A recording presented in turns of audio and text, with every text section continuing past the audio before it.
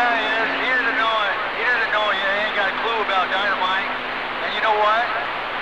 He doesn't even know why they call me dynamite. Well, that should help us down south here hear you better even during conditions when it's not ideal, Roger. 10-4. All right, I'm going to go back on the porch for a minute on account of I never had my morning porch meeting because I've been, well, talking to you guys. You better go have a safety meeting. Yeah, I need to. All right, I'll be back.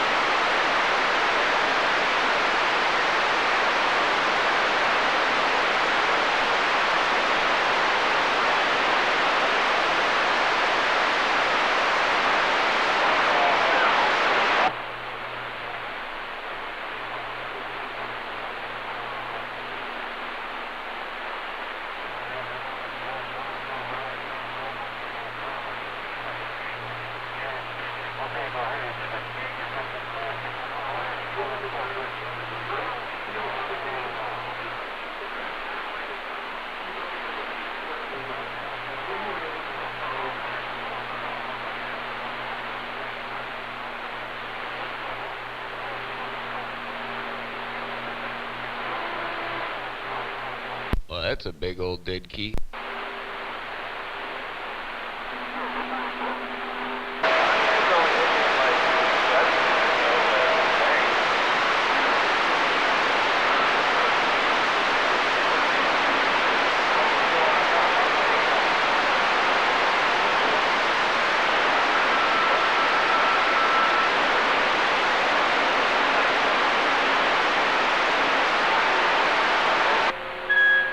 Hey, I got guests coming.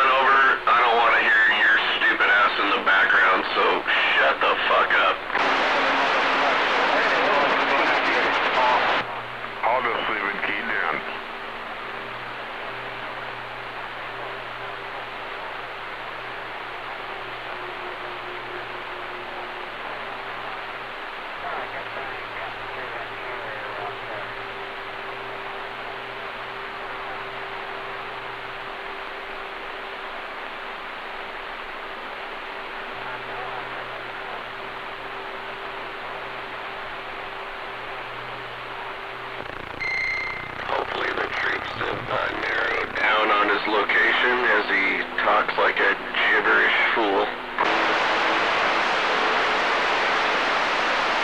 Good morning, Trailer Park.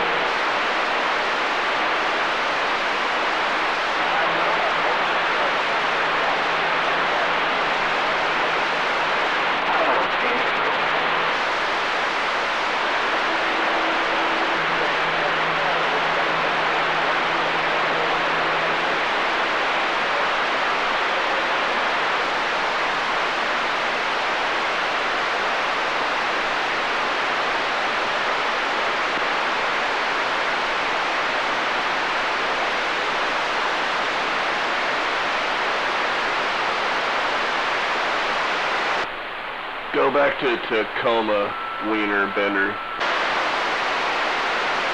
we don't want to hear Trailer Park. Isn't that where he's at? Yeah, he's supposed to be in Tacoma. I'm thinking he might be out in his mobile. I don't know. Oh, is he getting louder and quieter? Yeah, he's in his mobile because he hasn't heard me on the radio and I'm back out. Tell you what, you guys sure give Wiener Bender a lot of attention. I think that's what keeps him coming back, honestly. Shut up, Wiener Bender, dumbass. No, is he pulling your strings or are you pulling his strings? Well, I'm calling in. You know, because every time I talk to Sue, it's like this. You know how it is. Oh, I know. I know exactly how it is. Top of the day. Yeah, top of the day there. Happy weekend. Admittedly, Shu, it is easy for us to ignore him. We can't even hear him. Waving out there, shoebox. Waiting, guys. Hey, hello, Shoebox. No, Trailer Park. Don't say Dodge. Oh, I didn't say, I said guys. Sorry, man. I'm getting over the flu, man. I did not call you Dodge, Trailer Park. Back up, whoa, pump the brakes, bro. All right, man. You get better then. I didn't know you were sick, but I can tell now. Yeah, you can hear my voice now, huh? Yep. Yeah, believe me, you ain't singing Jeremiah had a bullfrog when you key up. You didn't get the Rona, did you? There, Shoebox. Yeah, Chin. Working on getting over it, man. Top of the day, fellas. Yeah, but you're all mumbling. Get on back out. Oh, my radio? Yeah, I don't know. Maybe the tennis cam was wet or something. I don't know. Anyway, I'm back out.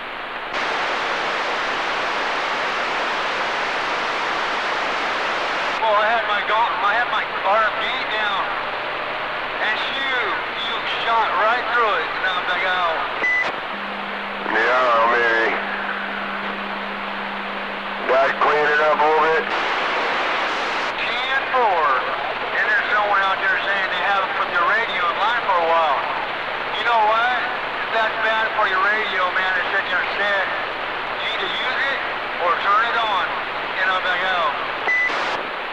Yeah, Chin, that clean up. I don't know, his radio been acting up lately. Everybody says every once in a while it's all muffled up or something, and I don't really mess with nothing on it, but I don't know. Well, you know how they are when they're being neglected. A truck driver that just left onto the stop. Went the wrong way. You're doing awesome out there, and I'm back out. All right, Chin. Copy, Taliban. Oh, no, it could be the gamma's just drenched because it just got done dumping, you know.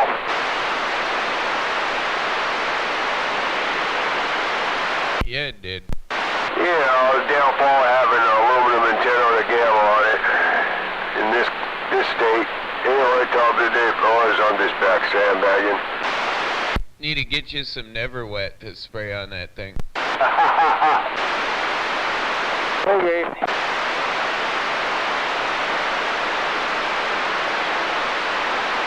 Go out there and get some... Oh, Hika, dude.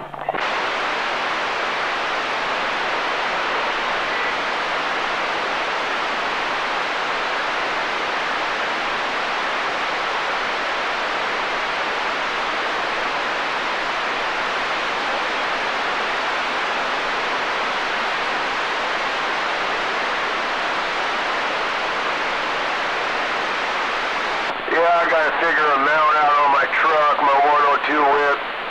Fucking antenna got hung up on something, driving around, smacked something, stripped out the ball little thing mount that goes on the bracket up on the tool rack.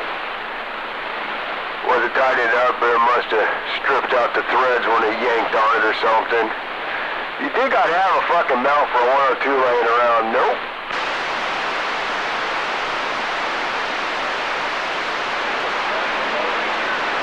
Figured I'd just run up the Radio Shack right and buy one.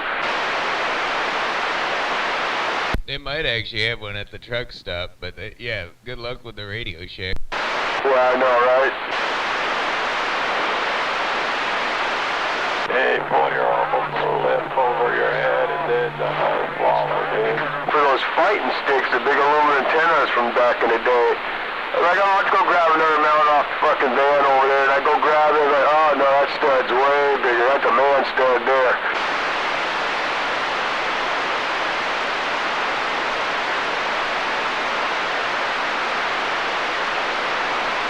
My fucking 102 whip looks like a corkscrew on the top. Pulled into the pressure wash, car wash thing, you know, where put the quarters in or whatever.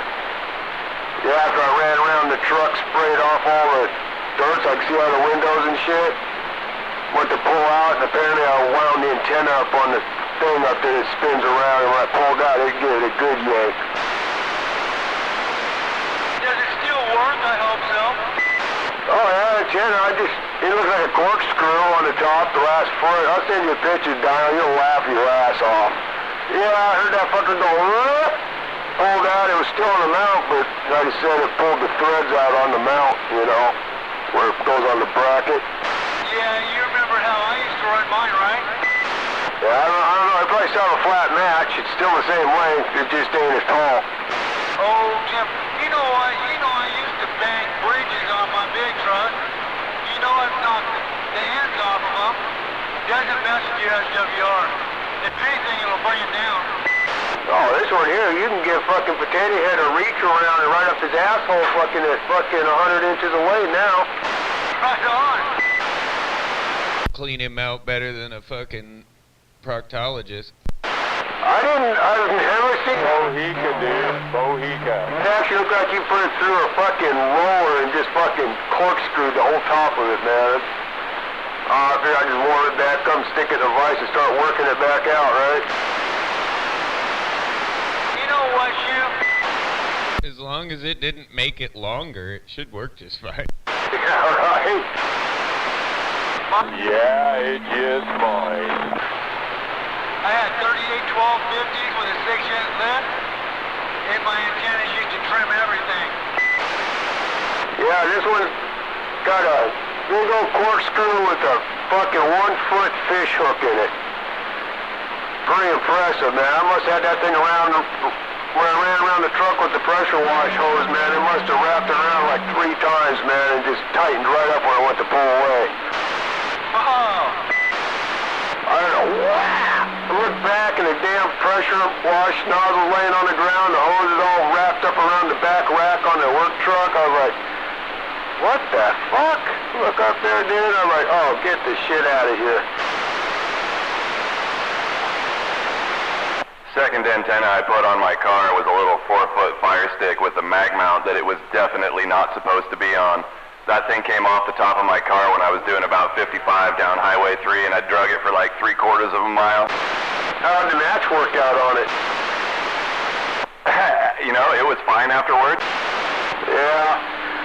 I was like, I didn't give a shit, but then when I seen the antenna leaning over, I went up there and I was like, oh, the mount's all fucking loose now. I was like, okay, let me grab a wrench and tighten it back up. I was like, no, that ain't happening. It's stripped out.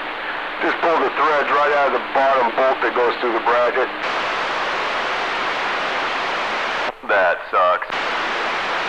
Right, it was a nice mount too, man. Stainless, nice round little ball fucking, you know.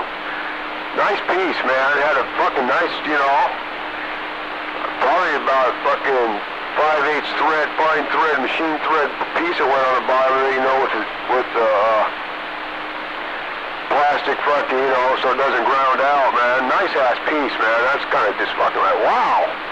That thing had to give it. I felt it in the truck, though, man. I tell you, when I pulled away, you felt the fucking truck. I was like, what the heck? Hey, shoot. What's up? Hey, I'm gonna build my green truck like I did my yellow truck. And, yeah, I can use both of them, or I can use one. Yeah, 10. Yeah, I guess whips ain't easy to come by anymore, man. I dug this one out of the thing. I used to have them laying all over the place, but then they all got cut up and used on these fucking fighting sticks for stingers. Oh, 10-4. I'd stick one of those on a truck, but it's way too tall, man. It'd destroy one of them, even though they're just a little shorter than a... Well, they're about 5 inches shorter than a whip, but it'd just destroy one of them.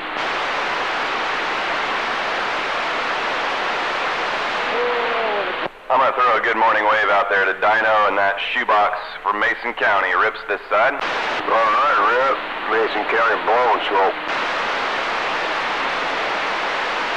Well, sir, Mason County's always blowing smoke. Mason County's always got two-stroke blow smoke, too, back in the day. Yeah, 10. Lots of riding up there, man. Lots of riding. I drug kids, nephews out there. Now all their kids ride. Oh my, I guess it would be my grandnephews. Trails for days, man. Back roads, power lines, the single track poker run trails up there by the fairgrounds, all over the place. It's a great place for riding. Well, at least it was anyway. Oh yeah, I got airlifted off the fairgrounds out there.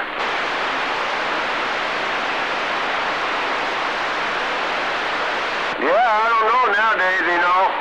I've been kind of on the... Right. Last time I went riding when I went raced in 2010. I don't know.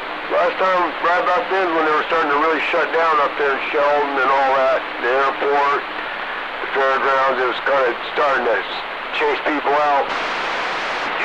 Yeah, 10. They don't like people riding around back there anymore. Yeah. I mean, damn, back then, it was nice when you went out there because there was so much open area, man. You didn't have to worry about, you know, getting stuck behind people and running into people and stuff. There's enough ground out there. You know, you try to go to the ORV park, you know, and you got 50 million idiots on quads trying to go down a dirt bike trail and shit, you know. And see, you go down the trail, you go down the cliff, or you go up the cliff. I mean, it's only 3 feet wide. Yeah, 10. Yeah, there was miles of trails out there and behind the fairgrounds, and dude, you could just, I mean, hit the power line roads or whatever, go out to the gravel pit or down to Goldsboro or out towards Dayton or wherever, man. You could get anywhere from out there. Oh yeah, the old gravel pit, yeah. And then you get down there by the highway on the big gravel wall, fucking hill climb, man. Everybody down there by the freeway trying to do the big old soft ass gravel hill climb. Yeah, 10, right off railroad down there, right down off the highway. Heck yeah. Yeah, that was, we call it the horsepower hill, man, because you see everybody, you see the four-strokers up there, they get going and get about halfway up, and it's just so soft, man. The bikes just digging down, dragging a swing arm and shit. Yeah, that was horsepower hill, man. That's when we're on our CR500s, man, running them on fucking C16 alcohol. Fucking things were just, they were so fast up there, they wouldn't even sink. You just, fifth gear from the bottom all the way to the fucking top, man. Shoot. What's up? Check your phone, would ya? Yeah, 10.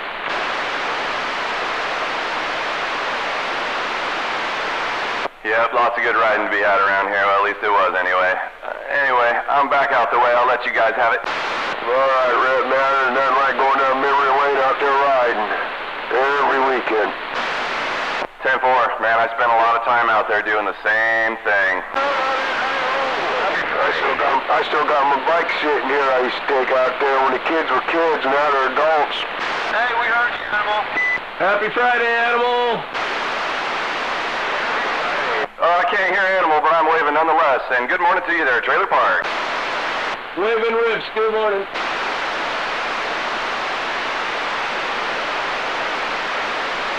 What do you got plugged in, Dino? What do you mean what I got plugged in?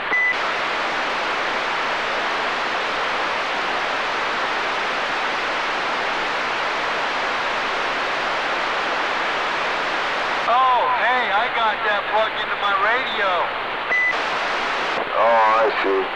Not now, but that's five channels for it.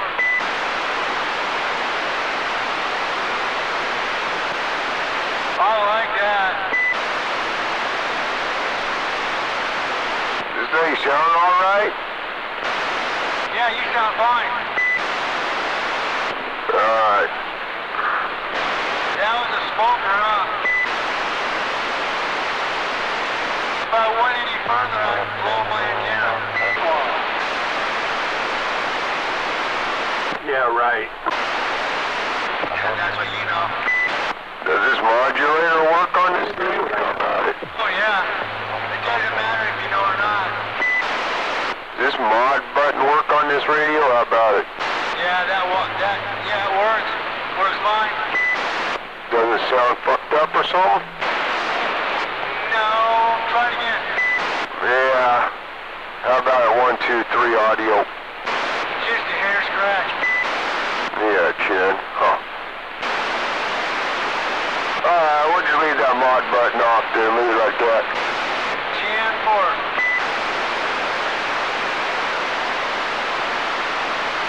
Bullshit ass fucking flu shit going around. What the heck, man? No, shit. I don't usually get sick. Maybe twice a year. No, the wife made the same comment. She goes, "You're never sick." Dude, I don't think I called out of work in the last 5+ years sick. The only time I used sick pay is when I was sick of working that day, break. No, shit.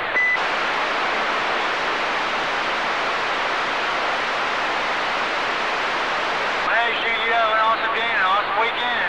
I'm getting ready to head out. Going on a road trip. You know, gotta go pay bills. You know how that goes. Yeah. Can't believe you brought that dirty word up on a Friday. I'm sorry. You did too. But I don't talk about it on Friday. That's like me and the wife got a rule. We don't go down to the post office box on the weekend. If you go down there on the weekend and get something, it's always a letter that you need to get a hold of them fucking yesterday or some stupid shit. Yeah.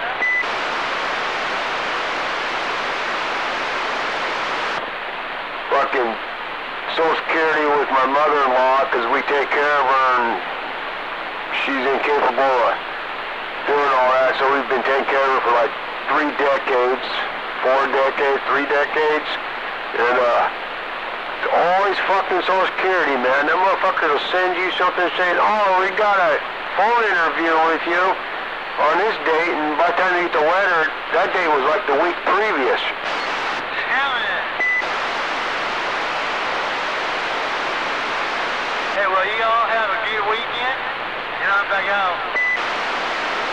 Yeah, kid.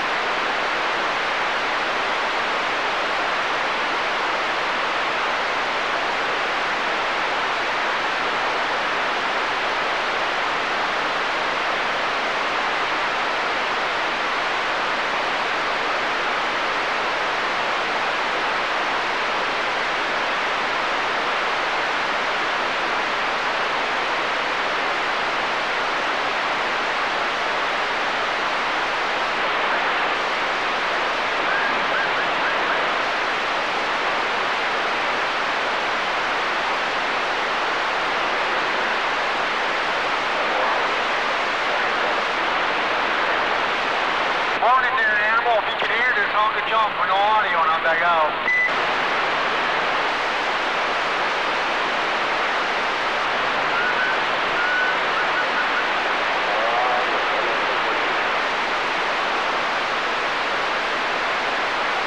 He's got too many big signals around his antenna right now, so he's put radio silent anyway.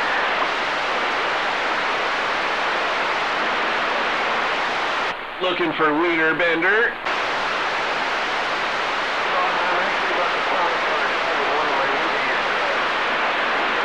Where we think Wiener Bender might be, I'm up here in the heights.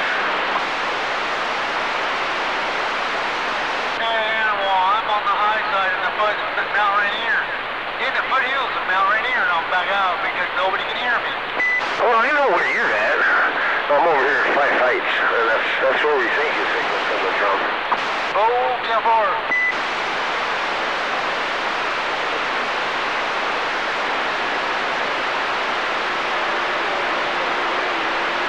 Yeah, about 5 or 6 miles south of you.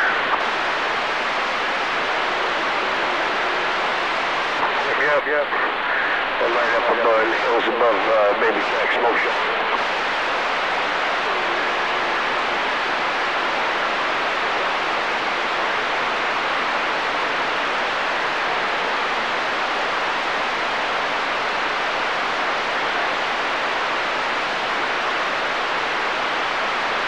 Right, well, this is up here. Our jobs are all over the state. Got one on the short platform.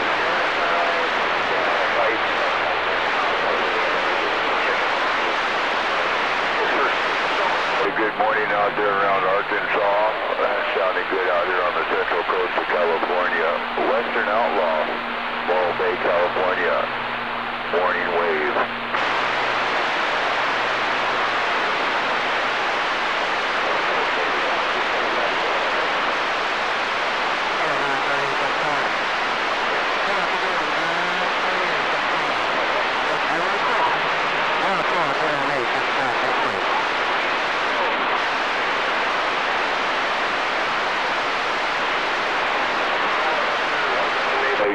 Check there, 2105 down around North Eastern Arkansas, man. Making a hell of a trip back here to the central coast of California. You have yourself a great weekend, my friend. Thank you for the contact. Western Outlaw, Morro Bay, California, sitting back.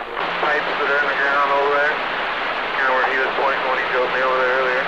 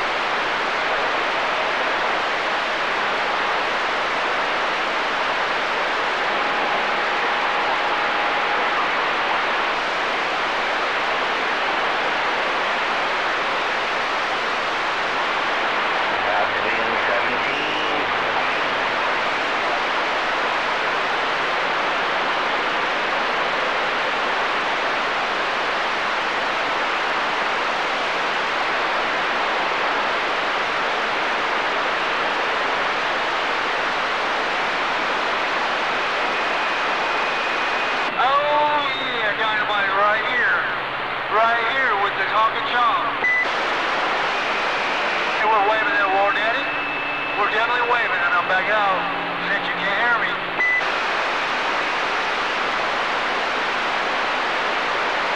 That's called audio, Brayer.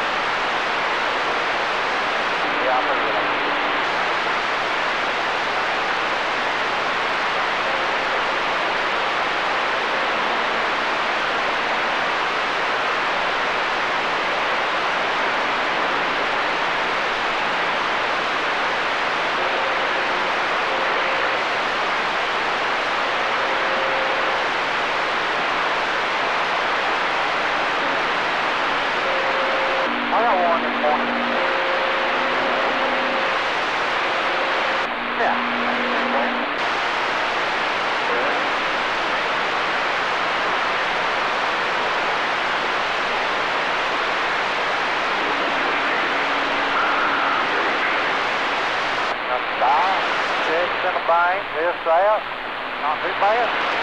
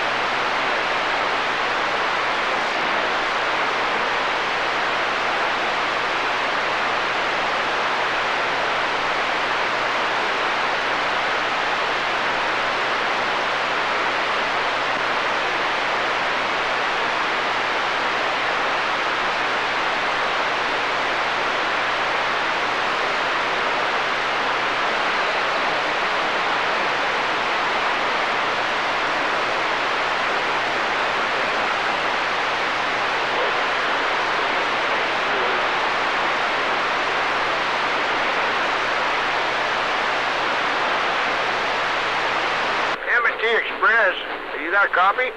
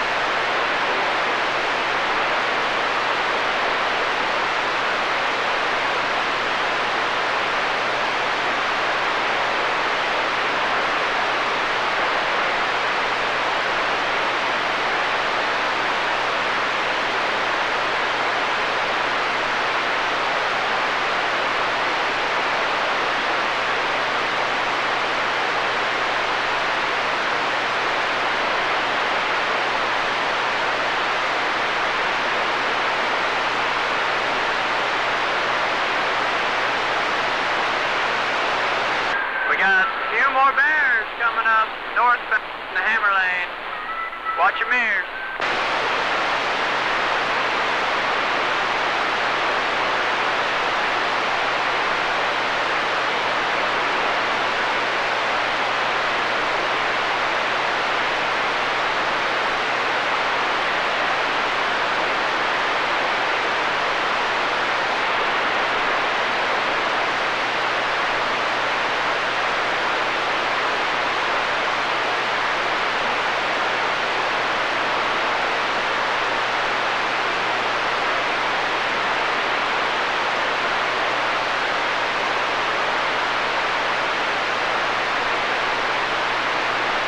What's really going on out here?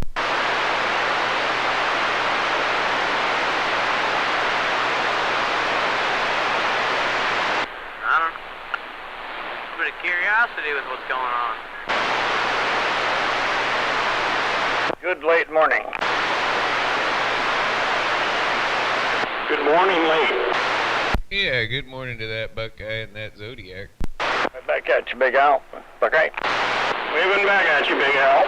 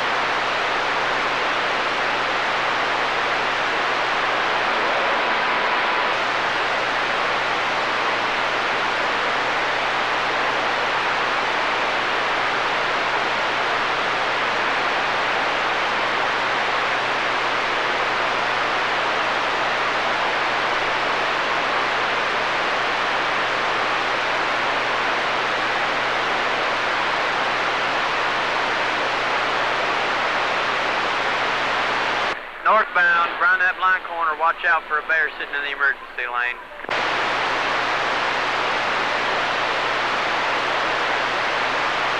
Yeah, only seen one car on that on-ramp there. I don't know what all the police are for.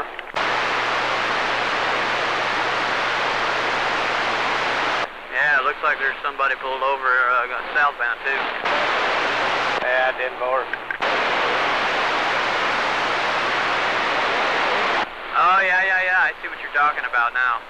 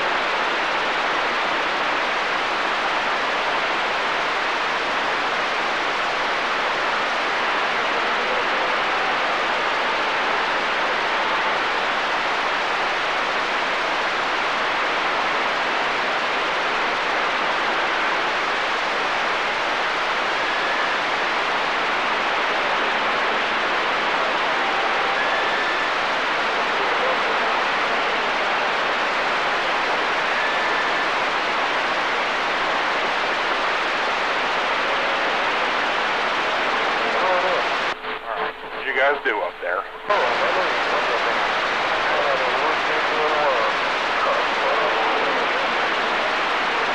Looks like a circle jerk to me, but it could be wrong.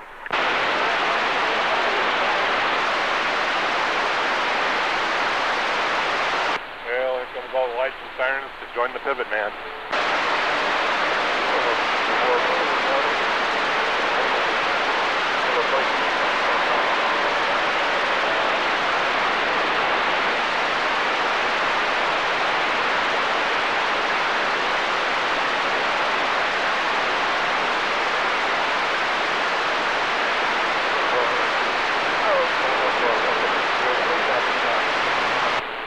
Yeah, they're sending everybody to the exit. Let everybody know coming southbound.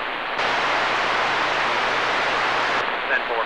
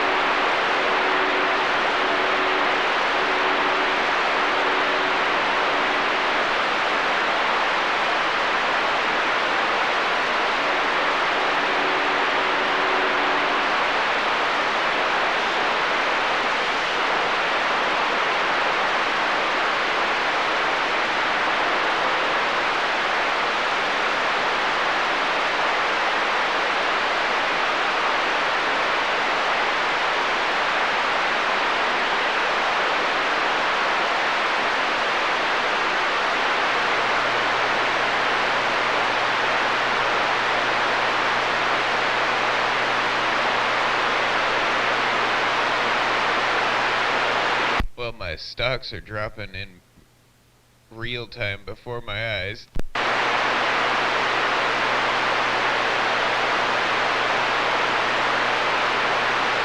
Yeah, when I moved in here, the owner of the property here, he was into stocks big time, and he came outside in the backyard and he was standing there, and I looked over and saw him, and he looked really upset, and so I walked over and, hey, how you doing? Well, I'd be okay, but I just lost $26,000 worth of Microsoft stock overnight. It's easy to do. Like yesterday, Intel closed at $44.70 a share, and $44.70, and now it's at $43.74, and I just watched it drop to 41 and back up to that in the last hour. And then AMD's all the way down at $121 a share. That was up almost $200 a share last month. Oh yeah. Yeah, lots of bouncing. I have a few shares in each. My Intel isn't worth that much right now, but AMD is still worth quite a bit.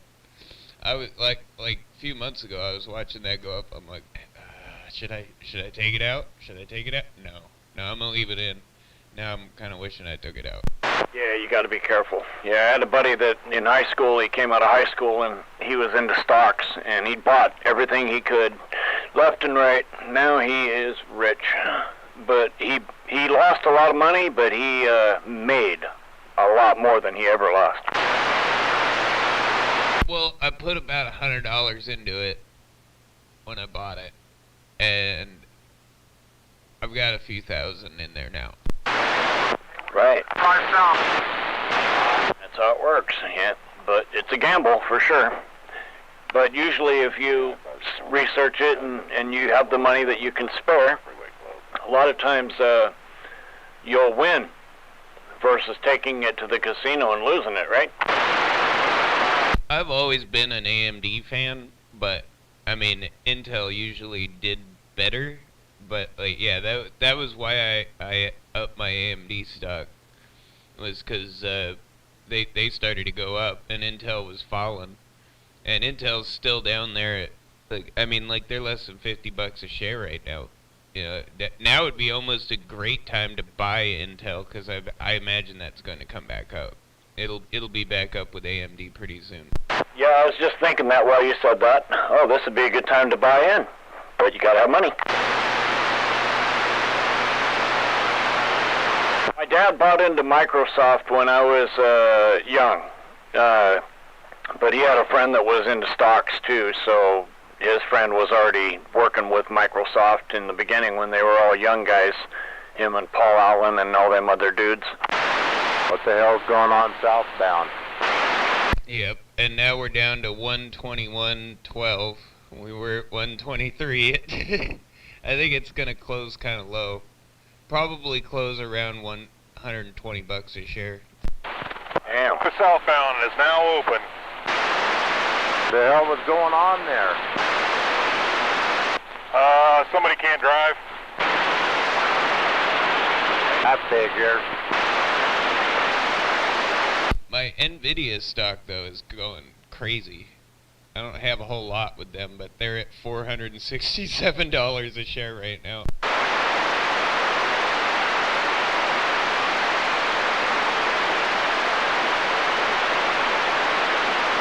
I'm pretty sure my NVIDIA stock is worth more than my AMD stock, and I have less of it. Go so we can find out what's going on southbound.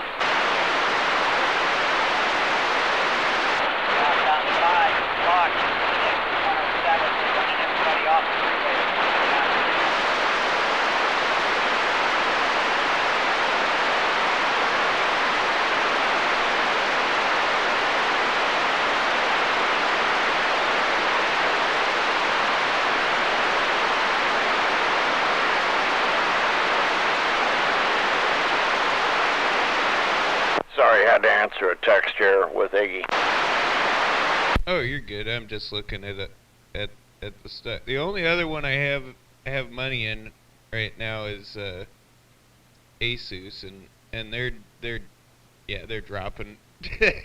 they're still worth some money, but they're dropping.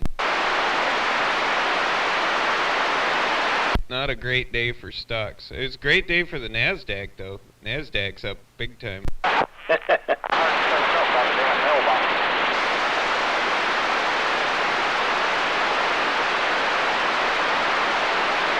Well, hopefully it'll hold and you'll make more money.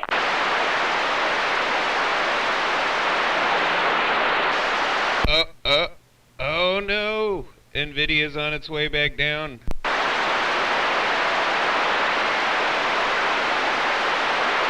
It just turned to the red. Uh-oh.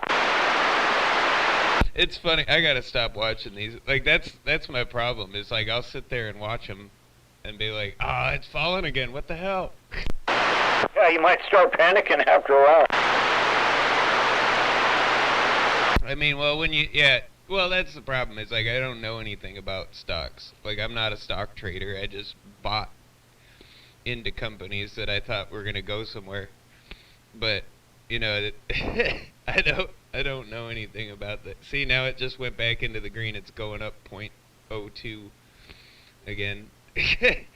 But yeah, they go up and down all day like that, and then it'll level off about 4 o'clock when they close.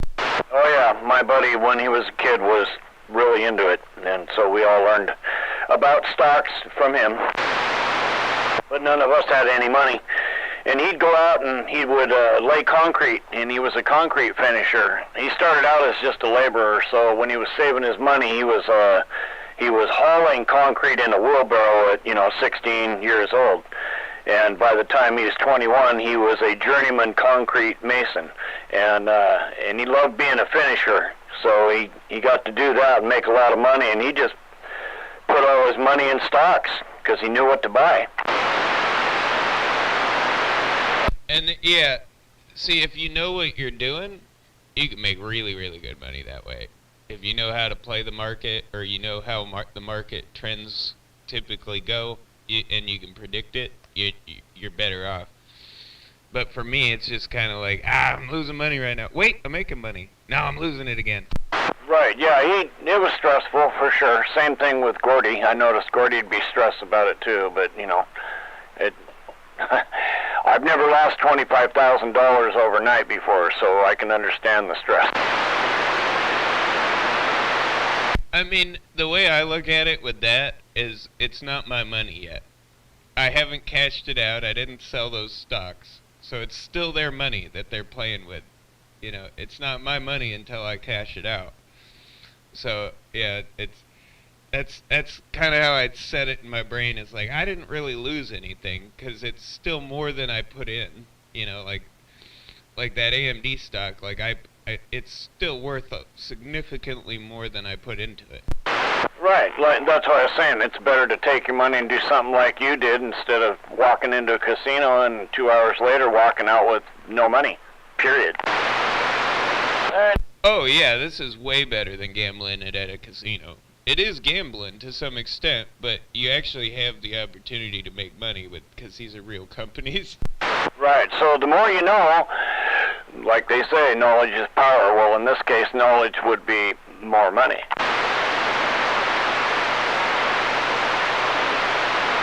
I don't have enough stock though to lose $25,000 in that kind of money. But I mean, when it's crashed before, I've watched it to where I probably lost at least a couple of grand, in stock value. But again, I didn't put that much into it, so it's not like I really lost any money. I still haven't lost the initial investment. Right, yeah, so it's a nice kitty if you win.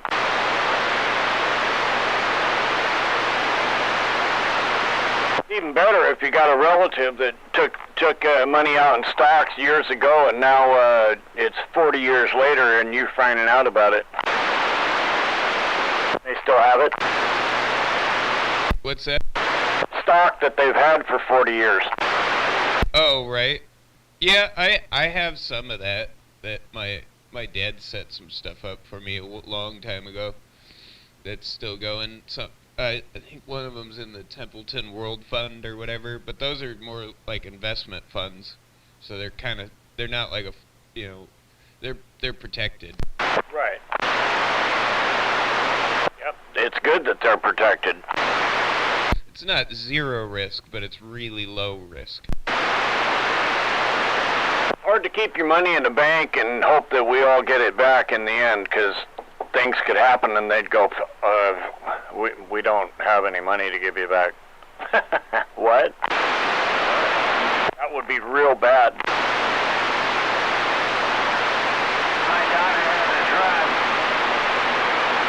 I am looking forward to next month, though, because AMD's coming out with some sort of new AI processor and some sort of new chipset that's more compatible with AI and a bunch of new stuff. So it's possible this could really break through in their sales.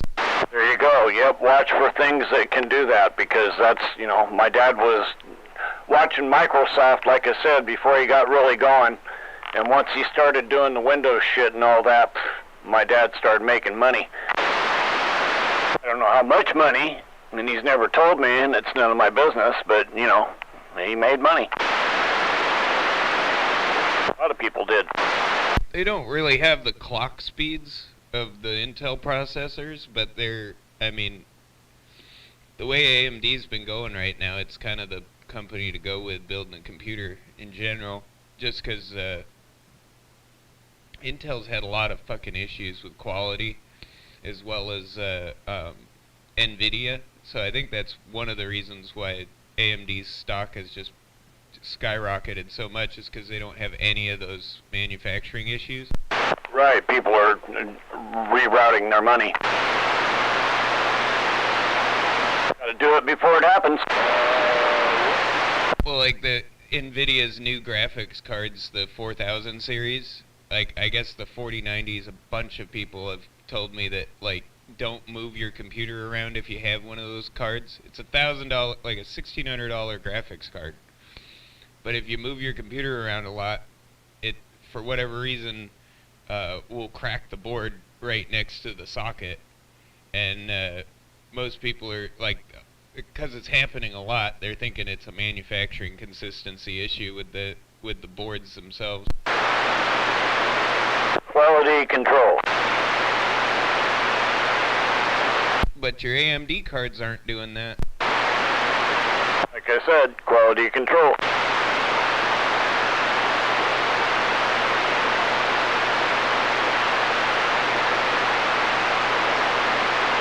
Yeah, building shit products doesn't work very long in the market. It works for the market for the time, but then once that stuff starts breaking down, people go, I ain't buying that again, and boom, that company's done. Moving right along. Well, NVIDIA is probably the most valuable tech stock right now. One of the most valuable tech stocks. They pretty much are the leader in the gaming market for graphics cards, and just the graphics market in general. But that's exactly the kind of issues that'll make them not the leader anymore. Yeah, Roger.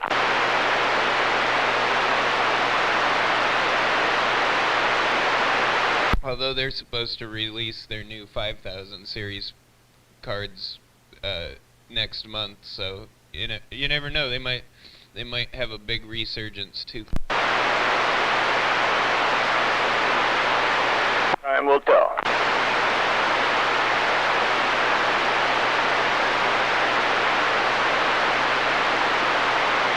Usually, if you're invested in computers or technology companies like that, they get a big boom around December and January, because that's when they release all their new stuff.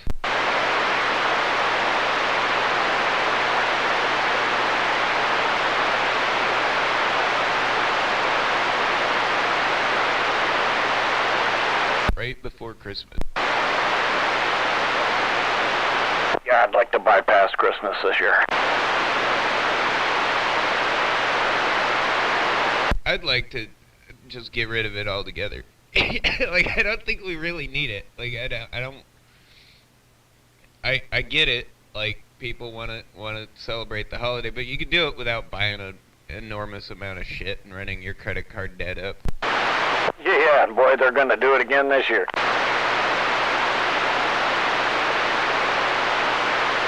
It could be less. There could be less consumerism involved. Especially since now we don't even really have Halloween anymore. It's just like, it's like Christmas starts at Halloween and ends January 1st. Oh yeah, I saw the commercials come and okay, I'll just turn the TV off. Except for the football games, I've been watching those.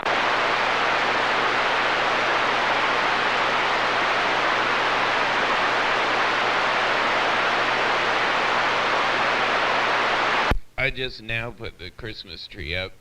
We got one of those little fake trees, but we used to do it like the day after Thanksgiving, but I just couldn't be bothered with it.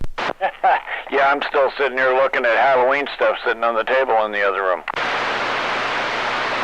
I haven't even bothered to pull Christmas anything out. I'm not gonna. Might throw some lights on a tree or two outside just to cheer up the neighbors, I don't know. I used to really like putting Christmas lights up. I don't like taking them down and putting them away and detangling them every time I get them back out again. But like most people, they just throw them away and buy new ones next year. Right, well, I've been leaving mine on the tree, and then, of course, every other year I go out there and they don't work, and then I have to rip them all off and put a new set on, but, yeah. They're all LED, so they'll last. They're getting better, but, boy, you're paying for it. Yeah, the new LED ones are pretty good, and you can find them cheap. If you get on Amazon, you can get good deals on them. But I got all my Christmas lights now are LEDs, but I thought about putting them up this year, but I just don't want to get the ladder out and do all that shit just to take it down in a month. I know what you mean. Trees are easy to do if you can just walk around it, and just throw them up, plug them in, and go. That used to be the case here, but now I'd have to crawl up in there. I mean, most of the trees around here are at least 30 feet or taller. You know what I mean? They're getting old. I know, yeah, I got one that I can still do it, but I'm going to need the big ladder for sure. I could do it on all the rhododendrons in the backyard. Those are all about like 12 feet tall now. Damn. Yeah, my neighbor's got one that's like 15 feet tall. Well, you've seen it. Well, they'd be like 30 feet tall too if we hadn't cut them down every year. But yeah, they're pretty much everything around here is over 30 years old now. Oh yeah, roadies will turn right into a tree with no problem. They're awesome. These are those, what are they, the King George rhododendrons or whatever, they're big normally. I mean, like after 40 years, these things will be a tree. Right.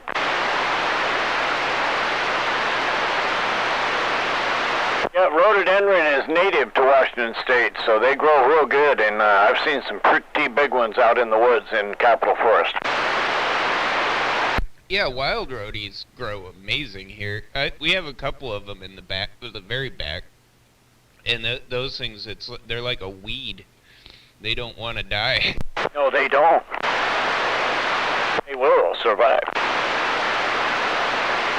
Yeah, I really like the wild rhodies. The big ones, the big leaf ones like these King Georges aren't native to here, but they grow really well here. There was it's probably still there, out South Bay Road and Lemon Road, I think. South Bay and Lemon is a rhododendron farm. Do you know where that's at? It's private. Yeah, what's his name's? I mean, I think he died a while ago now.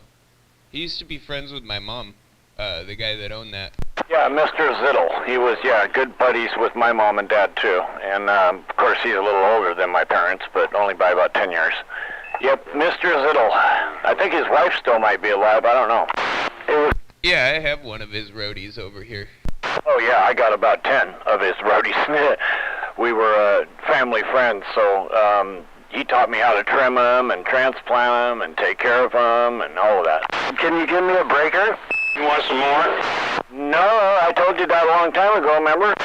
Yeah. His name was, oh, you trying to trick me? Roadies. Also, not gonna happen, buddy.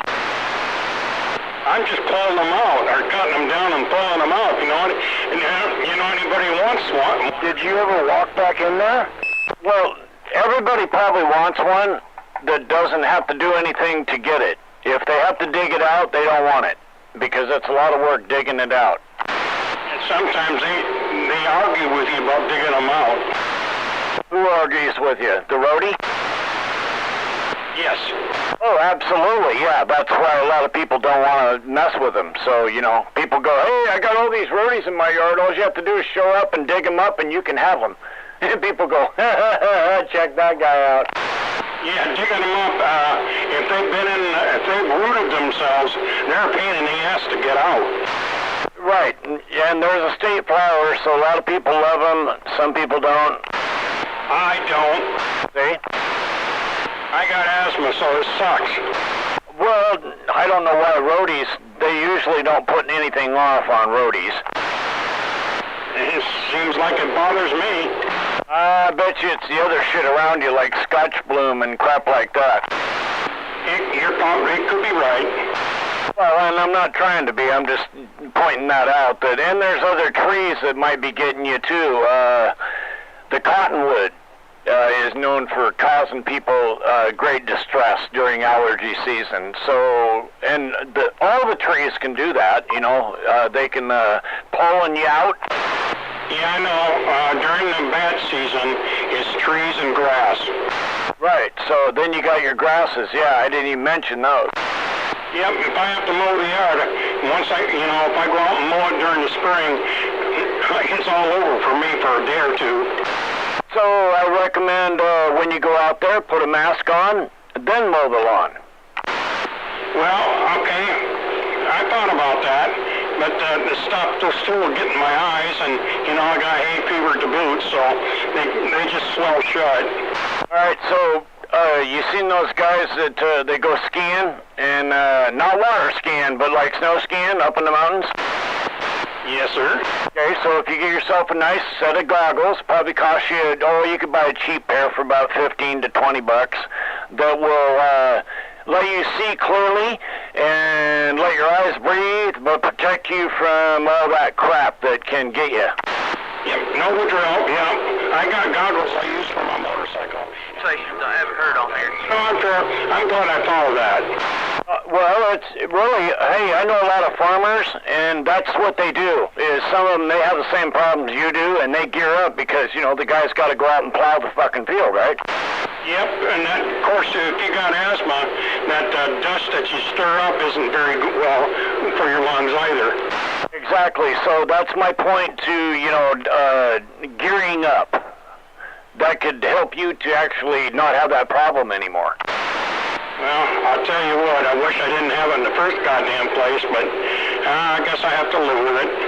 I know, my nose gets stuffy when it starts getting rainy outside, and I hate that.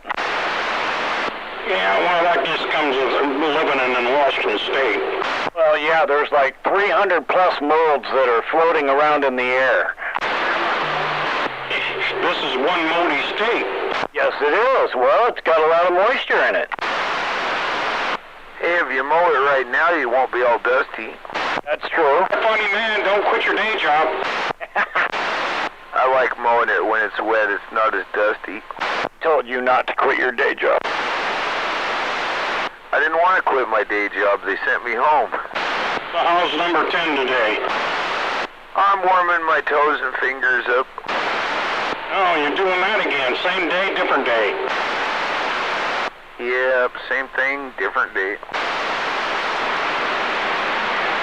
I looked up a pair of hiking boots because every time I go outside I notice that my feet are freezing in about 5 minutes, and I went, oh, my shoes are wore out, so it's time for a new pair of hiking boots. And a good pair, you're looking at $300-400 bucks. Why so damn much? Because otherwise you're just buying junk.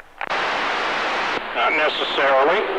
Yes, necessarily. I've been buying hiking boots my whole life, and if you don't spend at least $200-300 bucks, you're just getting junk. So you're better off to spend a little bit more money and get good quality hiking boots. Why don't you buy a pair of those army boots? Nah, those aren't good hiking boots. Hell, they hike in them, for Christ's sake.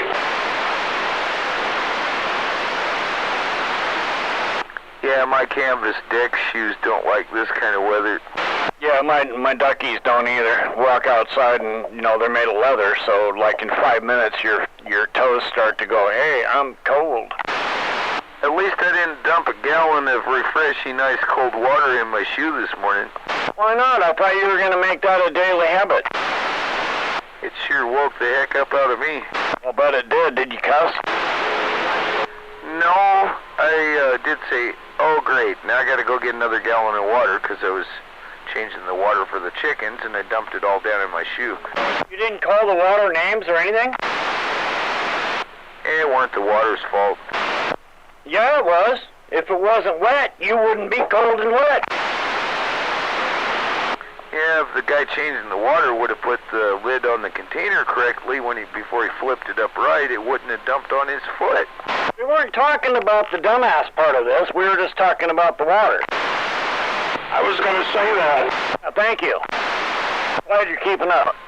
I checked. I thought that lid was screwed down on there, you know, before I flipped that water dispenser over. And apparently it weren't fixed all the way on there because gosh darn that tray pop loosed off the bottom when I flipped it over, and I had a gallon of water in my shoe just like that.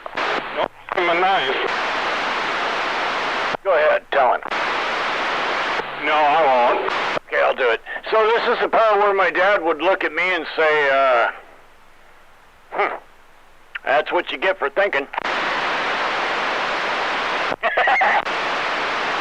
It's just one of them things that, at all the times I've been changing that thing, apparently I wasn't awake enough to make sure it was threaded on there correctly, and skipped a thread so it was cross-threaded. I thought it was seated all the way, and no. I've done it before, so you're not the only one. Was it cold water or hot? That's water that was, I always keep a gallon out here for them in their grain bin area, so I got water out here, and it's nice and refreshing, like outside temperature. Yeah, I was asking Buckeye. I already knew your water was cold.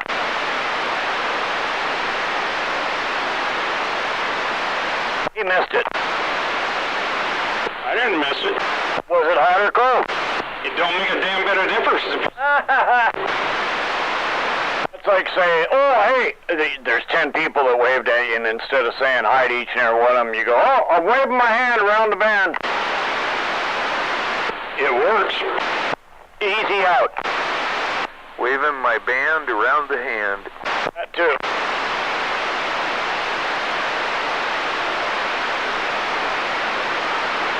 Hey, I see blue sky through the clouds, and it's getting quite bright. Don't scare it away, for Christ's sake.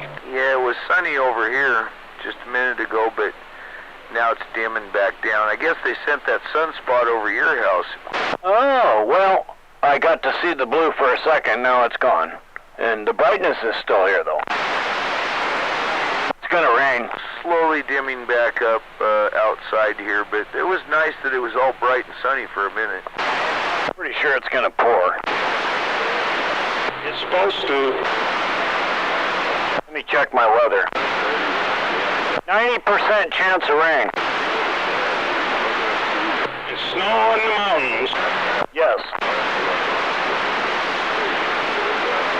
I thought it was fire in the mountain, run boys run, the devil's in the house of the rising sun, chicken in the bread pan pecking out the dough. Well, I'm glad you can remember that. I couldn't remember that. In the house of the rising sun.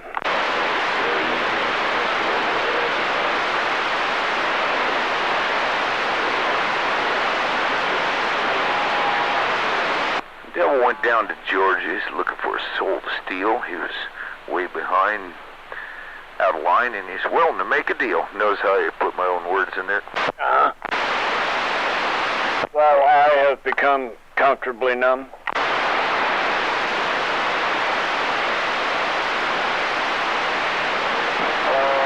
When I was a child, I had a fever. My hands swelled up like two balloons. You're like a distant ship on the horizon. Your lips move, but I can't hear a word you say. I have become comfortably numb. Notice how I mixed up about 7 different verses into one. Not a problem. Ad-libbing, improvising. Did you get all that? Okay. Yeah, I got it. All right, you writing it down? No, I don't have to write it down. Oh, you think you're going to remember it, huh?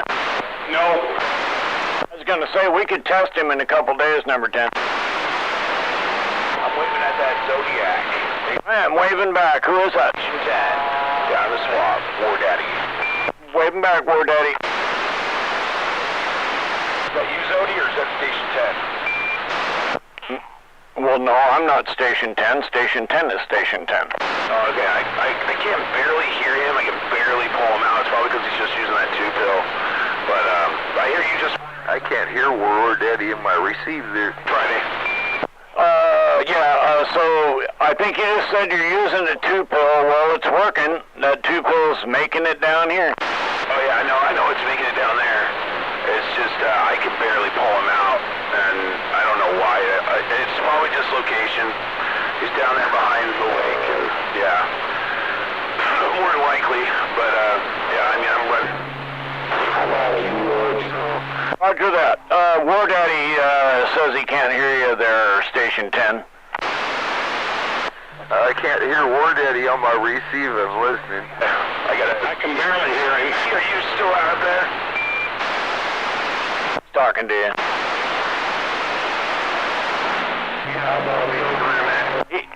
He was talking to you, number 10. Well, I wouldn't know because I can't hear him on my receive. He can barely hear you, but he can hear you. Well, that's cool. Oh, I got no copy. But he can hear me there. I'm waving a hand at Station 10. I know I can't hear him, but I know he's down there. All right. He's waving a hand at you. I'm rolling the nickel. Thank you.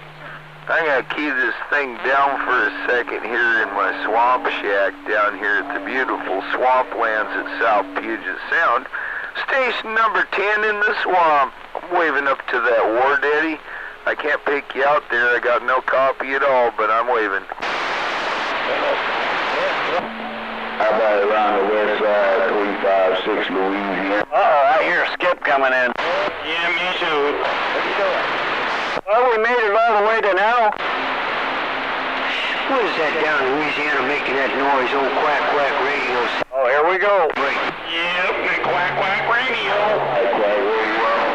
Hope we don't hear a freight train come through. Why? Well, because it gets old. That time got just a little bit rough on my...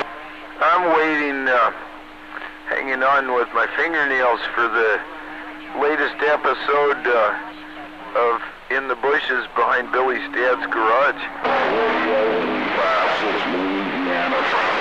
Well, and are you hoping that it's going to be the basement edition?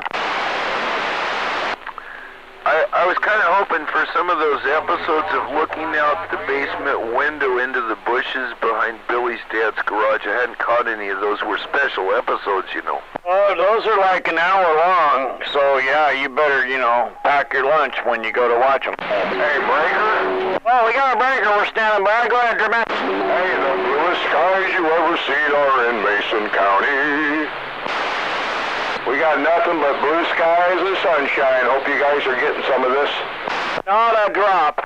Oh, dude, it's all blue here, all sunny, man. Not a cloud in the sky, just alone, you and I. I'm on top of the...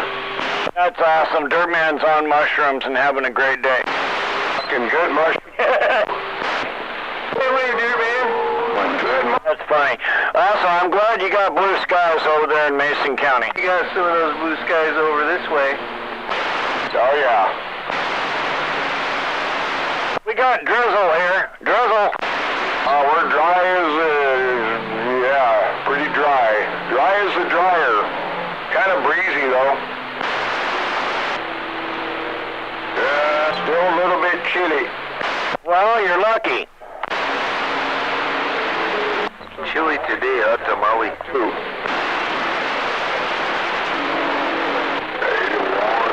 Well, there you have it. Sorry for the interruption, guys. Carry on. I just wanted to let you know we got some beautiful blue. You didn't interrupt. Noise in the wild, wild west. How can you interrupt when you're part of the show? Well, I heard quack, quack. I thought he was calling for me. Quack, quack over here. 5-6 Louisiana.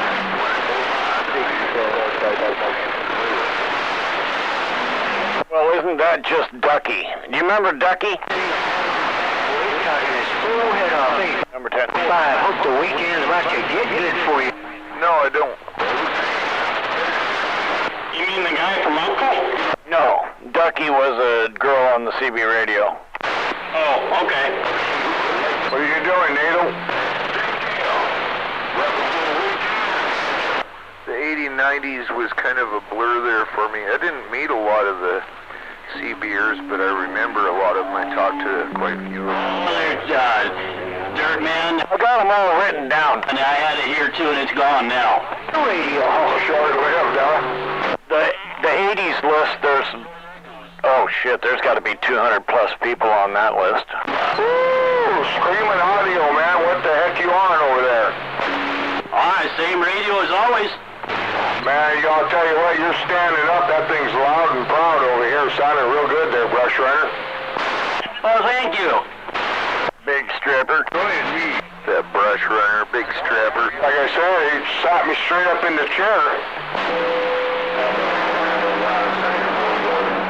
Did you think he was in your driveway, huh? Hello. Audio. Yeah, you're right up my plus, man. Right up the plus. Oh, you're at his plus. That's not easy to do. 3. Yeah, 10, you're tearing me up. I got you clear into the red. Well, there you have it. That's where you are on me, too. Yeah, I think he went to the pump house. Well, yeah, but somebody had to do it. Key it up, Gunner. Let me see where you're at. Hello, how about that? Let me see with my good eyes. Yeah, I got my boards out ready to cut. I got my paneling pieces out ready to cut. Got my ladder set up, my tape measure. And, well, I got sidetracked on other things. Like when I'm not have to drop that. I'm about to do it again. Put down the 2 blocks. Right. You're at the plus already swinging forward. Radio check and heterodyne. Oh, that's got to be a tough one. On the grant here, so yep, working good. Both of you guys before. Okay. Yeah, some are like, I've used this one on my RCI. Some of them haven't. Do you need just like an RCI? I'm not sure I have. Frickin' dark outside, damn it. That's what I said. It was all sunny for a bit, and then it just started getting dimmer and dimmer and dimmer.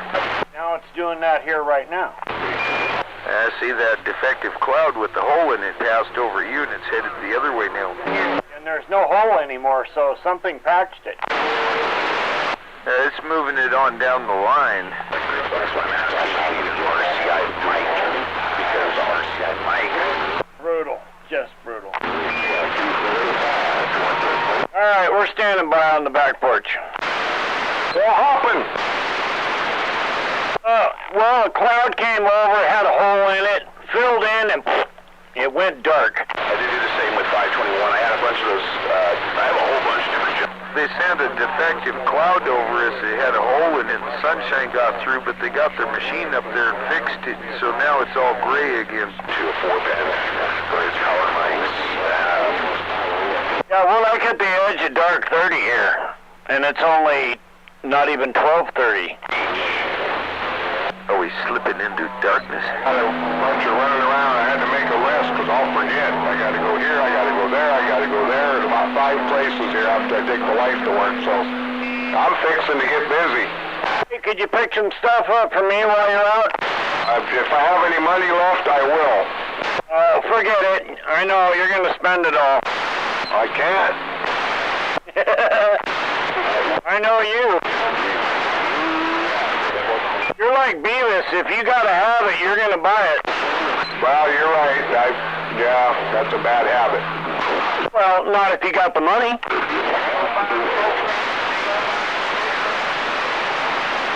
There's nothing wrong with being happy and content. There's several things I need here today.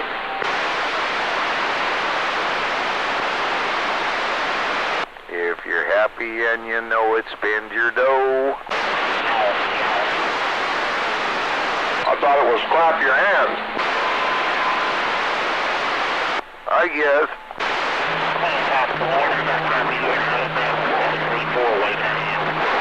It was almost a potential romper room moment.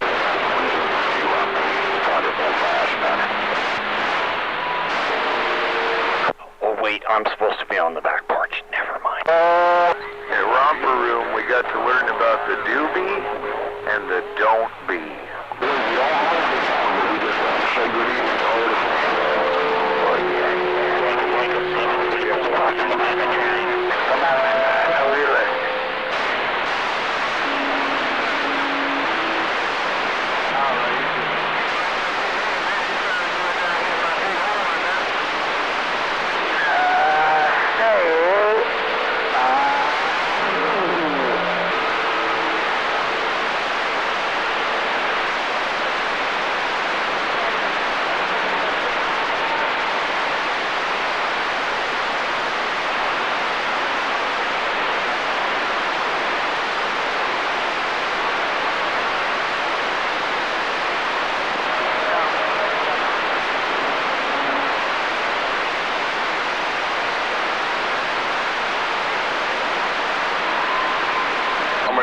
some bullets today for my hand cannon. No, I was going to order some online here, and then I thought, well, fuck, I'll wait for them. I'll just go buy them, right? I'm just going to go up here and get a box of some defense stuff. Probably Renegade. I don't really want to run out to, what's the other one out there, Gunny? Your cousin worked Burl's. Because I got to do a bunch of stuff in town here, so I'll just maybe go grab a box.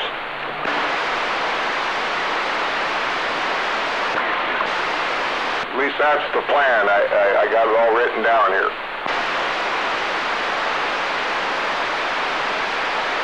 And I might have to get a new pistol cleaning kit. I got one here, but it's, yeah, might be missing some stuff. I've had it a long time.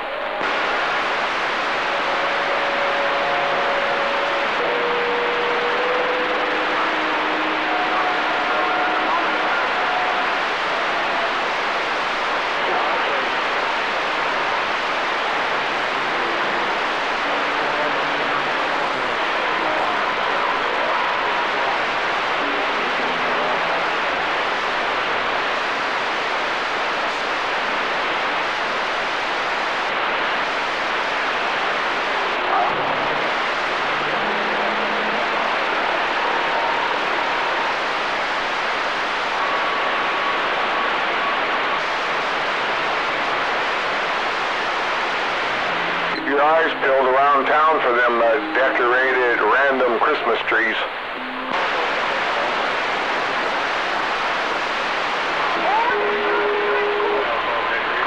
Yeah, but these are wild trees, right? So right on the middle of McEwen Prairie there's one, and I come by it last night, it's all lit up blue. They got Christmas lights on it that run off a battery, so we'll see how long it lasts before somebody spills them. It's got bulbs on it. It's pretty fancy looking. Somebody goes around every year, man. I'm glad they're still alive and doing that. I think it's pretty cool. The only one I've seen so far is right on McEwen, but I know they're all around the county here. You guys seen that one last week there, McEwen? Oh yeah, I think you did say that. Yeah, I didn't notice lights until last night to come through there. It's all lit up blue. Pretty nice. Yeah, I imagine they're still going. You just can't see them, right? I don't know how they turn them off unless they're like a solar. Well, yeah, I don't know.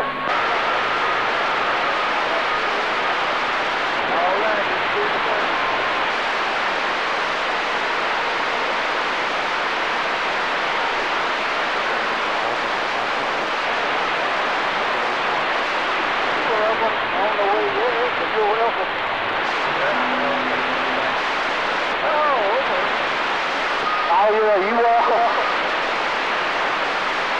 How do you? Ah, damn, it's raining fern needles out here in the back.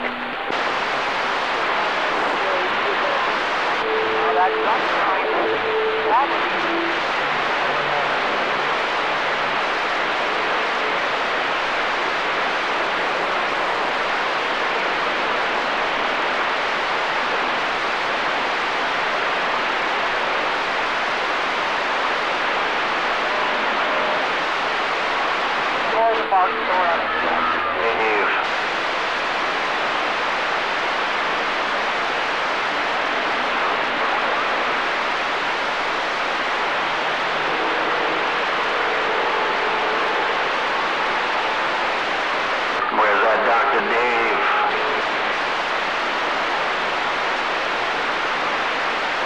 Come on!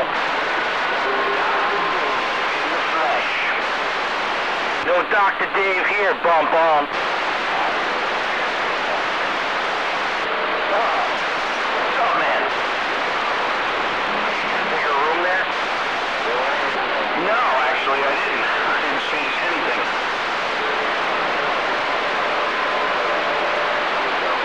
It's over.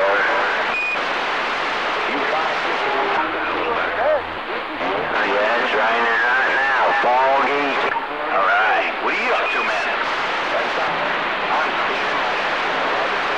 Oh, dude. I envy you.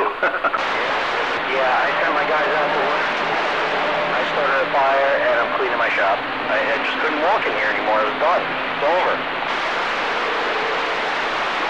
Yeah, I hear that. That's going to be tomorrow.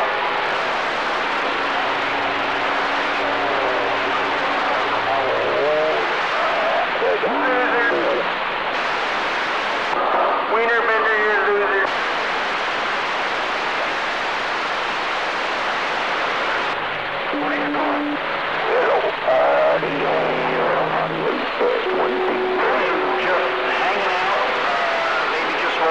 Just got back in from the shop, finished up shop, and yeah, it's going to be cleanup time tomorrow as well.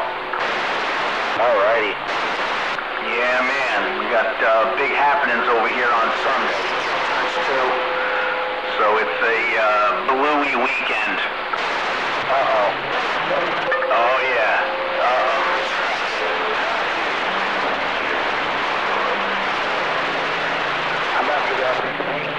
Go back to Argentina.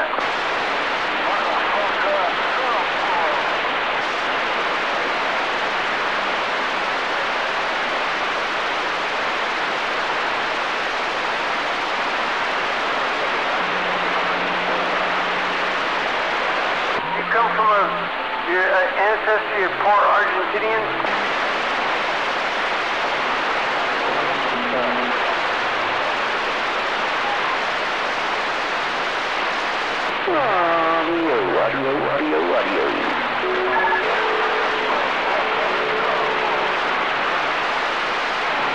Well, I don't think so. I think you're the stupid one.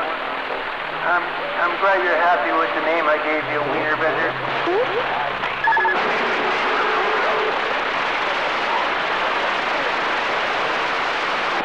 You back out.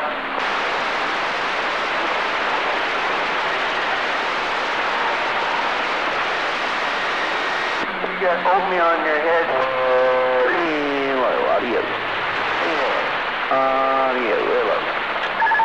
The bush brain. Cream of wheat.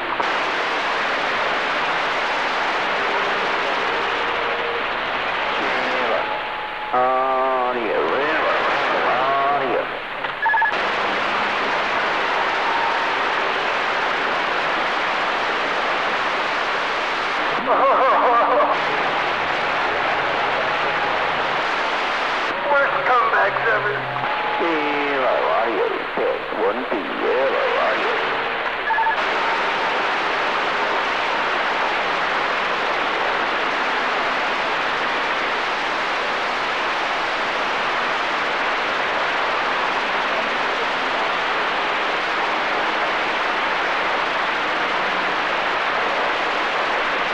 Sounds like poo-poo.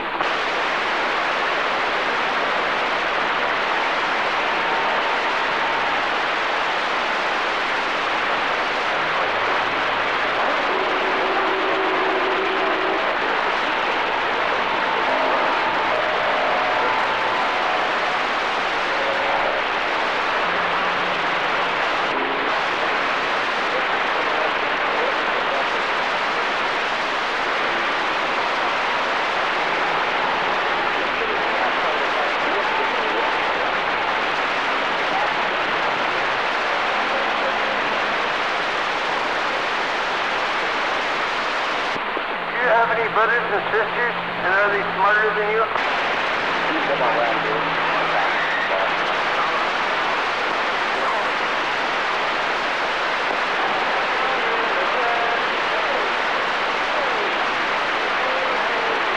You're an only child. Sounds like it's ramping up. They had you and looked at you and said, "Oh my God, you're so ugly. We better not have any more." Oh, roger that.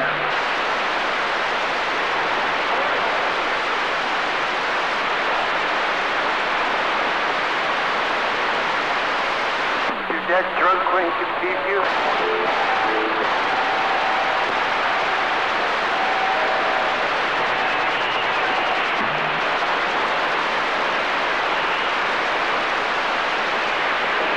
I do like his little setup pretty good.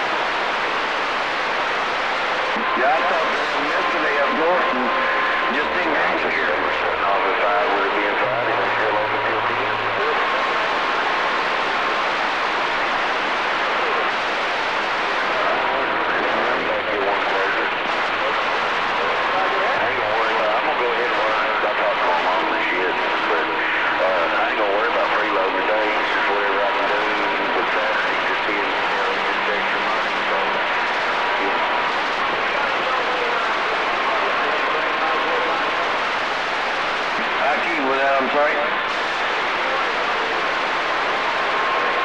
Better find another house. Yes, sir.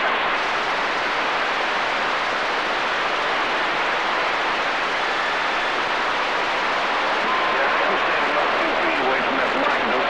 Yes, sir. No, welcome, baby. 1062, it's working with Scooby.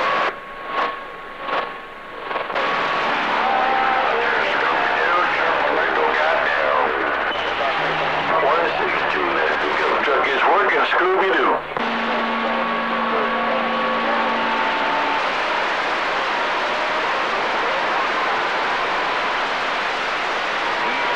Good afternoon, Mr. Dog. Where were you? Just out of town. My second one is out here in Moss got down.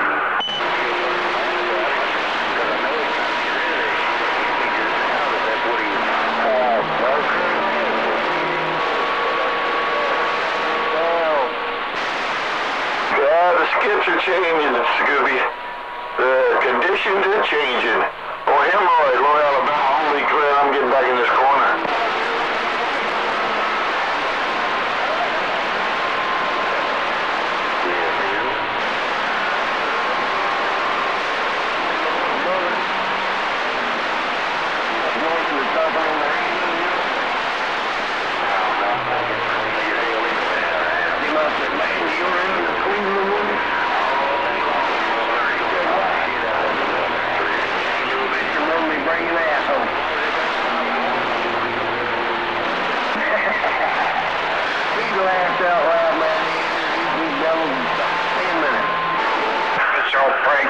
Shoot skip right over them. Like we do every day, Blondie. People pull carriers on us.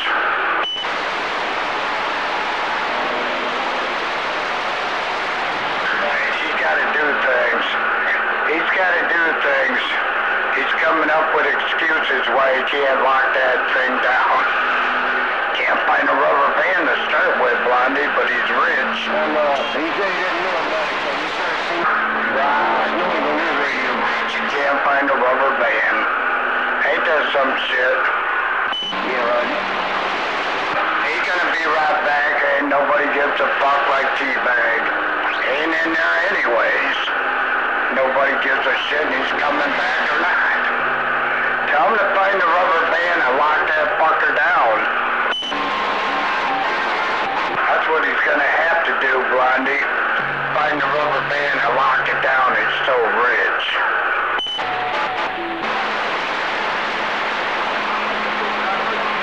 There you go, Blondie. He locked it down now. He's mad. He's mad, Blondie. Who got the best of them? The balls. Just that easy. People right off. And he thinks he got the best of me. Yeah, right. Spell it, Rick. Now you'll see him throw a carrier for a while. Ain't gonna listen to him cry. Spell it, Rick. Me. T-Bag. And that's how you do that. That's how you do that. Bitch to throw a fucking carrier that nobody cares.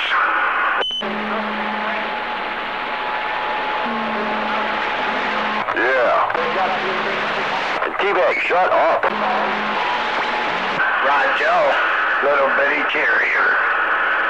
Little bitty carrier. He'll come back.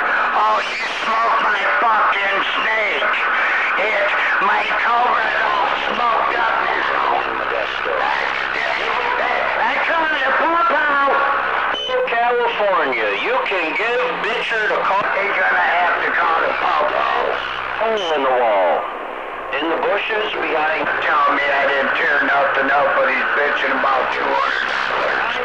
I owe him $200 because he had to go out and buy some shit. They couldn't get out. 7-5. Oh boy, I got back just in time for the ongoing saga. Richard Wilkins, family owned and operated. I told told you you'd be throwing a carrier. I told you. These bitches just don't learn.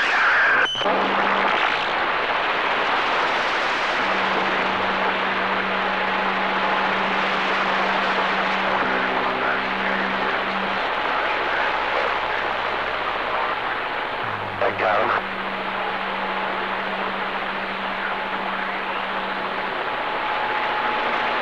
Every hour, T-Bag, shut up.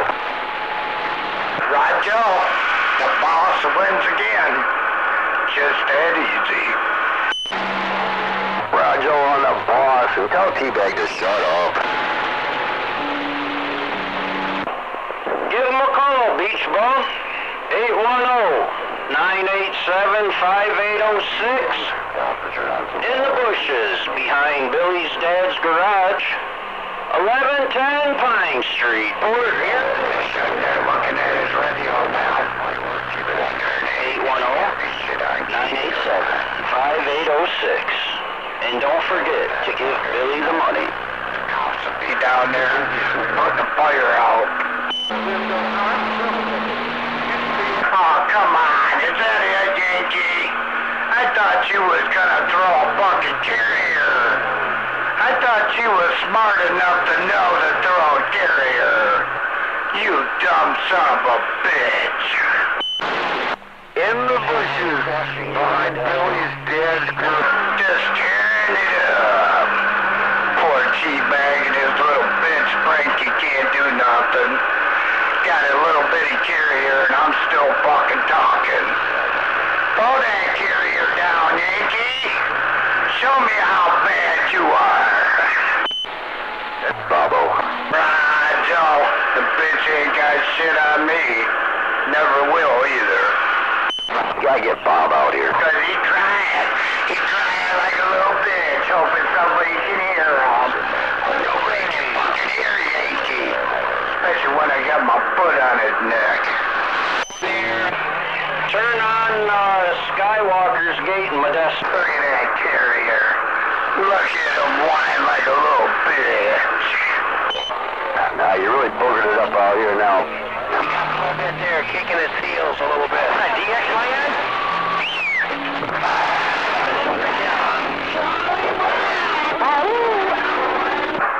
I don't think anybody's got his number.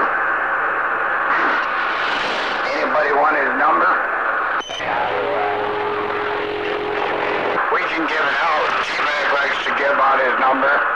987-2242. Ask for Yank. I never heard that bitch.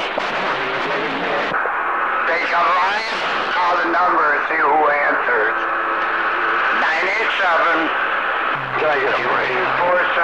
987-2242. As a 987-2242. It'd be more. But yeah, as the crow flies straight to the air. Who cares? Go ahead. You can tell them I gave it to you. 987-2242. 987-2242 and talk to Blondie. Everybody knows my number. Don't worry about it. 987-2242. Ask for Yank.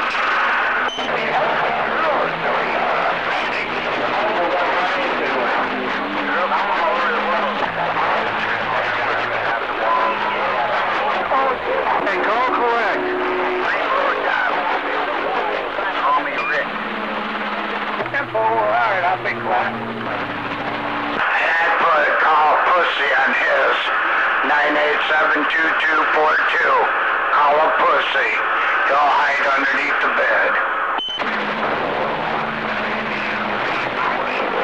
Man, I think he's hearing me through his radio and shit. That's pretty bad when he can throw a carrier and I can still talk through everything he's got. He can hear me. That's a sick thing. Poor fucking Frankie. He's a motherfucker, I tell you. Oh, the Detroit rodeo came in, did it? What a dumb fuck.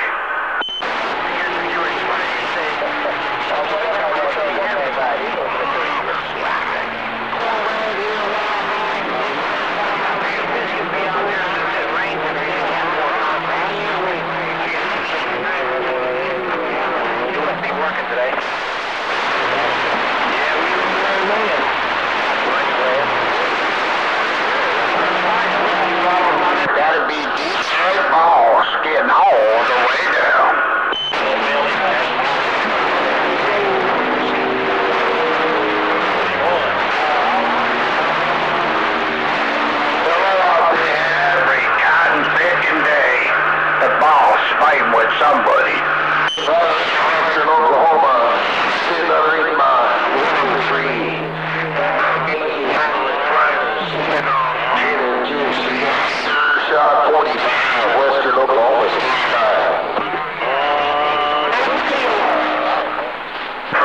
Joe. Right now I got my neighbor pissed off of 2 doors down. He likes to get into CB because I did. Now he's mad because he don't get to talk to somebody. And I'm talking to the world. That's up in the northwest corner. Talks right over you, Yankee. He said beat the shit out of them bitches. I heard him. I got friends out here. Sarah, you ain't out. Sounds like there's a lot of tough guys over there in Detroit. But his daddy can't hear you, so. Yeah, I got a lot of friends. Gotta watch out for them tough guys. Poor little bitch. Cry. Cry, Frankie. The whole world wanna hear you cry about the balls.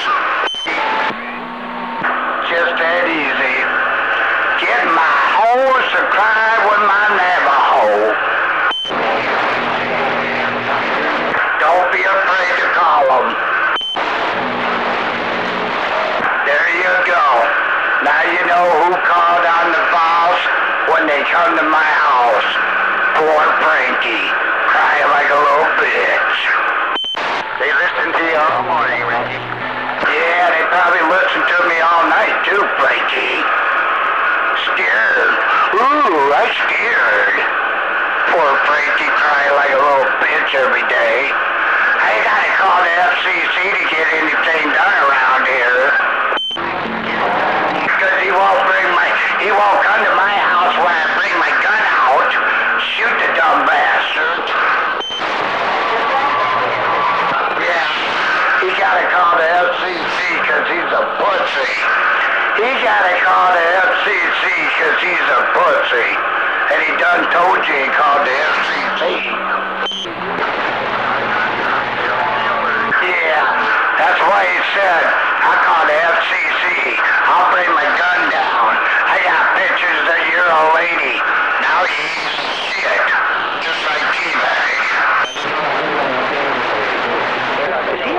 Call the FCC and get it over with. That's all he's gonna do. I don't know if Michigan's a stand your ground state. That'd be interesting to find out.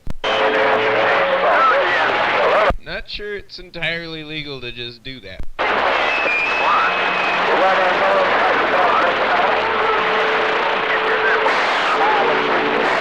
Thank you. Yeah, because Frankie is called the first time he gets a chance. He's like T-Bag. Make a They can't do nothing else but call the FCC. And you guys heard Frank said he called the FCC.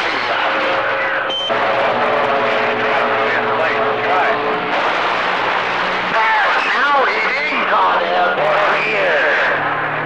Out here, somebody live. Boy, this guy don't know what the fuck he's talking about. He's pretty fucking stupid. Here, underneath the willow tree, sipping on gin and juice, all on me. You imagine that? On me. Can you imagine that? On me. This Rhode Island sounding good out here around Western Oklahoma. Good evening time to you, sir. I know he's one of them 50-some people.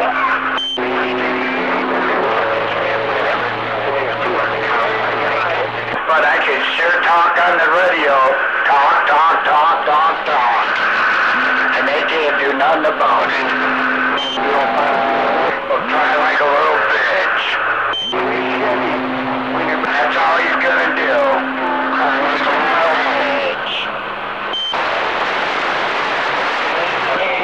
And then, I'll call the FCC again today, tomorrow, and the next day until they come and do something about you. He gonna cry like a little bitch. More welfare for Ricky. get on welfare. Don't have to be on welfare like Gigi.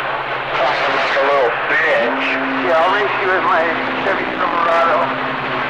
And we'll race for people around. Right now, loser.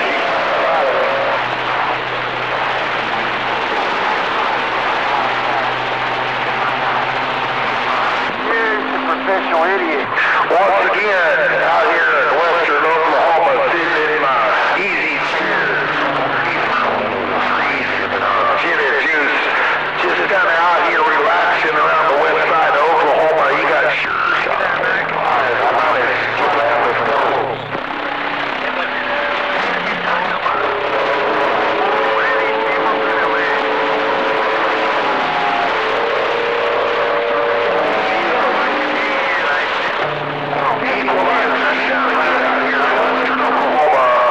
equalizer out there in northwest corner of Oregon.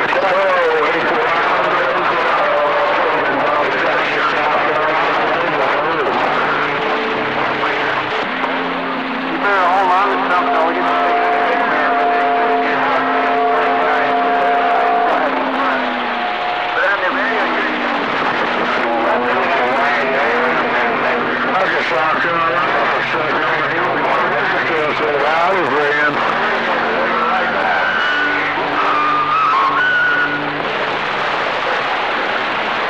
10-9. Good afternoon, Davy Crockett. Come on down to the house. Station out there in South Carolina. About these rough and tough. The company on Salem, Missouri. Yeah. Give me home, Frank. Pull your fucking carrier while I talk over you all day. Just so fucking easy. Yeah. He thinks he's fucking talking. Way to go, Blue Streak. Way to go. Now you're gonna get Yankee in fucking trouble. Everybody knows how fucking stupid he is. 8456 quack quack. He's gonna get fucking talk. He's gonna go spit his mouth and shut the fuck up now. Everybody say bye. Bye-bye. Yankee, get it on you. Tell him to throw that carrier and walk away. Seeing anybody gives a fuck.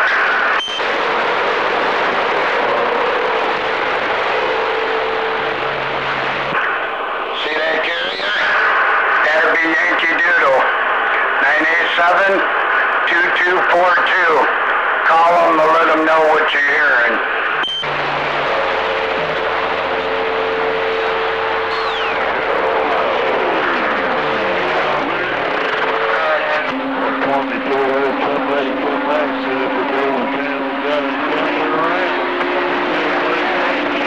Because he sure ain't gonna stop me from talking.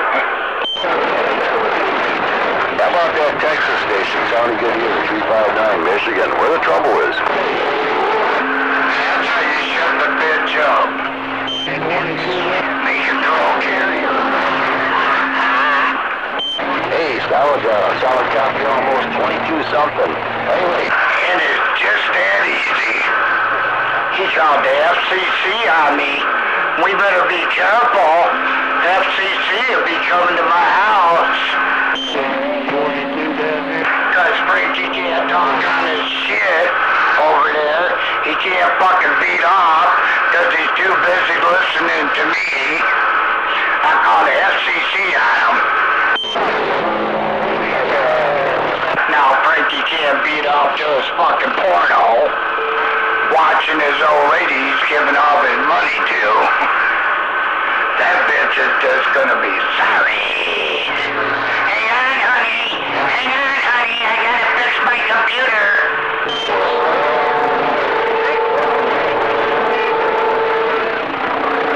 I'm a bad man. I tell you, I'm a bad man.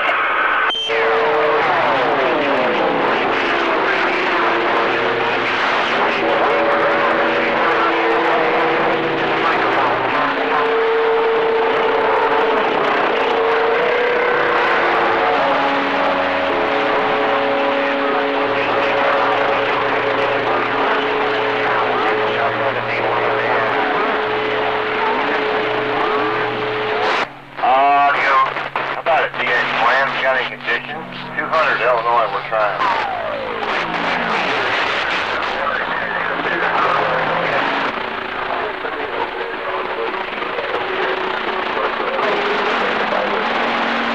G-Man, Pacific Northwest. Had another station got in there before you did. Didn't get any numbers. See what the DX was doing. Illinois Radio 200, they call me Skunk. On the mobile?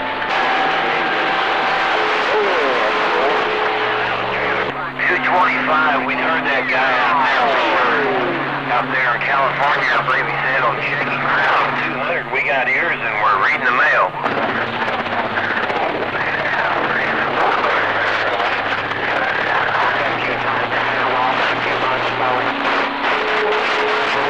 Alright, man. Bumping it down, getting right back. We did hear you. Rough and tough on my end. 0200 up here in the shack. Be listening.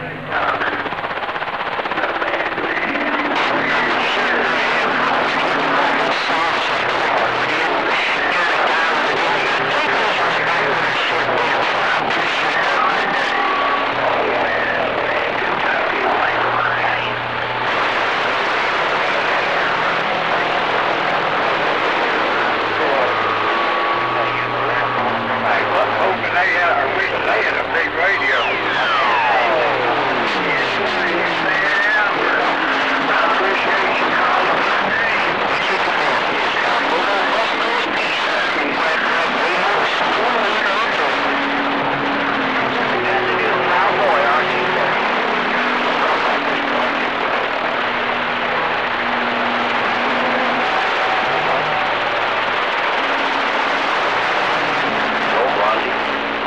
That's all, folks. Sure is quiet without these bitches out here crying about the boss.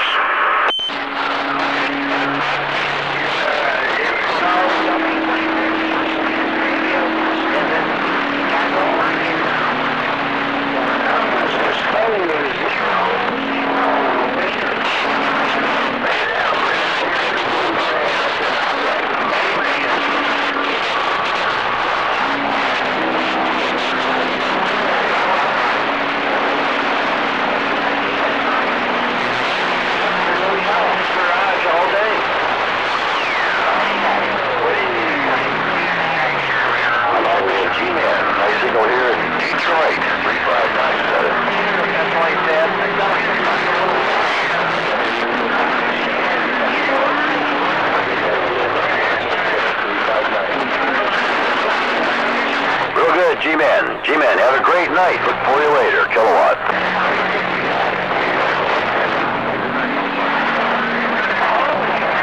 Nice signal. Catch you soon.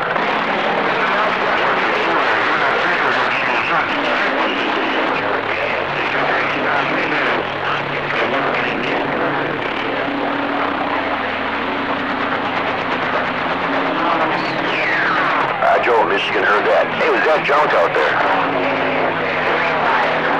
Joe, a couple more people call him too. 987-2242.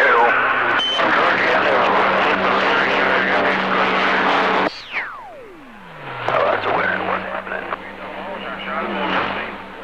Video. All right, continue on. I gotta make a payment, but I'm here. You just don't believe Ben Buckley, my baby. Video. That's better. Oh, you changed. Where are you?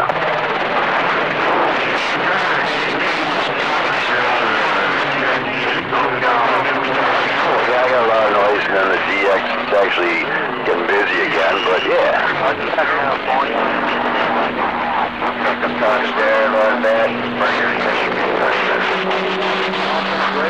Oh yeah, we're taking over now.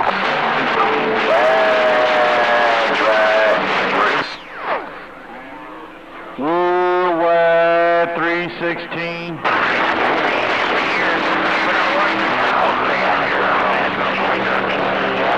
For the speaker, 8 and whatever it does. Yeah.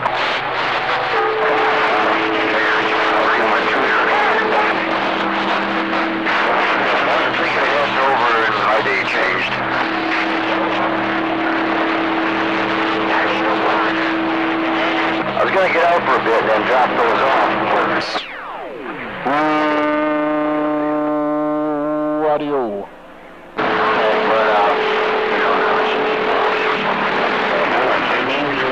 Now he's trying to tell his friend that he wasn't blowing carriers either. And they sent me the wrong one. I ordered one a week ago. Yeah. Oh, T equalizer. A equalizer knockout in the cold Great Lakes.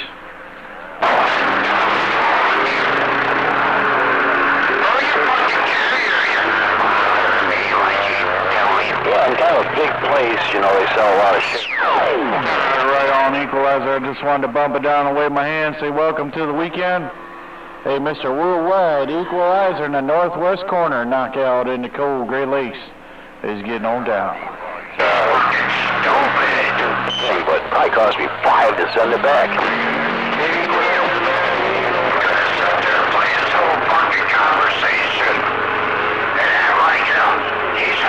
Real good copy. Catch you later, equalizer. I'm out. That's how fucking stupid he is. Here's a question for you. You know how we have these fans? What if you stack two of them? Okay? Put two right together. I realize one is this far out. Put them together. Two fans. What would happen? Kilowatt, you'll get the boss on your shit list. Howdy. Alright, cool. Troublemaker, what are you up to there? Just pissing my neighbor off. I come through his TV, I come through his stereo. He wants to call the FCC on me. It won't work. Too bad for him. I know. There's 57 people called on me already, though. I don't know if you can hear me or not. I know it's a drag for that. 35 open. I'm pretty fucking famous, Kilowatt. And 57 people called on me. I'm pretty famous.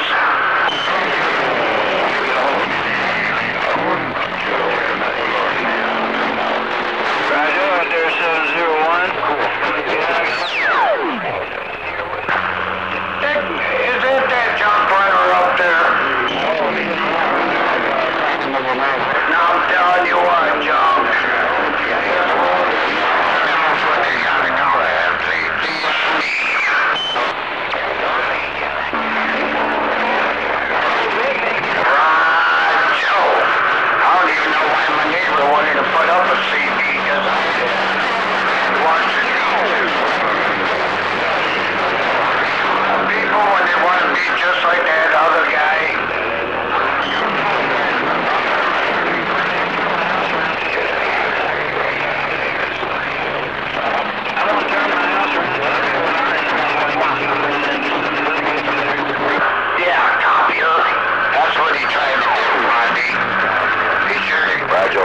Those two have been at it down there for a while. Oh, the fucking carrier thought that was gonna do something. Well, he's a fucking piece of shit. Sorry, man. I can understand you. Don't sound like you. I know. How many times they said, I'll throw a carrier and you won't be able to talk. We talked right through them. All the time. For short? Go ahead, short. Station was talking to 801. He got a loose wire down here on this Caloosahatchee River in South Florida. Listen to my headphones. Hey, real good. South Florida. 359 way to back. Get some nuts up here. A loose wire. I can dangle wire in your radio. You got a grip there? I think you mean 359 Florida. Bring it back. I'll be dang. Hey, what part of Wisconsin you in? Sure. Oh, he's got Wisconsin. A river up there, St. Lake St. Germain, up my old stomping grounds.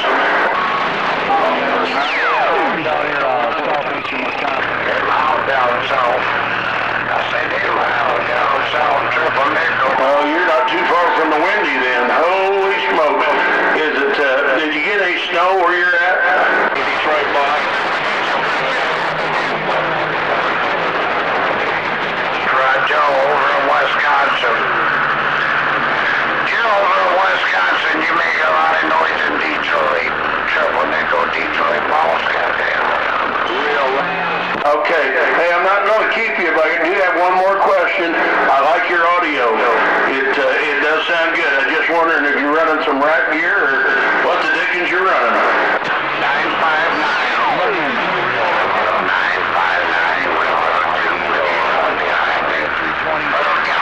Studio quality mic. 5 element beam pointing right at you.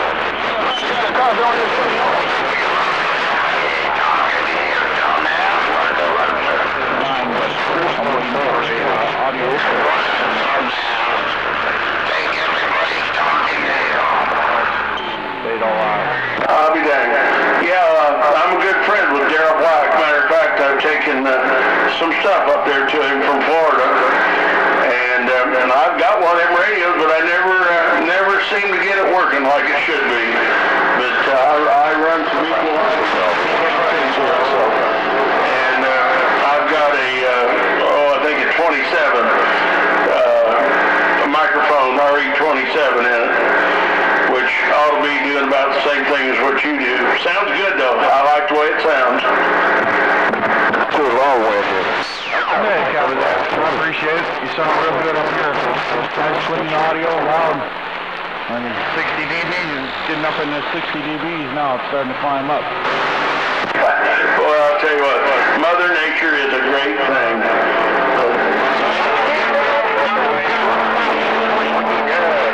So, I have a lot of fun up there. Anyway, I call it God's country. We'll say 73, you take care. Go by loose wire. Our hometown is Effingham, Illinois, but we're snowbirds. About 5-6 months out of the year, we're down here in Florida. Down here in Fort Myers on this Caloosahatchee River. We'll see you on 73. Have a blessed holiday.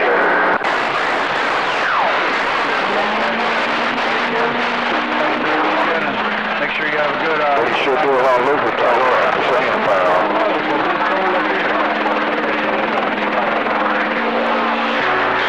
Don't get out. Detroit balls. They came back out.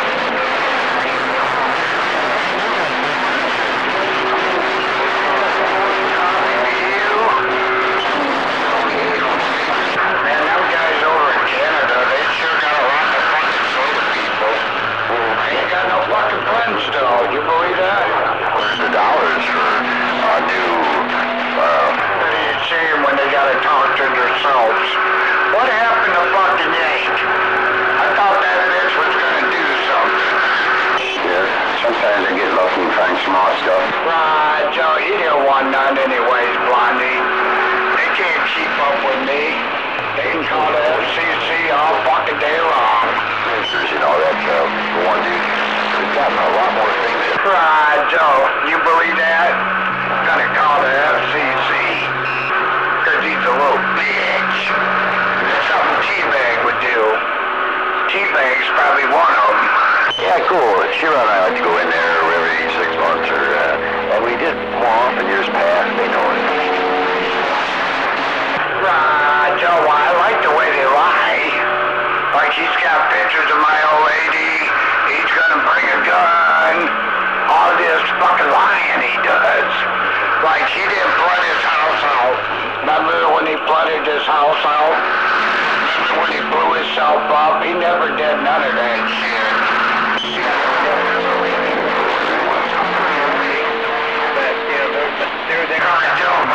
I see that, you know, and it does change, so that's why I kind of every 3 or 4 months step in there, you know, and then you don't have to stay long because we know I don't know about all that, but it'll be the last time he comes down here in his fucking underwear, and I'm gonna fucking help him. Call the fucking popo and say there's some fucking nut out there. I even got 2 good speakers in the front room from them years ago, but it's years in between when you find the stuff. That's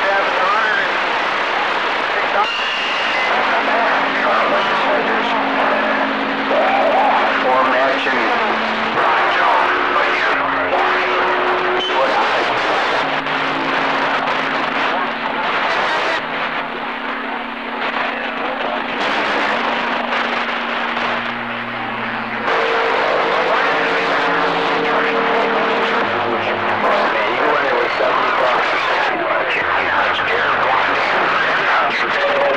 ass.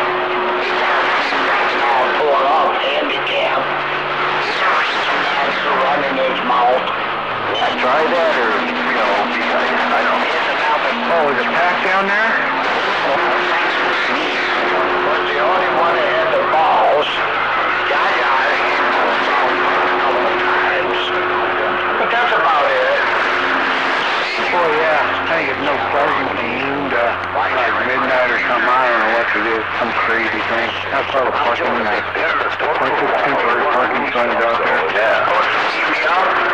A&B does out.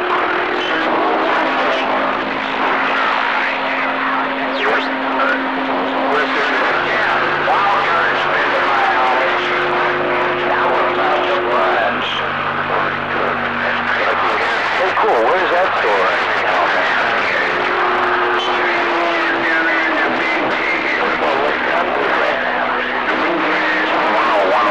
There you go. There's a little Mexican place right around the corner from the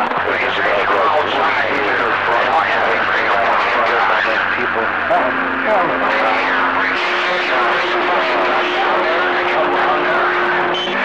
I can't think of it, man.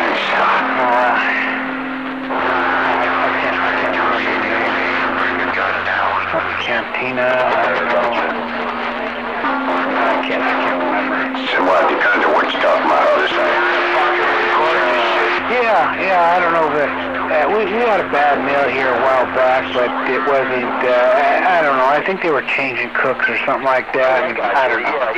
But we've always had a good meal there.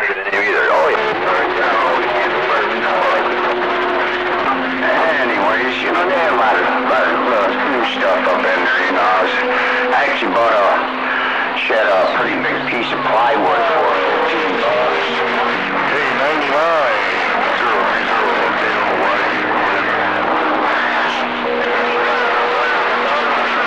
$030 is in Hawaii again? Pack one, so I'll make boxes out of them. Big 12-inch boxes. I heard you out there just right away in the hand. I think I hear him. 20. Yeah, I got you on the line.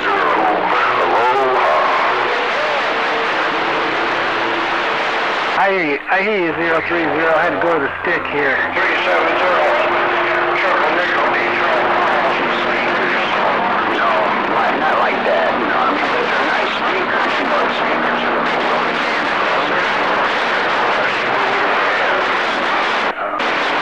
Here, all that stuff coming from the East Coast. I'm pointing up north here. Talking to him on the side of the beam. Check. Sounding good. 270, Turbo Echo until we do it again.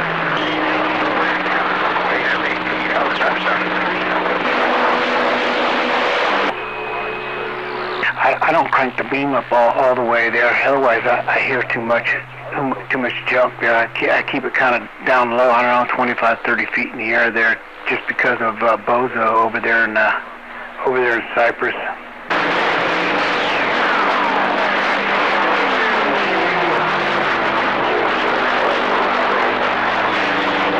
How about you 270 California 270 2316? Yeah.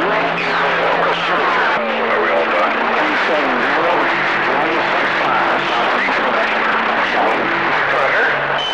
They sound bigger than the ones in my front room, and they're almost 3 foot, but they're wider, and maybe like 2/3 about 3 altogether. They call me $8.25. I hear you radio loud and clear. Right, I got those from Trash and Treasures years ago, and then replaced the woofers.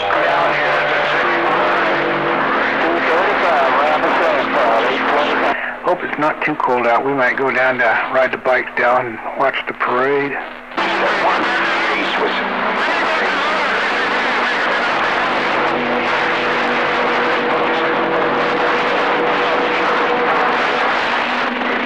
I did that before, and I had to pull 2 speakers out because there's too many speakers in the front room. Yeah, something like that. I should see mine just packed. All I got is speakers, the stereo equipment, the TV. Yeah, I'm afraid to enter. I was done. Okay, 235. There's got to be a lot of speakers there. Seal Beach. Down to 48. Disconnect them because he wants. Ooh. And the TV. That might be a little on the cooler side. I might have to put my long johns on.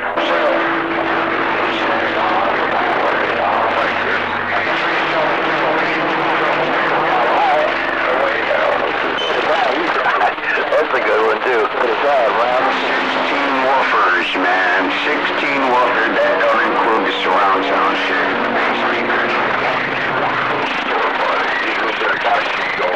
I'm trying to picture in my mind. For a bike, a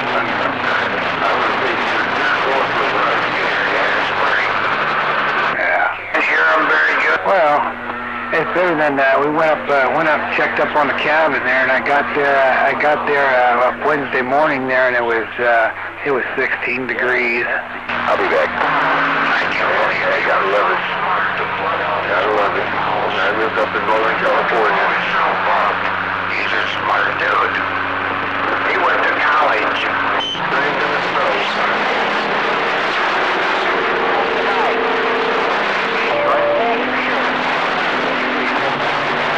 Only 3 trucks, the one on the scales and 2 more.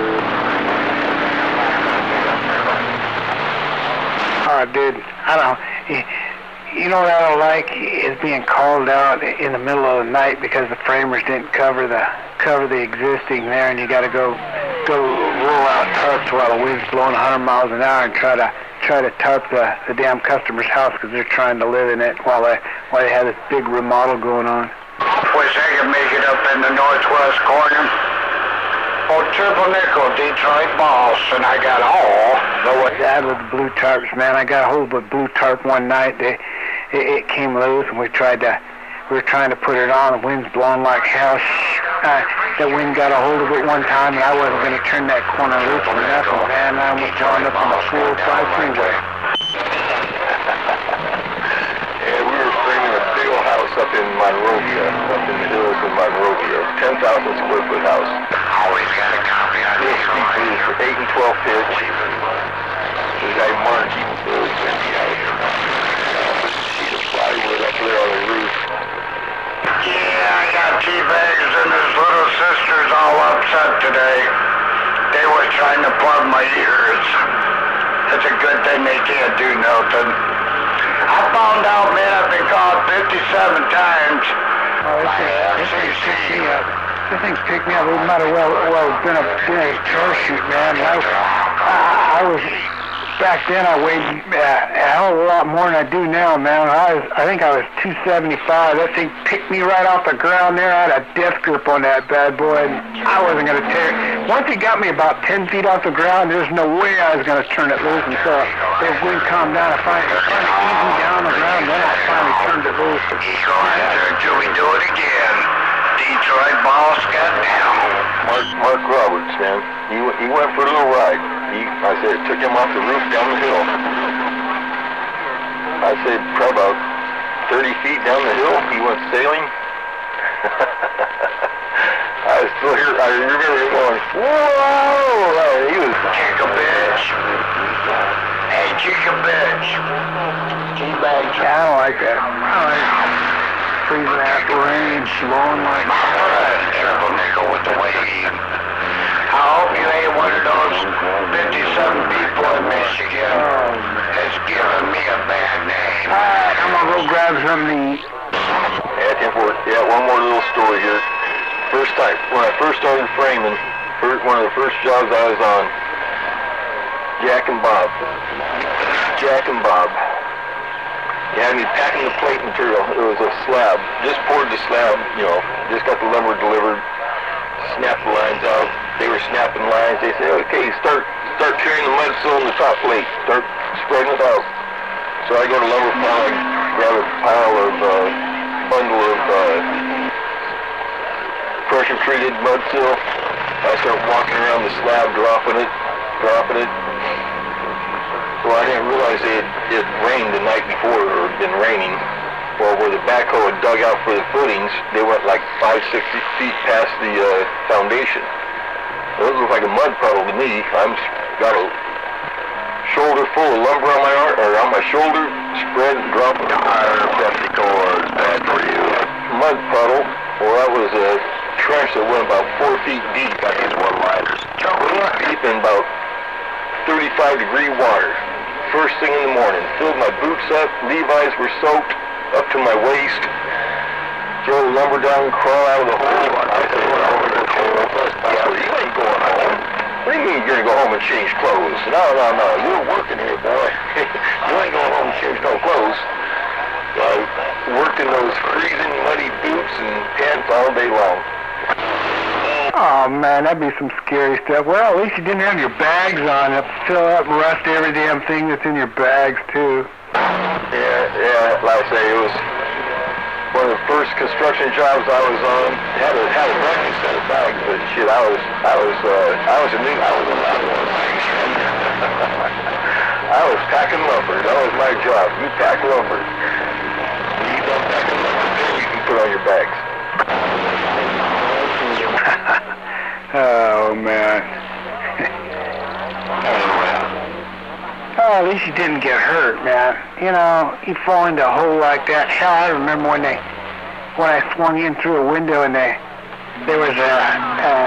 covered the stairwell with plywood there, so no one fall in there. And I saw a skill saw sitting on top there. Shoot, I swung in through the window there and planted my feet. Man, it was a piece of little 3/8 shear panel. And, man, I went right through it there, and that damn skill saw came down, broke my collarbone.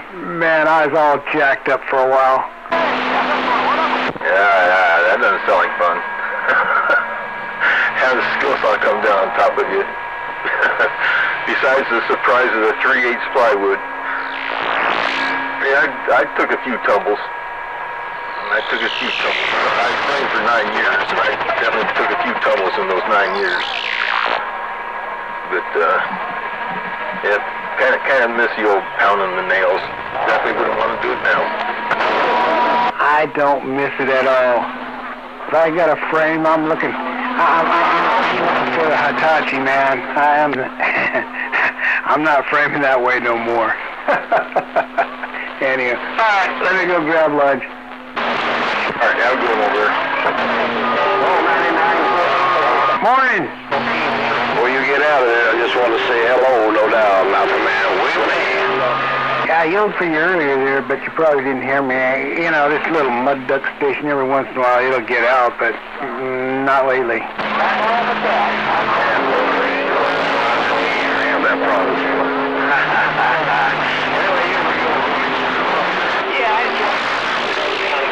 All right. I'll go over to Mount Man. How'd your driving range go?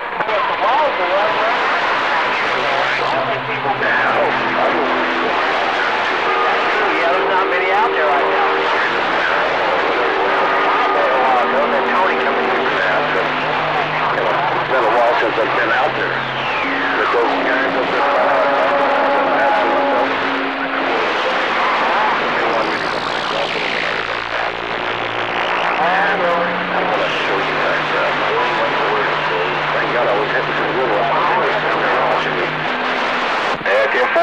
Yeah, you're hitting 300 yards, you're doing all right. I'm sure that wasn't in the air, but you get 300 yards on the bounce and the roll, you're doing okay. Let's go just standing by out here. Triple nickel, Detroit boss with the wave. It was midway up. The rest was just, Right, Joe. Stepping right over the top of T-bag. Definitely appreciate the comeback. Triple nickel, Detroit boss, got down. Not bad at all. You were still hitting them that far.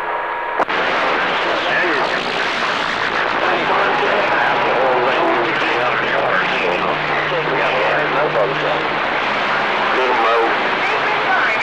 There we go. Roger.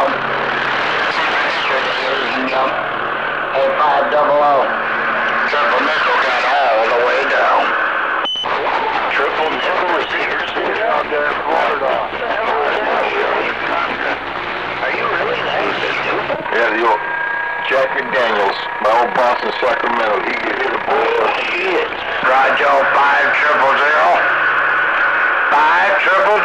Triple nickel, Detroit boss got all the way down right there. Tell T-Bag what you're hearing. He's a 44-year-old drunk trying to plug my ears.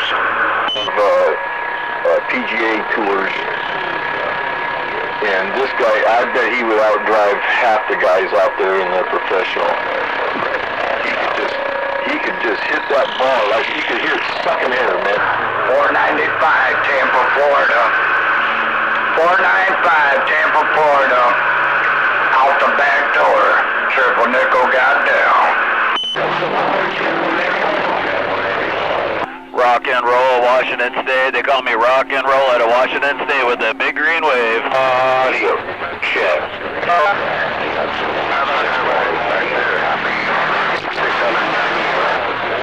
Roger 495 until we do it again. Detroit Balls got all the way down. Yeah, we were playing Sacramento.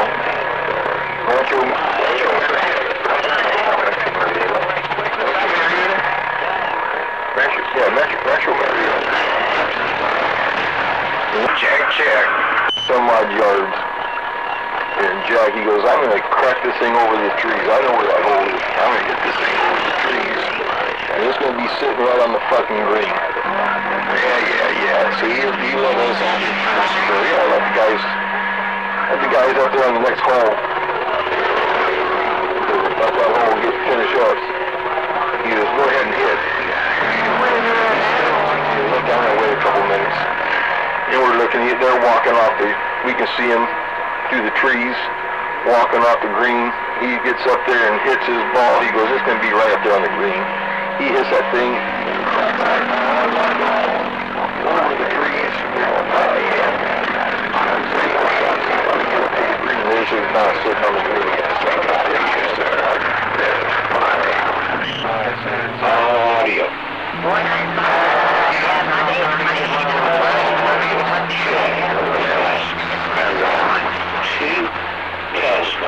What's going on out here? You know the boss getting on down, you know. I just got here. I didn't know what's going on, but now I know what's going down. Roger, let me put a good afternoon wave to you. Hey, welcome to the weekend. Detroit Balls get all the way down. How about that Detroit radio? Can you say rock and roll? That's right, rock and roll out of Washington State with it. Park sounding good as always.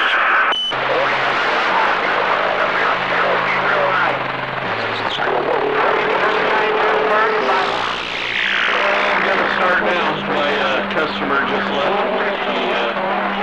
He did some stuff today and he's gone, so now I'm chilling. And they were all hitting us straight down towards this little. Is that caffeine coffee? Is that caffeine, dude? Down, we're waving. Triple nickel, I'm saying hello to you. Now, Roger and the captain. Captain got all the... Oh, there's the Detroit show. Where's number 10? I don't know if it's number 10, but you got rock and roll waving. Afternoon, rock and roll. Yeah, we were talking about this morning about the Detroit shows late. You know when they talk about... Is it peanut butter jelly time? That's peanut balls. Yeah, well, you have a great day at work. You know why they call them cornhole? You ever played hacky sack? Yeah, I quit working, but I do more work now than I did when I was working. No, that's not true. You have a good night. That's why we call them teabag. Look up teabag. Yeah, I can do that. I'm pretty good at that part. See you later. Alright, we'll let the Heterodyne take over and I'll unkey so we can all hear it. Oh, maybe longer than that. I don't think my shoulders and wrist. Can't believe it, Blondie. I thought you were going to be able to talk to me. Couple more days, I guess. Couple more days. And I'll be all done. Never to hear the boss again. Are you on skipcription or what? What's up there, Triple Nickel, Detroit? Yeah, maybe that's it. It's the weekend. They'll be here Monday morning.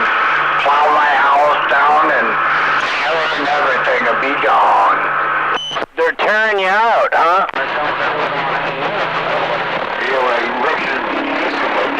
Is this like the end of an era or what?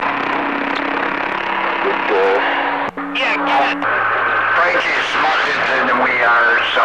Is he telling us this is the end of the Detroit Romper Room Hour? End the show? Out behind Billy's dad's garage in the bushes? All of that's going to come to an end? Right down. They're gonna flatten it right. I don't believe it. The grand finale. I think it's bullshit. I think he'll be here next Monday and 14 Mondays from the next one. 7 phone calls about the boss.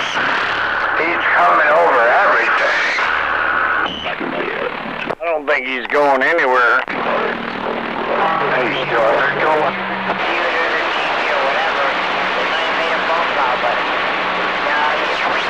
Damn, we almost had sunshine here. They got a guy named Doc. Oh man, I got my sunglasses on right now. It's bright over here.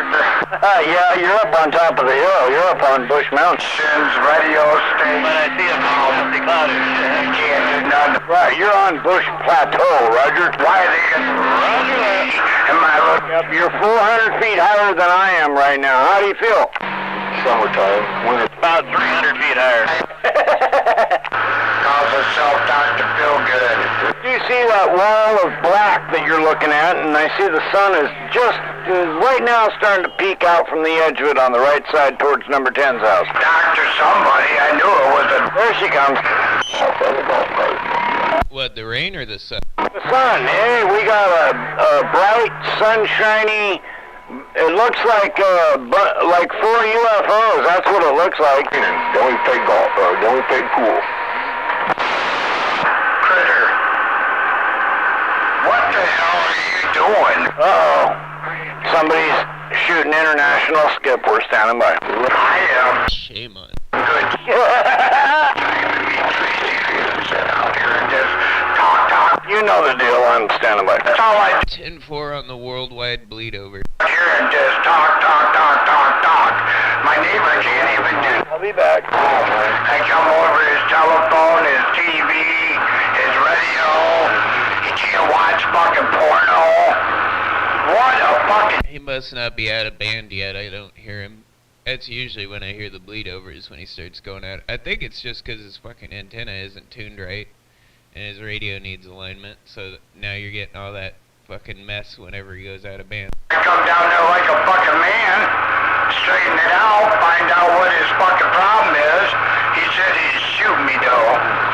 I was gonna take some money like Mr. Buckley did, but he probably won't even come downstairs and you hear somebody knock. Could be that Detroit's taking out the bleed over this time. I remember Joe showed up. Joe T-Bag's little sister. Wrestlers over there and play darts. Joe shows up one Friday night over there. He's sitting at a table and I'm glad you said that instead of me. And I told him plenty of times. You're so fucking rich. Go spend some fucking money. There's 15 of us over there. Well, that's how you stay rich, is you don't spend any of it. Come up and charge you some darts. Oh, no, I don't. Well, you hear Frankie says I come through everything down there. Pretty good, cool. Waving at that WD-40 if I'm making it through the junk. Yeah, waving back at that White Eagle. That's working really good, taking the junk clean out of my ears. See this thing on Twitter? All right. People mad at me. Just 'cause I'm on the radio and they can't talk, they gotta sit there and look at the radio. They get mad at me.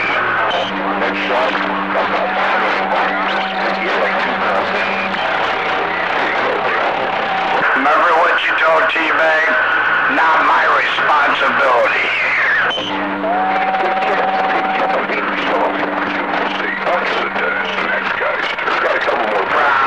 Joe, and he's only got an 8 o'clock appointment. That's when she gets out of work or something. Oh, well, that's 2 out of 3 there. I said, well, I was going to play you 3 games, but now we only need to play 2. But she's coming home one day. 225 North 3rd. Ohio. And then he gets out here and shows me how stupid he is. They don't know any other guy giving all his fucking money away. Anybody else that flooded their fucking house or anybody that blows herself up. He couldn't keep an old lady around the house. Now he's doing broadcasts every day. I wasn't punter. But he's so much smarter than me. He's got pictures of my old lady too, he does. He likes to beat off to her. I didn't drink alcohol. I was drinking either Cokes or 7-Ups, or if they had iced tea, I'd drink iced tea. But it was usually just Coke or 7-Up. I never been much of a drinker. Now Sacramento I drank when I was a young man. When I first turned 21, oh yeah, I drank like a fish. But shit, after like 26, 27, 28 years old, yeah, it was no longer fun. No longer fun.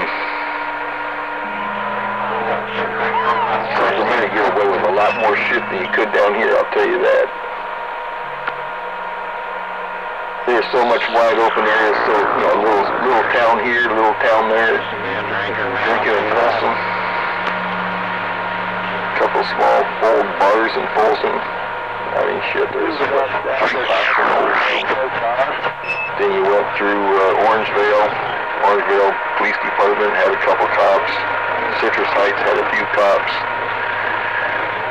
But shit. It was so wide open country back then. You never saw any other cars on the road. It was easy to drink back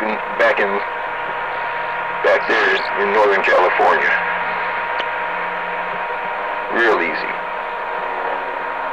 You didn't have to worry about anything. Not like now. 336 out here in a Buckeye set down.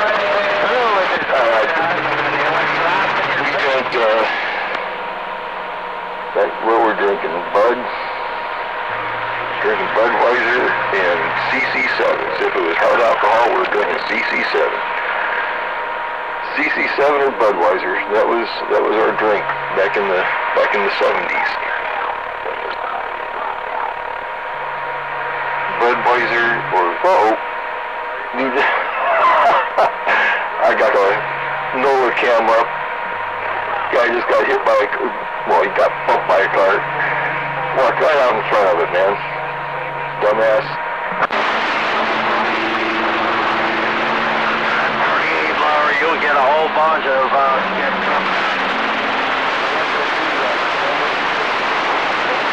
I want Ragman to have it all. Oh, man, let's go. Well, I'll tell you what, this ain't half of it. Negative. Well, because how about that referee out there? How about that referee out there? The referee. 3-5-7 out of the Buckeye. 3-5-7 out of the Buckeye. Yeah, it's funny you say screwdrivers. Remember the little can drinks, the club can drinks? You get all kinds of mixed drinks for little cans, like little 6-ounce cans, little 8-ounce cans, whatever they were. Well, me and Pat, Sacramento, when we're going either from bar to bar or bar to home, Pat would say, hey, liquor store coming on, let's pull over and get a couple superchargers. He called those little can club drink superchargers, and the ones we would get, the screwdrivers. And those things are the nastiest tasting shit, man. We would take a little drink about it, you open them up, got a little flip top on,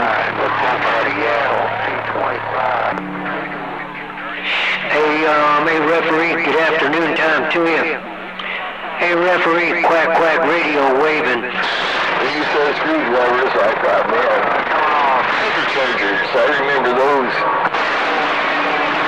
How about it,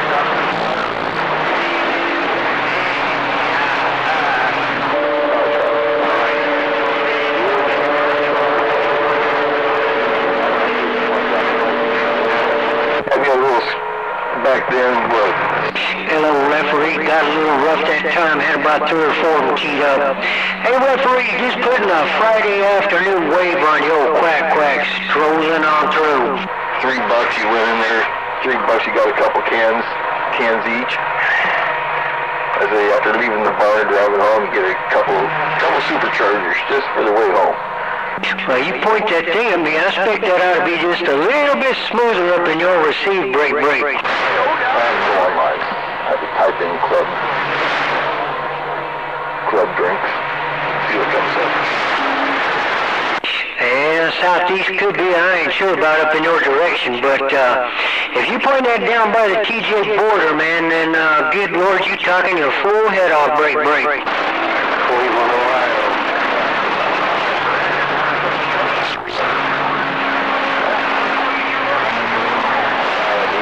Yeah, I guess old 30 dB, that's probably a little bit better than the poke in the eye brake.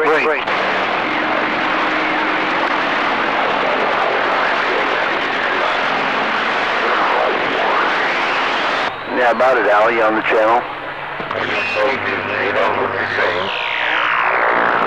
Club, Laura. ARC, so you pointed in the wrong direction. I'm playing with them boys on my ground plane. I guess that ain't too shabby, brake. Let's see, do they still have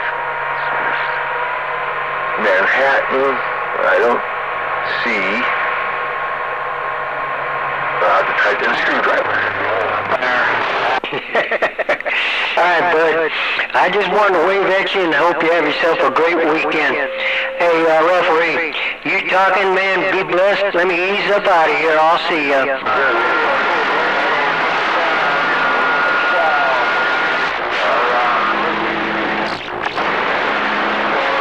Yes, they do.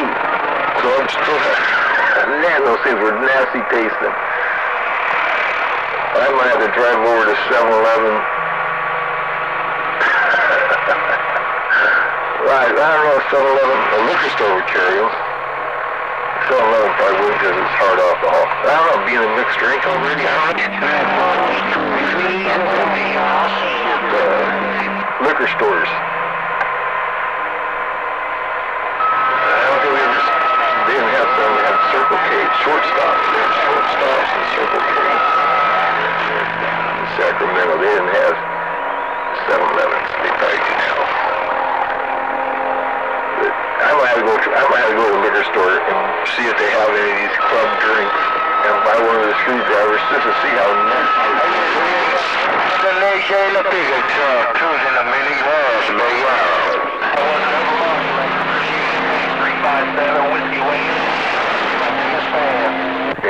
the screwdriver that doesn't should be crack open the club and enjoy the vodka and orange juice plastic in a can. I bet, man, this enjoyment you're going to get out of it. Like I say, it wasn't enjoyable. I remember the face looking over at Pat after he took a drink of it and seeing that sourpuss face of his, man.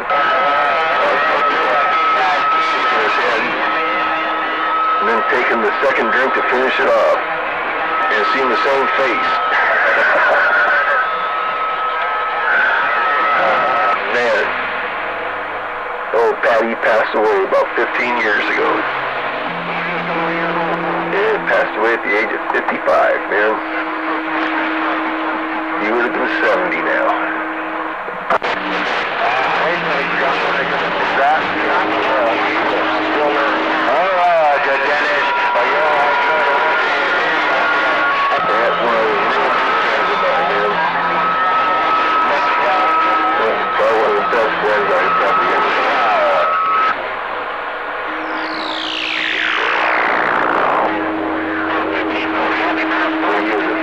Motherfucker, man. Died on me.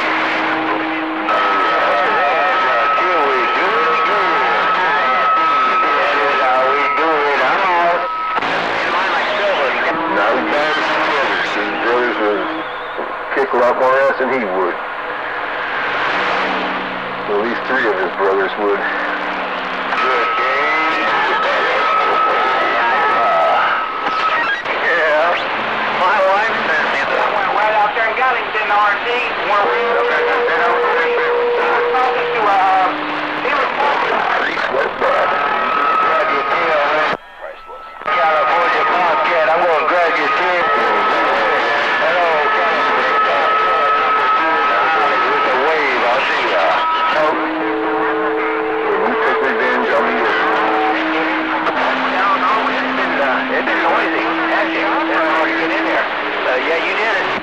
just for moving in with the girlfriend. Here he is, a priest for the Mormon church, and the church says either get rid of the girl or get rid of the church. He got rid of the church with a vengeance. Oh, we fine. Hey, Ragman.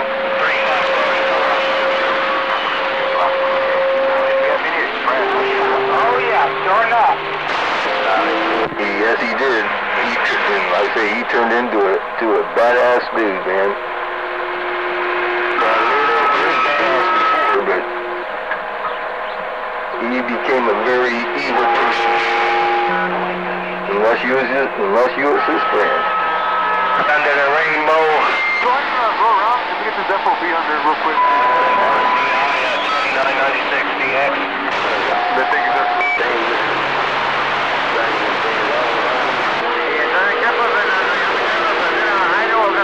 Remodeled it, yeah.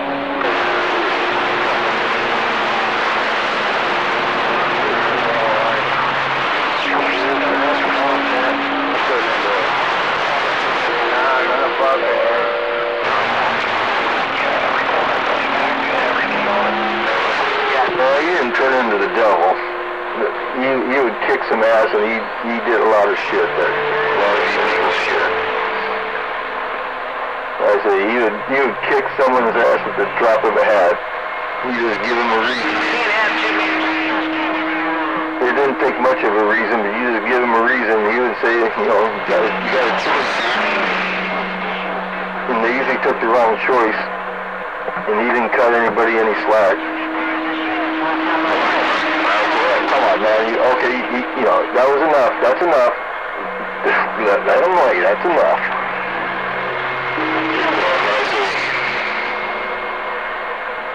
I saw a lot of shit that came down, went down.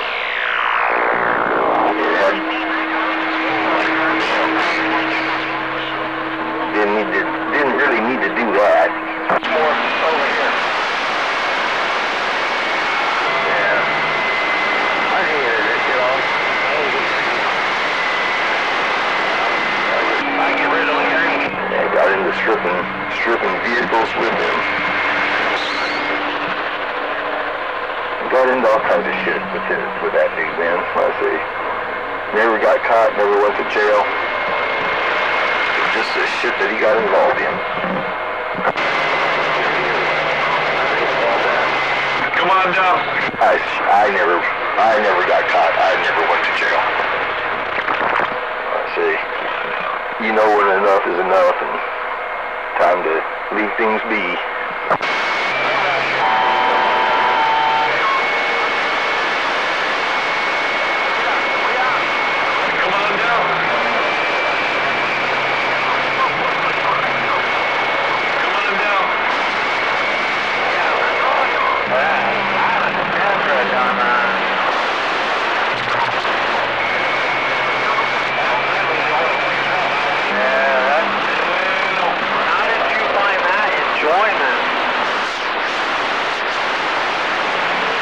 Anybody got a copy on this 176 station?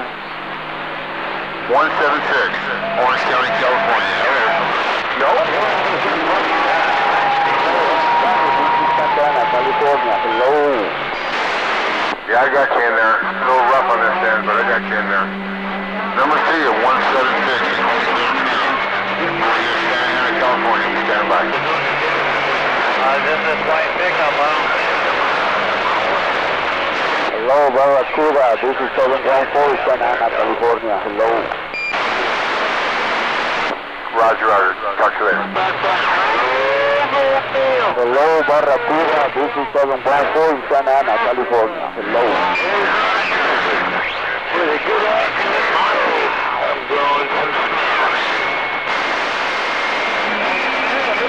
Hello, Barracuda. Hello, Barracuda. This is 714, Santa Ana. Waiting. Hello. Haven't seen today.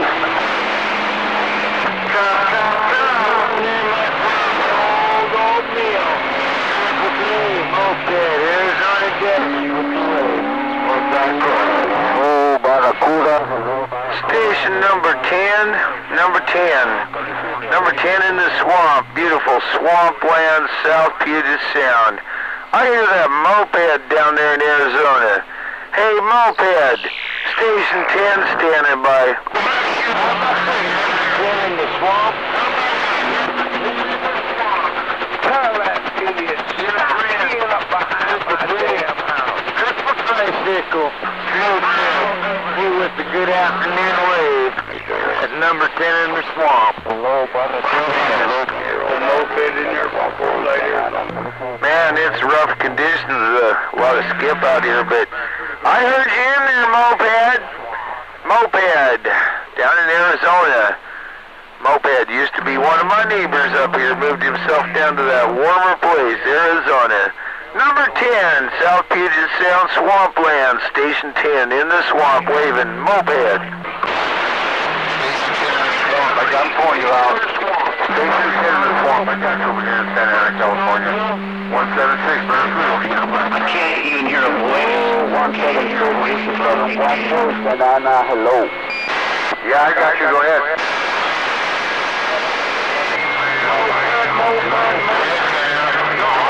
Well, I'm going to put one more wave on you there, moped. Throwing the bump at you, and I'm going to back on out of here. Number 10 in the swamp, Western Washington. And I'm going to stand on down. Moped! And don't get back on that number, that referee. Don't get back, referee, I go. There's someone else in there wanting to wave at me. I couldn't pull you out. Moped, just standing by. Go up a couple? No, not just yet. Quack. Quack. You got your ears put back together? Well, you know, I called you a while ago. I called you on the radio. I hear you. Oh, all right, man. Well, you shining good in the hood. Have a great day. I'll see ya. Oh, it'll be back. Yeah, they're still out there. Yeah, I still got them, but not as bad as earlier. Plenty audio.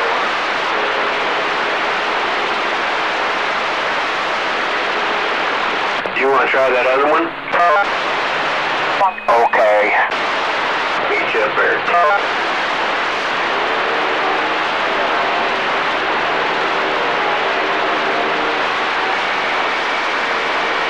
I gotta fucking drive.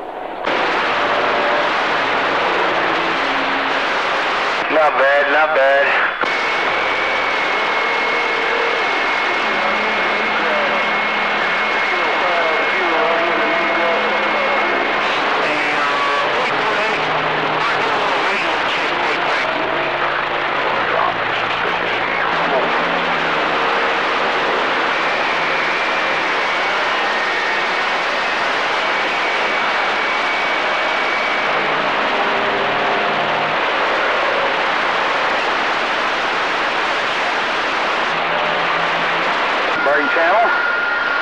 Channel.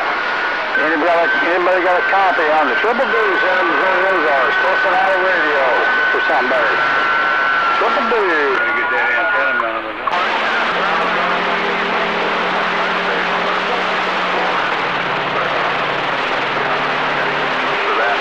Channel, how about a radio check? Testing one out.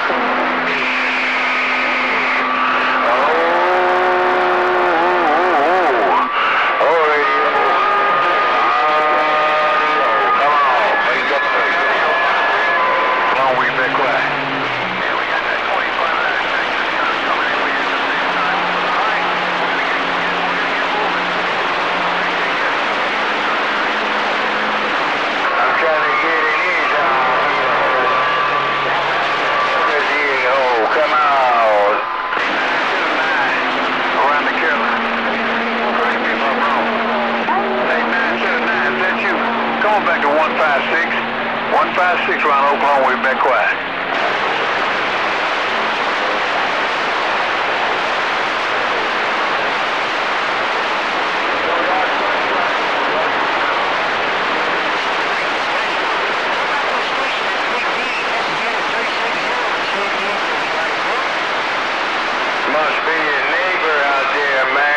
Big Island, mini grass, bumping down. Sound like somebody on sideband.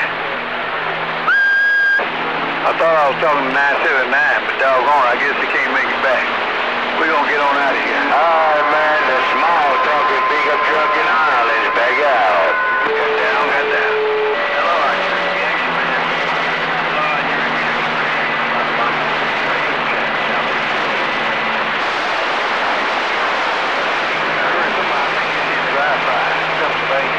Alright, man, tell him I did say what's up from the Big Island. Oh, number 2 Mobile, great, big mini grass. I'll see ya. I think you should drive by. Come on back to Likewise, my friend, looking up kind of good out here. Alright, man, I'm gonna let you get... Breaker. Seen this ground planes working today. Well, I tell you what, drive by, we didn't think we was getting out because we trying something out. We trying out. We got it. We not on our beat. We on the inside. Roger, 511 GW, have a good night. See you? You sound real good around Oklahoma. You're one thing. Ground planes getting on down 318, Roger. 5-6.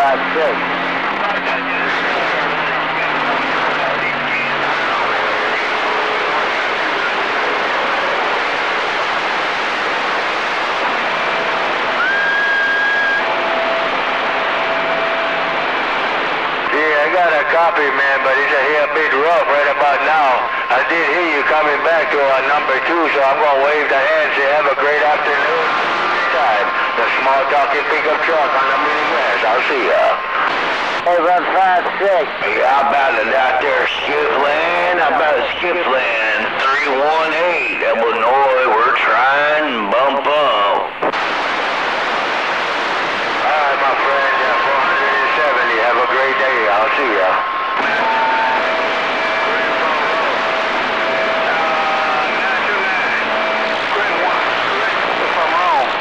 Come on back to 1-5. They said it. Round everywhere. 135. I've got it everywhere. 7 by 9 on that bear.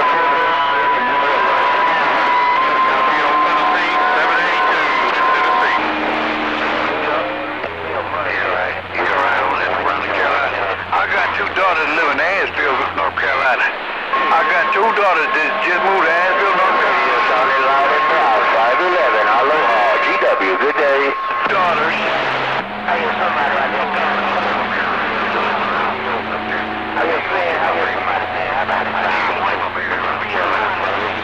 have a file on that 125.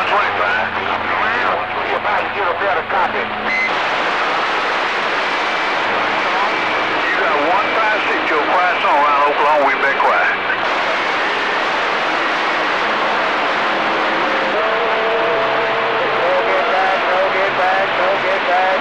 Hey, right there, hey, 511, I'm on the 4-foot radio.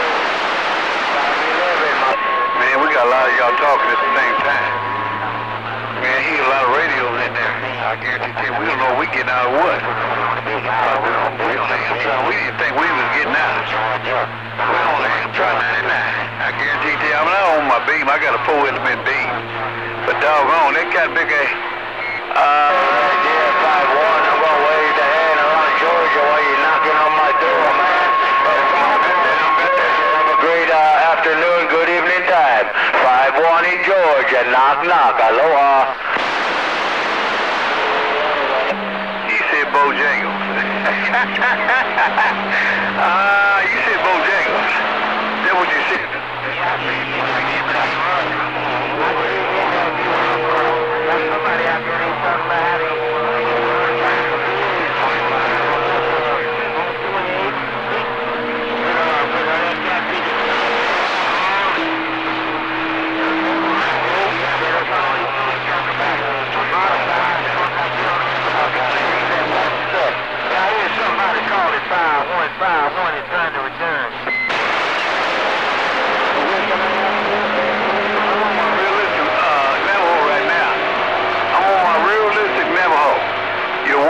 On this Amtrak 99 around Oklahoma, got down.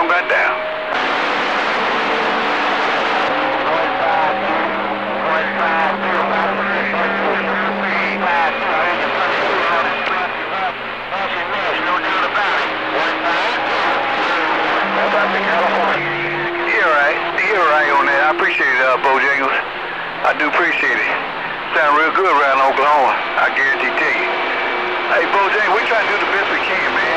They must be working a little bit. They ain't trying to do that. I ain't used this kind of thing in a while. But anyway, they tell a fine fan we say Mary, Mary. And they're happy, happy when they get here, no doubt. Hey, Bojangles, we do it again another day, another way. We do it again another day, another way. You 154, you're around Oklahoma, got down, got down. Hey, Quiet Storm, equalizer in Maryland. Hello, Quiet Storm, equalizer. 6 equalizer, got down. Man, that doggone equalizer came in there and wiped out everybody. Good Lord, let me get my behind off this radio. And then the equalizer came in there and wiped out everybody. Equalizer, we gonna say top of the afternoon to you also.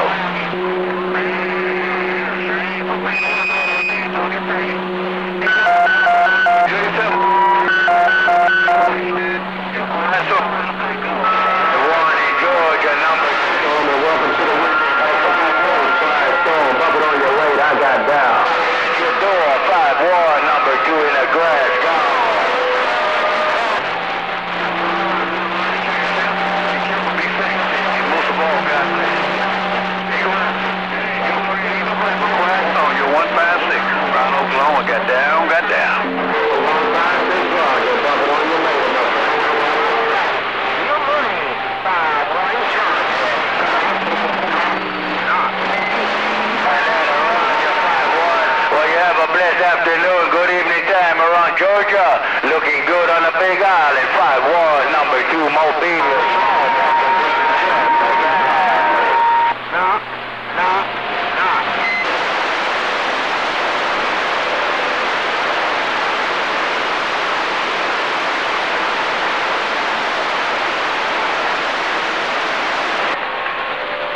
Shame for a man to work hard all day and don't get paid. Shame for a man to work hard all day and don't get paid. Been digging the skunk alley Cali, that's right. Skunk alley Cali, this is how we do it. Hello, beer money, I'm waving the holiday hand from the mini grass. Beer money until we do it again. This is how we do it. The small truck and bigger truck gone. How you doing?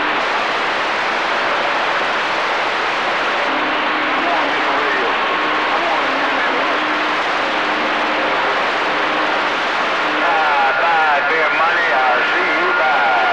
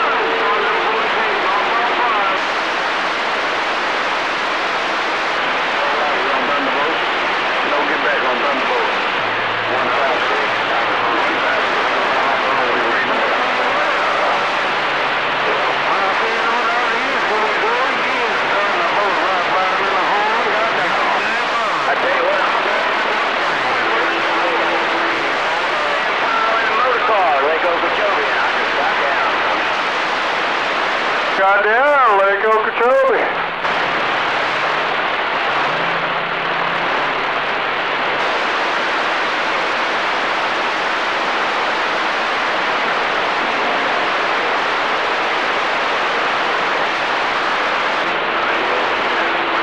All the way down in Lake Okeechobee.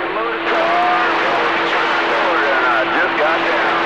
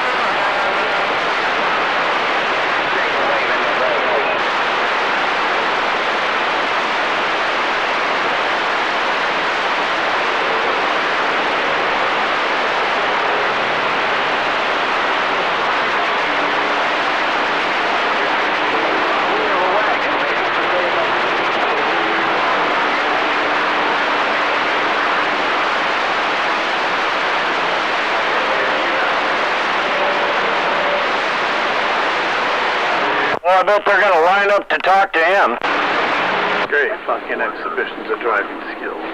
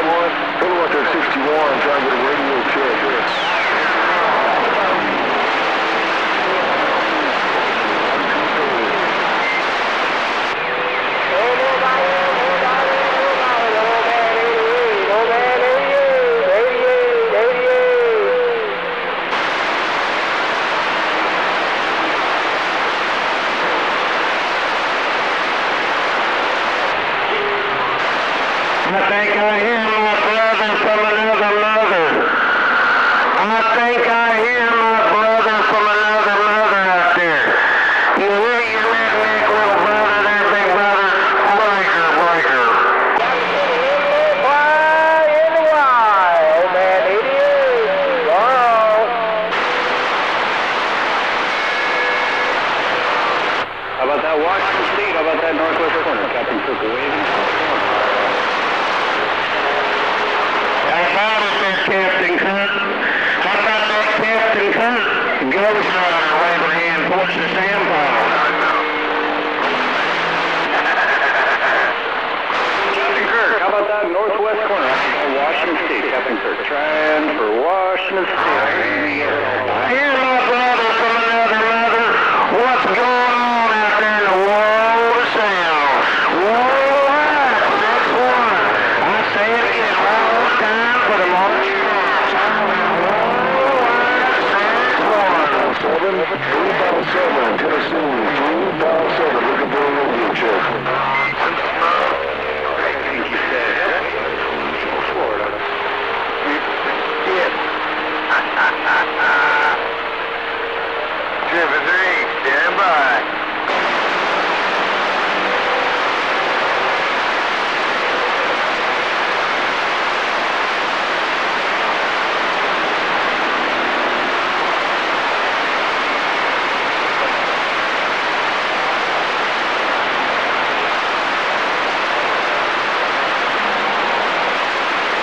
Talking about me.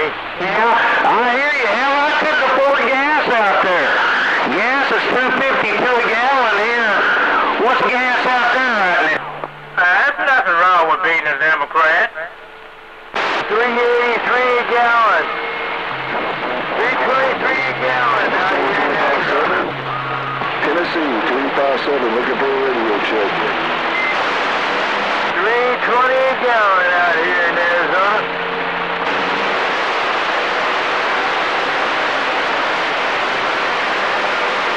How about that Washington State? How about that northwest corner? Captain Kirk waving from the sand pile.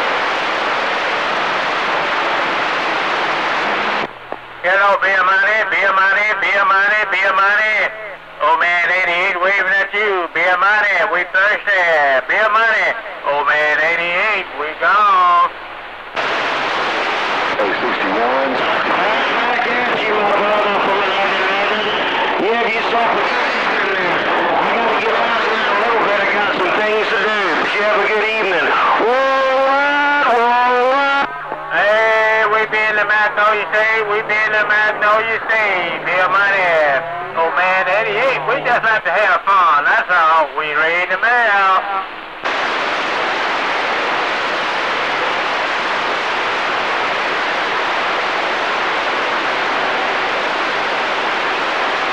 How about that Washington State? How about that northwest corner? Captain Kirk waving from the sand pile. Washington State. Yeah, be a money, we might, well, we ain't set up to watch no. Trying to get set up to do that kind of stuff. Old man 88 reading the mail. Land 133 in the Magnolia. 133 out here around the Magnolia State trying to break.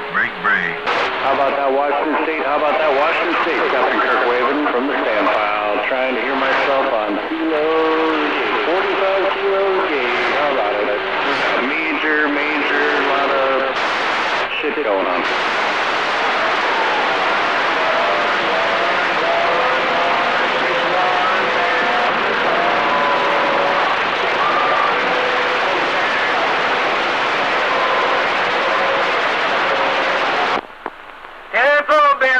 We didn't get it all.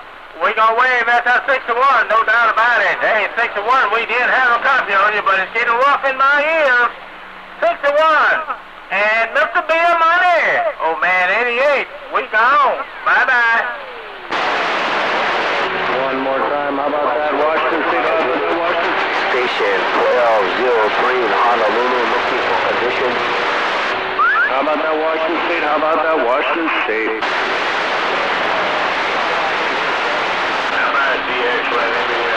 Info 6-1, we got it all. Here we gonna see. Woo! This BG 7-1. Hey, Merry Christmas. Happy holidays. Oh, man, 88. We out of here. 3 trying.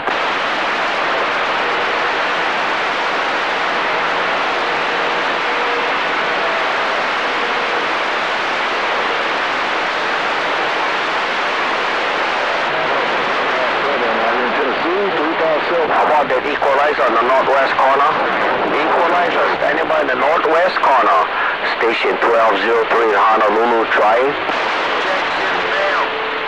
Check is in the mail. Here's over there, brother. We got it on. No doubt about it. 73 is your ways. Old man 88. We clear. Rock Capital Road. No copy. No get back on the equalizer. No copy. No get back on the equalizer. Station 1203 Honolulu clears on.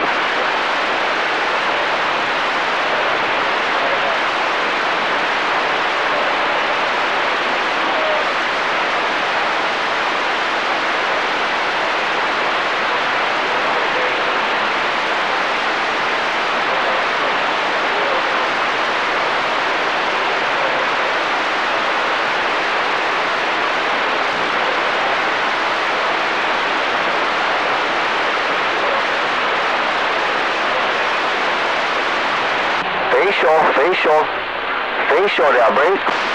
Well, what did old Joe Biden fuck up today?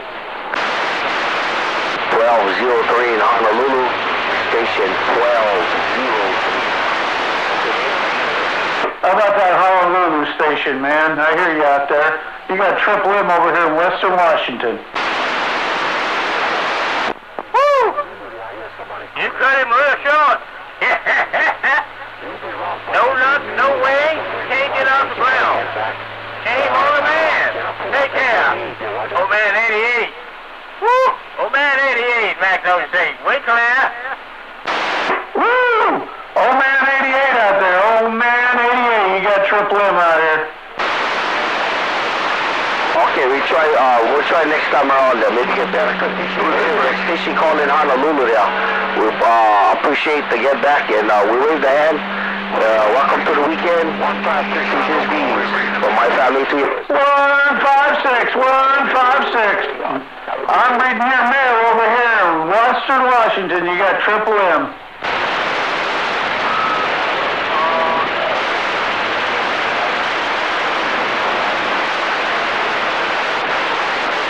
Roger that. Aloha no kako, break a blow, station 1203, gotta go. Say 156. I did say 156. I did say 156 around Oklahoma. Hello, California. Did you say one? God dang Washington State, man. It's going through here. Well, you got Triple M over here in Western Washington, 156. I heard somebody. Hello, Washington. Honolulu, waving the hand. 156. I heard somebody say, did I say 156? Yes, it is 156. You're 156. Oh, quiet storm around Oklahoma. Yeah, 156. You got Triple M over here in Western Washington. Triple M over in Western Washington. Well, I guess he can't get it back. You're 156 on Oklahoma. You keep that up, they might call you back and put you to work.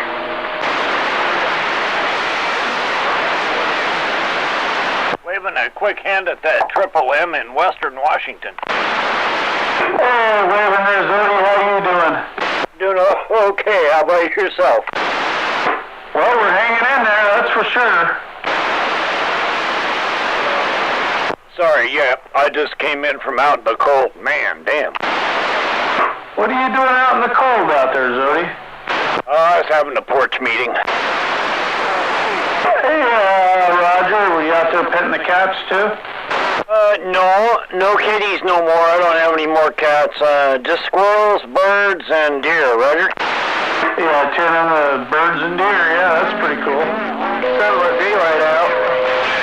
Yeah, it works. It's good get by for sure. Yeah, I used to have 6 cats, but yeah, they've all lived their lives and they're all gone now, and I decided I was done.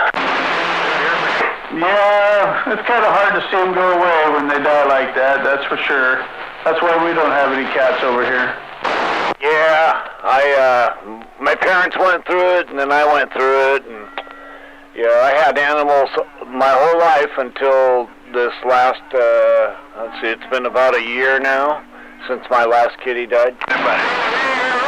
Yeah, Roger. Okay, well, I'm going to let it roll out there for a little while. You take it easy, Zodi. It's good hearing you out there, that's for sure. Hey, you too. I'm always out here. It's good to hear you. That's the real deal here. So I'm glad you're, I'm glad you're doing much better. We'll just leave it there. Yeah, 10. All right, get out here more often. Shit, you be going back to work now, huh? Keep your expectations very low. All right, Triple M, we'll talk to you later on. Take care. Yeah, you too, buddy. Dang, that'd be awesome. We're waving a hand at that Jacknado station if we can cut through the crap. I'll wave right back, Zodi. Yep, just had Dirtman in the mobile out there. Hope I wasn't interfering with you and Triple M, and I'm waving at both of you. Good afternoon. Oh, no, you guys are doing great down there. We're waving at that Dirtman in the mobile, too. Come on, he might get struck. He up every time. Good luck, he might get struck. You're 156, you're quiet song around Oklahoma. Ooh, boy, it's cold outside. Windy, too.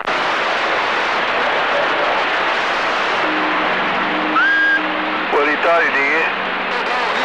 He thought he cleaned it up. That's what he thought. No doubt about it. That's what he thought, that's what he thought. You're 156.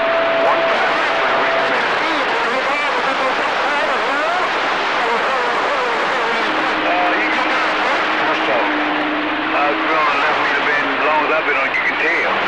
You can tell when somebody goes talking there, Roger.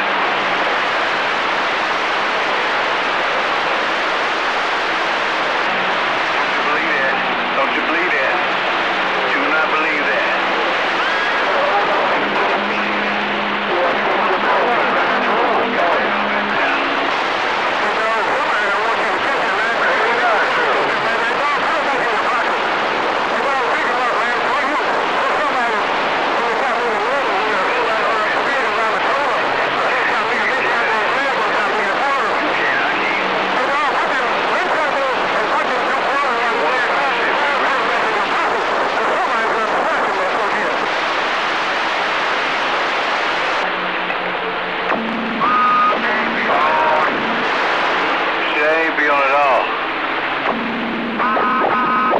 Shame be on it all. You're 156 around Oklahoma with that got down.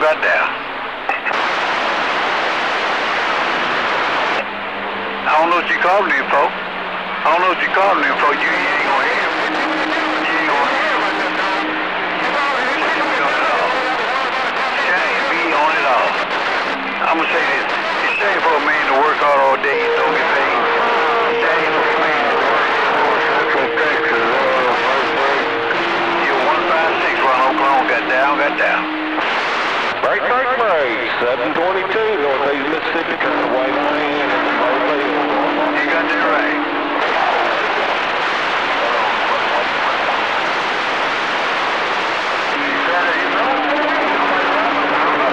I'm in Oklahoma. On my Amtrak. I ain't on my beat. I'm on my Amtrak 99. I'm not on the beat.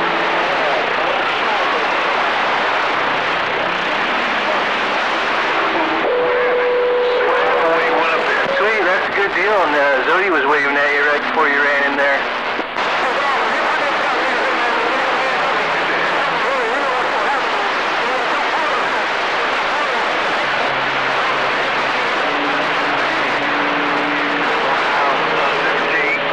We need a cleanup on aisle 17.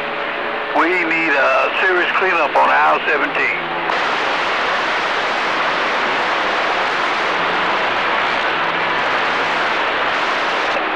Well, you heard something wrong. Oh, yeah, that's all. No, you're 156.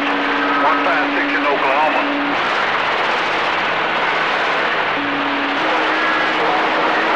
Well, where are you heading to next? To that wood-fired pizza joint down there? You heard 156 in Oklahoma, there, break.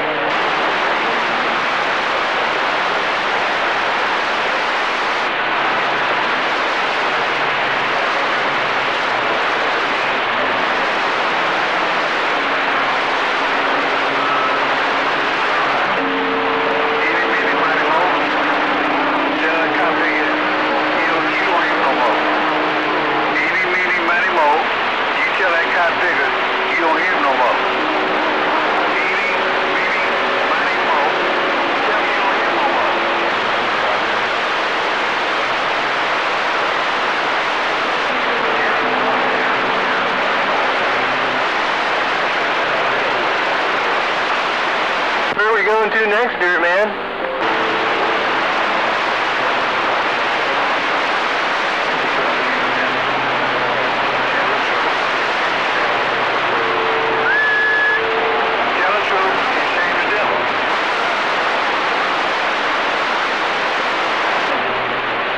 Tell him, quit crying and start buying.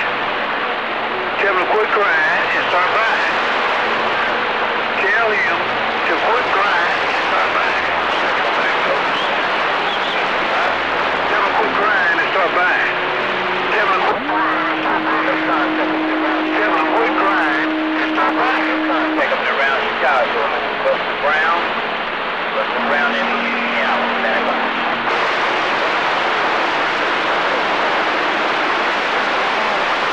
I suppose there's a lot of traffic in there, huh? All them school children getting out of school and such. That wasn't on number 70 that said that.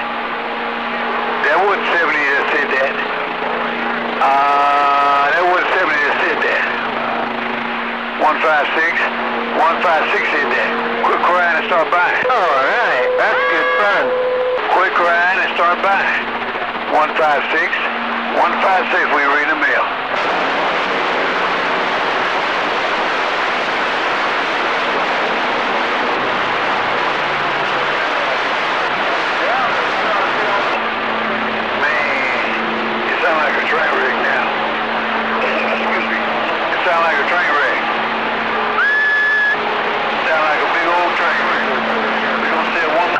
They got a whole row of them down there. You start buying. You're 156. Yeah, it's Cordo. Down, got down.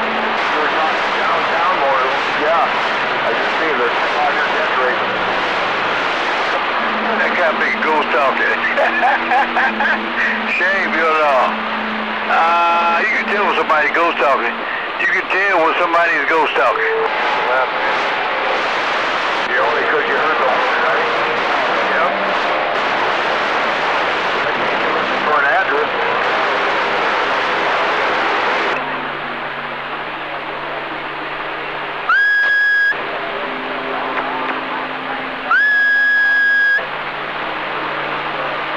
Oh, shit. Like I say, quit crying and start buying. Quit crying and start buying.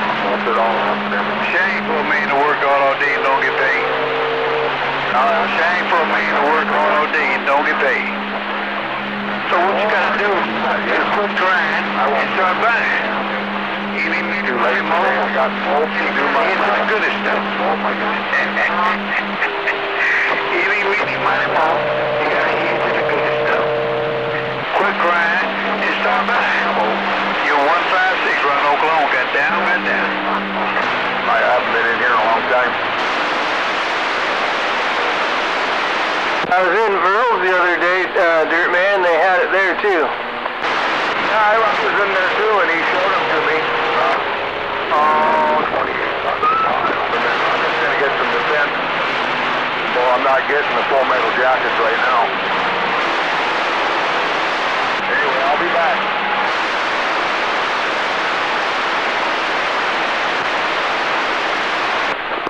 Hello, Randy. It's Lamb, big old red boss today, and the blue red is waving.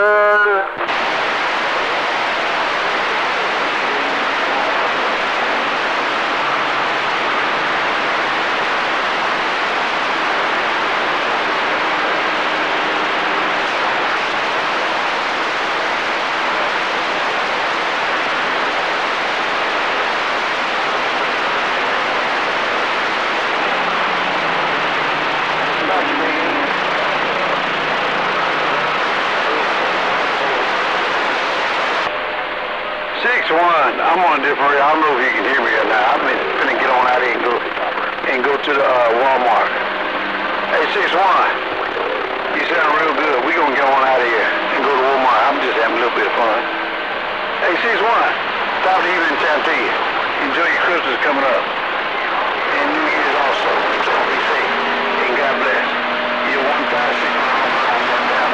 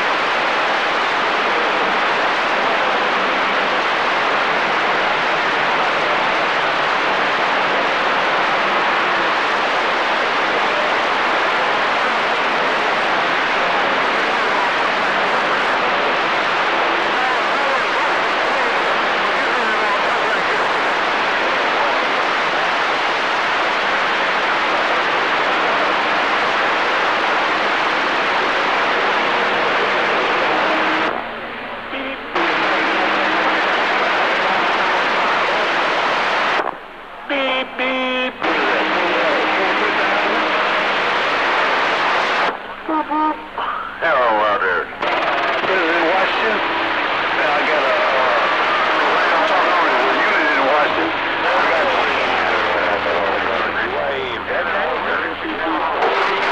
Right now, I'm on my unit in Washington right now. California, enjoy yourself. Be careful, be safe. I'm not on my beam. I'm on the Amtrak 99. You're 156 around Oklahoma. Got down. So, jump.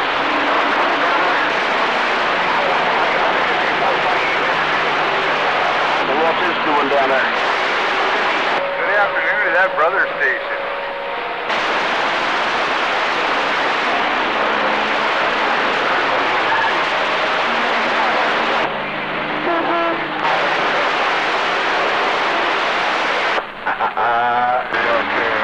Bird dog, old silver bullet, Tennessee, waving at you, break.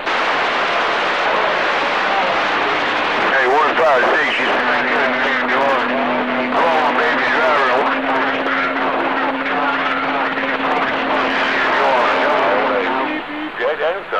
Waving a wave across the band, beep beep, gone to the... Alright, you bird dog, old silver bullet, Tennessee, waving in the mobile, standing by.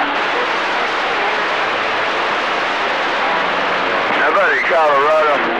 How about in Colorado, Double 7 trying to get back to you on my driver, bring back here to me. Alright, I'm gonna back on out of here. Alright, that station in Colorado, Double 7. I think it was 156. 156, you're sounding good down here in the Bourbon Street. Double 7, reading the mail. Audio check. 1, 2, 1, 2. Audio, hello. Roger, I'm sorry, 136.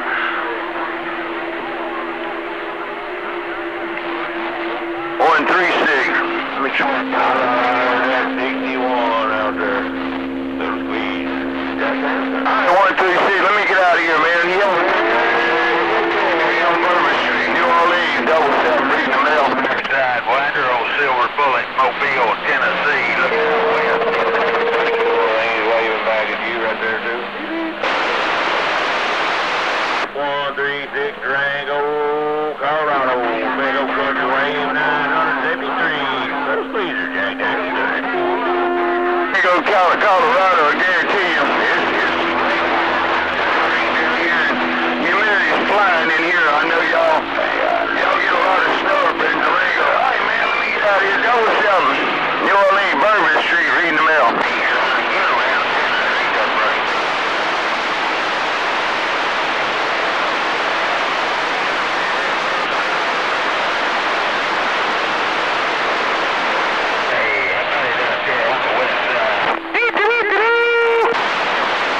Yeah, Roger on that. Well, I'm happy for you on that.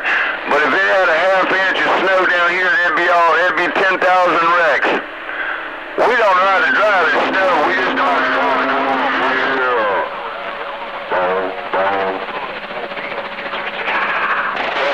Yeah, right. Then you start going in circles from what I understand.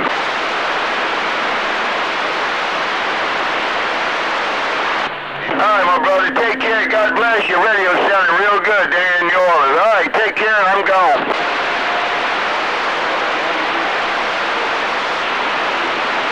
All right, well, I have to remember that.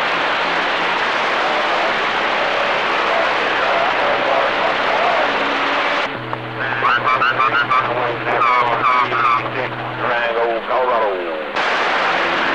Beaver Belt.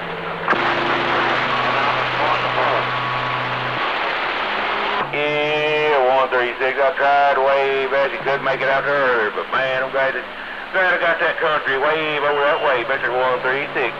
973. Jack Danielson. Stop on.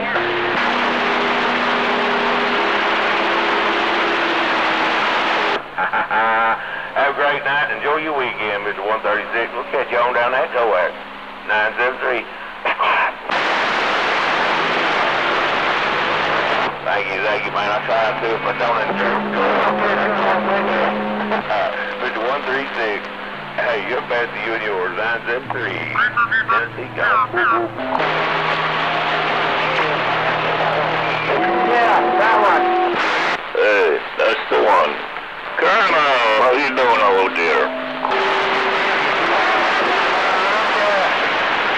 turned it on.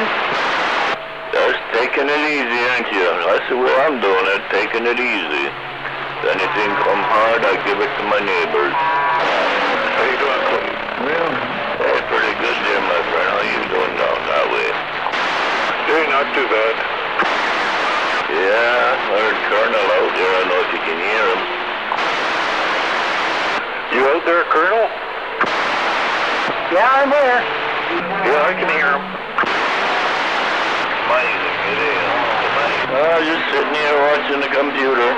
Watching some stuff that I'm doing a little post a little video cabin out there. I wondered if we're going to give it to me or not, but I don't know.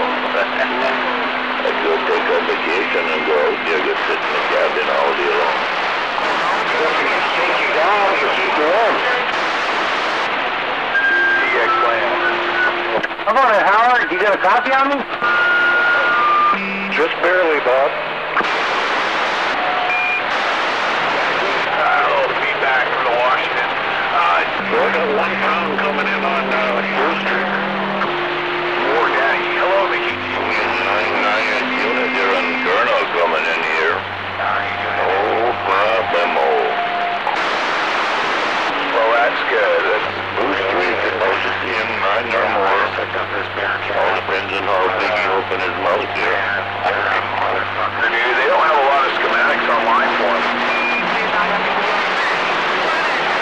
Yeah, you take care, my man. Have a good one. I'm just getting over damn cold here. I couldn't hardly talk for about a week. I don't know. I was so hoarse up and I don't know what the hell was going on, but I felt like already. Did it have anything to do with that? Holy Blissman, most of the time that was usual. I don't think the talkback has anything to tell me. Say hello, 1, 2. No, don't. How you doing, Blue Streak?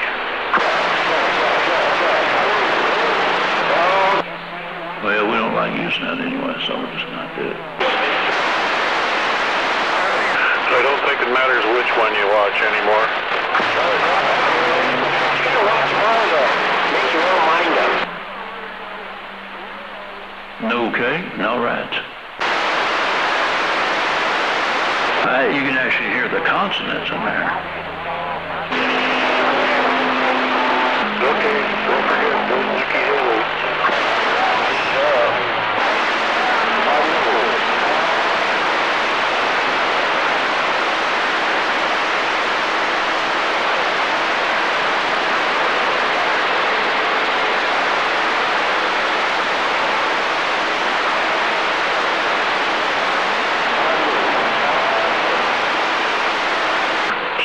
On the side there, Cleve? Got that Unit 510 Pro. The Unit 510, that's doing pretty good right here. Talking on a Unit 510.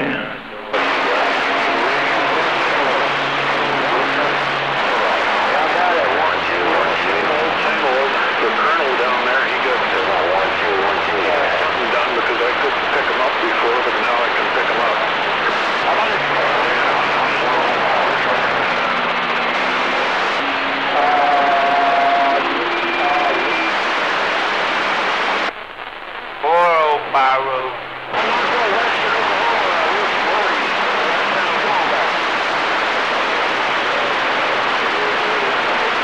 So if I say... Where's that 1, 2, 1, 2 at?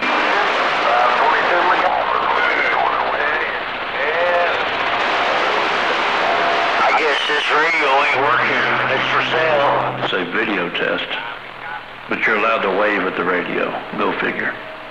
Go ahead, broken radio for sale. Just making sure this POS is getting out. Conditions today in my neck of the woods is like a dirty underwear, Usher. Yeah, Tim. Well, you're making the trip to the northwest corner, A110 this side. You're actually doing pretty good right now. Conditions giving. Well, 810, thank you, 318, Sony, Southern Tennessee, Illinois, we're waving a big hand. Welcome to find the weekend. Oh, you? Same back to you. Welcome to your weekend there, 316. Good to hear you in there. Oh, you.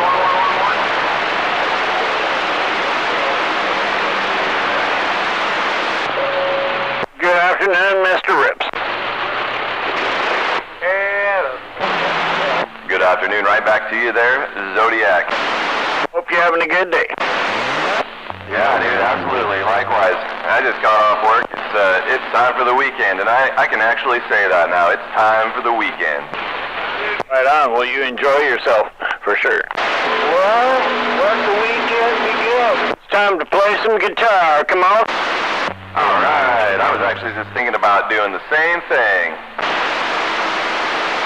And heck yeah there, Deer Slayer. Let that weekend begin. First weekend of the last month of the year. Welcome to December. Yeah, 10. Good afternoon to you, Gunner. Yeah, right back at you. Well, about days. No, and to be perfectly honest with you, I'm hoping these clouds hold off for just a little while. To like, I don't know, 6 or 7 o'clock. I really want to try to get out and get some pictures of the auroras. Oh, this is my unit in 510.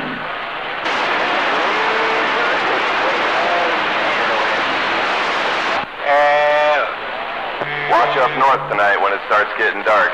They're probably going to be pretty visible. 510, I think so. Well, I hope the airport would be a good place to watch it.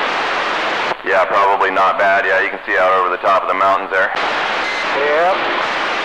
We've got to try to stay out of the ambient light. Yeah, as much as possible. Yeah, in order to get pictures of it down this low, I have to take, like, super long exposures.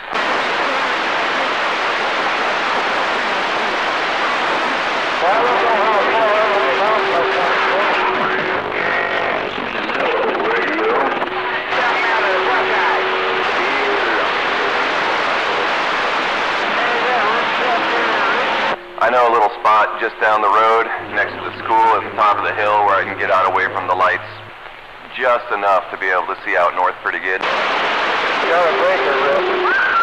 Go ahead, Breaker.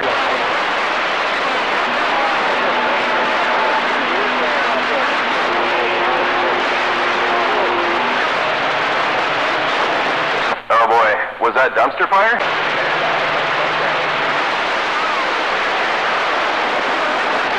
Range runner waving over here. Waving at that range runner. Triple M said that. Alright, I'm waving right back at you there, Range Runner. I was having a hard time picking you out of the mess, though. But yep, Rip's giving you a big old wave, and Triple M waving at you too there, guy. Wave, happy Friday. Gotta turn the power back down. Your wife gets mad. Yeah, welcome to your weekend. Hey, we're waving at that Rip out there, too. Triple M said that. How about that Washington State? Let's try it one more time. Captain Kirk. In the sand pile, trying for Washington State.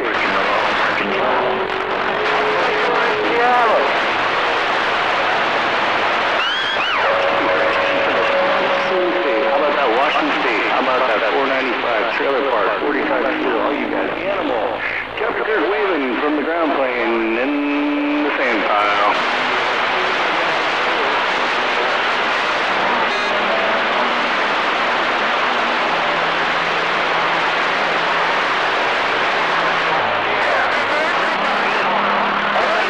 Yeah, that would be breaking the law, breaking the law.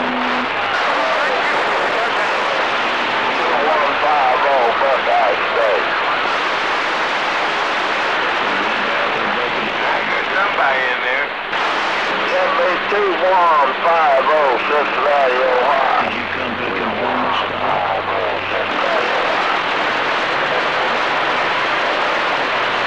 Terminator? Hey, man. Yeah, I'm in this time. 150.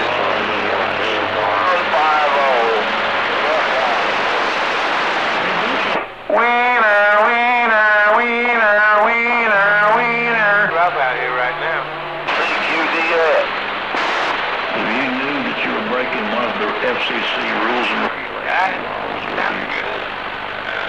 you keep on doing it. Nobody didn't recognize you.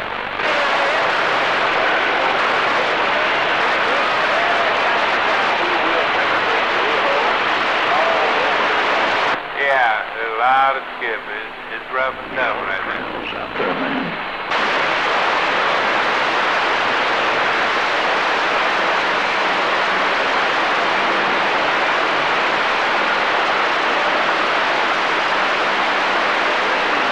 back on that? I went to the wall, treetop tall.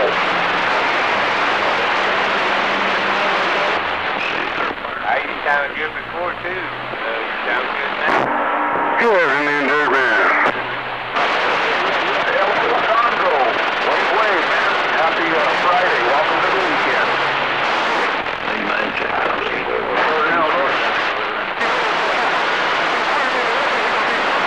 Afternoon, Dirtman. Good afternoon. That's the phone. It don't make a rat's ass. Yeah. There's worse places to go. Deal. I wasn't going to pay $30 for a box of, That's all we're doing is we're using a rat's ass, a 4x. It's just a 4 deal. Yeah, absolutely. So I just don't give a rat's ass what's in it. Somebody else did this, why they put it in there. I'm not going to go right now. Another fish supply up here. When I went to Walmart looking for home defense rounds, they didn't have anything. They had, I was looking for 45 auto, and they had regular, ballpoint, but nothing other than that. Any of that for handguns, but they do? Yeah, I mean, when somebody tried to give me a rat's ass, I've tried to buy handgun ammo in there, and they didn't have any. All they had was long gun. I haven't been in there to look in a long time. that's kind of funny, walk around with a pocket full of rat's ass. He's asking that air control. Look for, half a year ago. But I'm off the key for a minute, and that's Yeah, 10. Afternoon, Rips. Yeah, good afternoon, Gonzo. Welcome to your weekend. If somebody ever walked up and said, here, I'm going to give you this shit. Yeah, it started this morning, actually, because I don't know, I've been fighting this shit all week, but yeah, today it kicked my ass and I stayed home. Oh, man, sorry to hear that. Well, I hope you feel better soon. Like I just gave you shit, a handful of it.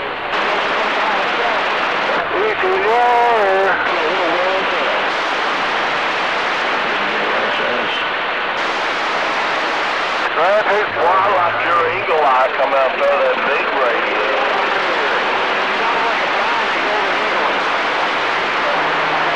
You ever see anybody really good with that flying purple well? Way for us, That means you'll be on a magic carpet, flew around the room and get a flying purple. Well, I thank you. I appreciate that. Magic carpet right there.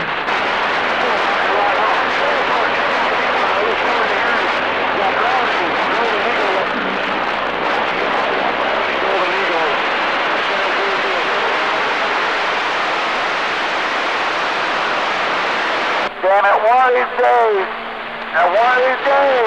they'll get me a big ass radio. Yeah, boy, what the happened?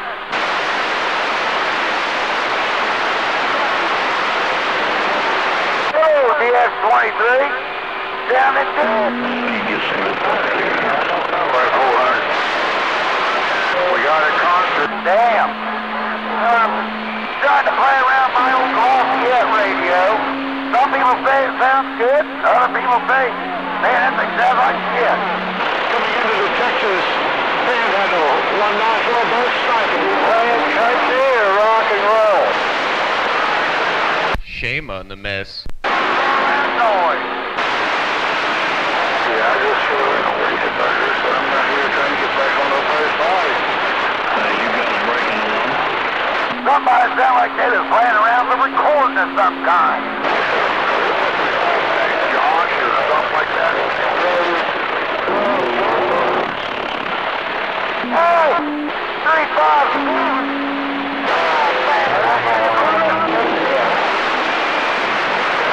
How about a DX land? 55, Southern Indiana. How about the DX land? 55, Southern Indiana. We all know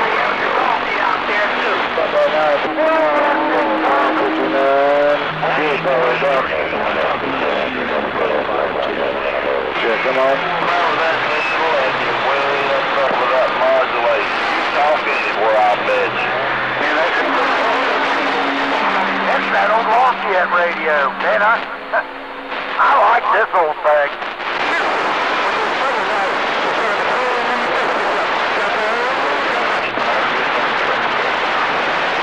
Who called you?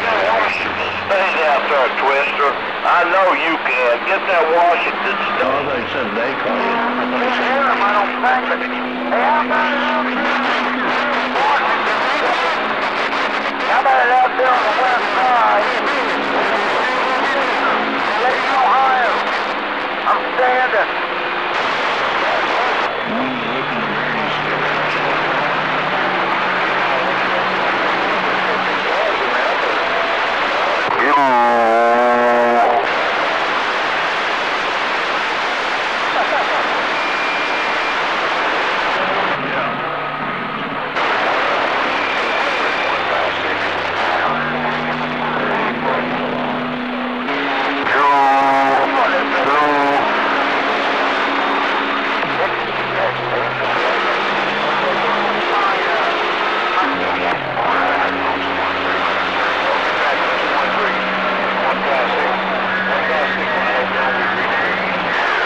Hey, if you got a smooth voice, you shouldn't use too much bass.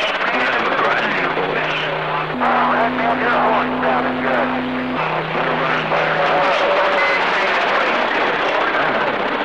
That's kind of a little bit gritty, but it's not bassy.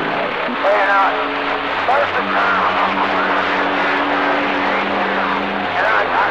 do about double what this can do. That one compared to what this can do, but I like playing this old radio. I like these old 70s model radios.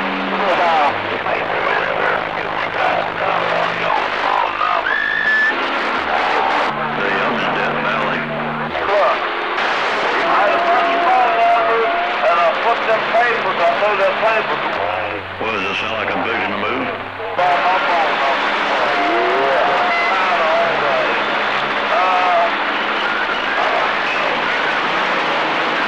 I'm just sitting over here by Furnace Creek. I've been trying to get up to my little call them phone numbers. Ain't that a mess? I got his number. I'll text him. And got his number. Thank you, and I'll be indebted to you, brother. I'm in Death Valley. It's only rock and roll, but we like it. Now fly a starship across the universe divide. Well, here we go. Let's take a trip and not even leave the farm. I'll fly a starship across the universe divide. You sounded a good chap. But did you want to John Greedo's the school ranch, and he was I'll find a place to rest my spirit if I can.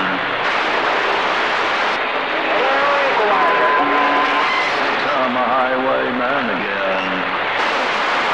How much you want there to get power supply? Oh, I'm standing by. Drop of rain, well, I guess but I will remain.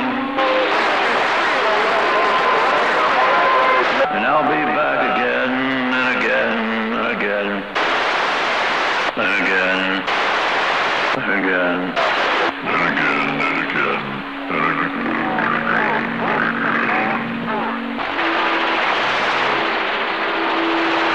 I cried a starship in Roswell, New Mexico. I sound like without any of that stuff. Well, there it is. There it is. Right. Hey, let's turn it all down, man. Check it out. I'm talking to you and Pro Box. So, let's put on the damn who you think it is? Hey, man, I'll walk the line.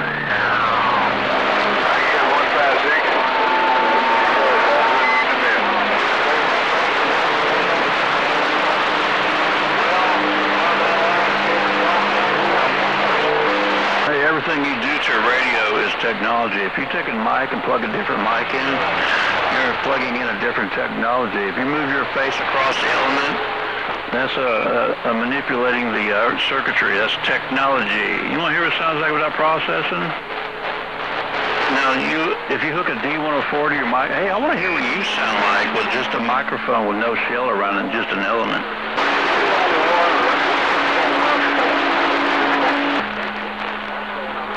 I can make a booger talk. Hey, this is a Uniden 510. I put a little cap mod right there, the input right there in front where the microphone hooks up to. Check that out. Doesn't that sound good? A Uniden Pro 510. That sound pretty good.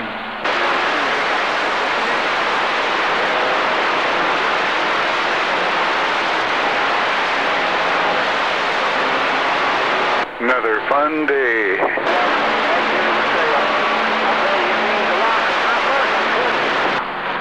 Hey, equalizer.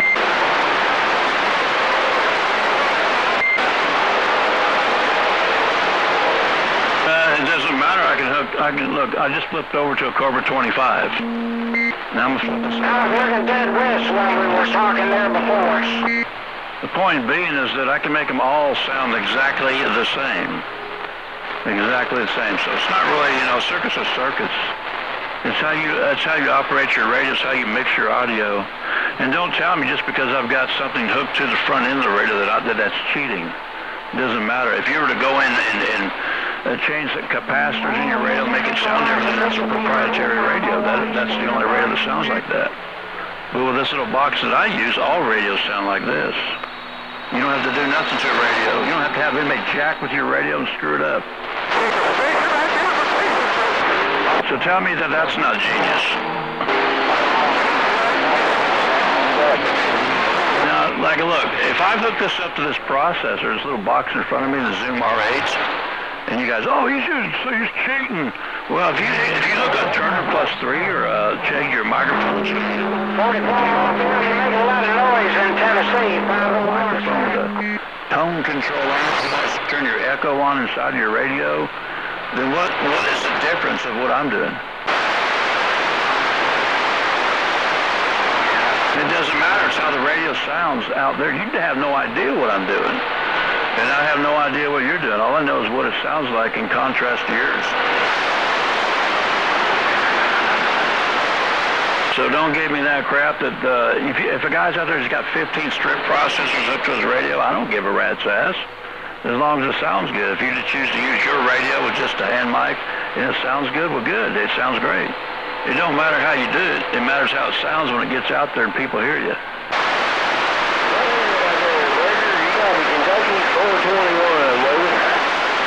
All right. That did make sense. Let me pat myself on my back.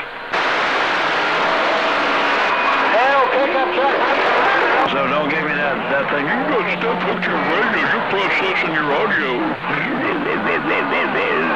Well, like I said, if you change from me, if you go from an RK56 to a coffin mic, you just processed your audio. All you did was plug some medicine and took it out and plugged everything in. Anyway, the old mad dog around Music City reading the mail. Now, you probably wouldn't know what to do with a limiter, an EQ, an exciter, or a few other things that's in one that's hooked up. You probably wouldn't know how to use those things and actually make them sound good. You probably couldn't even make cream of wheat on your stovetop. Nobody's as smart as you.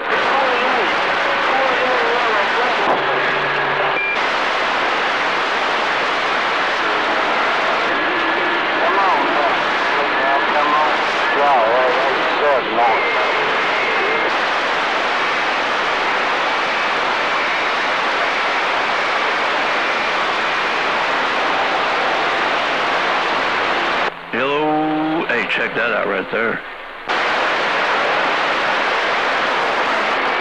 Well, is it about getting your radio to sound good and clean and clear? Is that what it's about, or is it about making it sound really bad?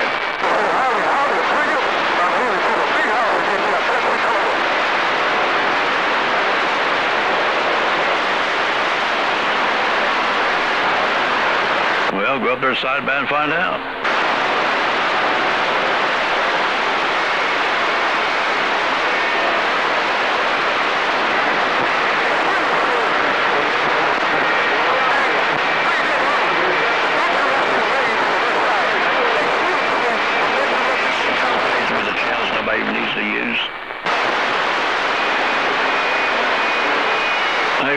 stay on the legal frequencies on this on 11 meters.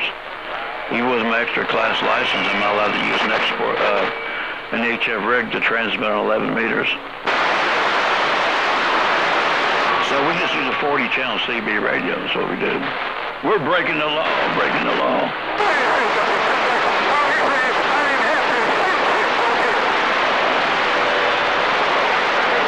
Everybody's breaking the law. If you're doing a watt over what's legal, or a few watts, whatever, you're breaking the law. You're not a law-abiding citizen if you're talking on CB radio with a kicker on it. You're the kind of guy that doesn't come to a complete stop at a red light.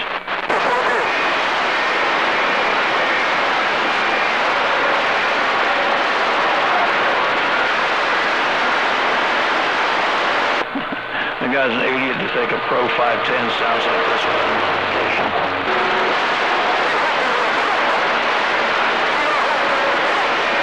That guy says, I told him I'm on a Uniden Pro 510. He goes, yeah, I had one of those too. They used to sound good, man. They sound really good. So you think this is actually a radio all by itself that sounds this good? There's no Pro 510 that sounds like this until you plug it into an R8.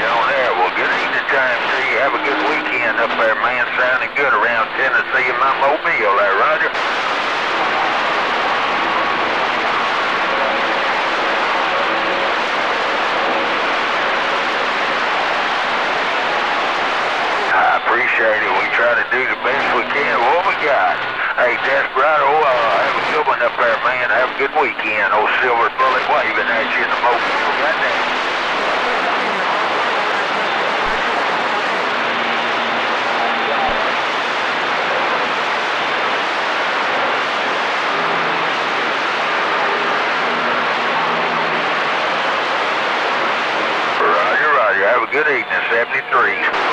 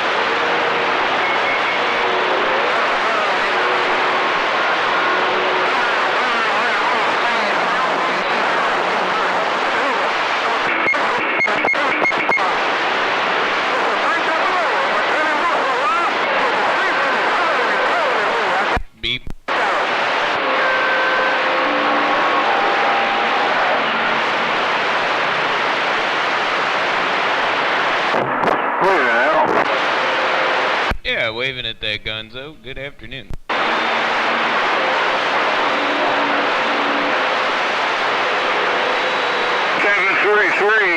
733 in the Bayou. Anybody got a copy on Louisiana? Come on.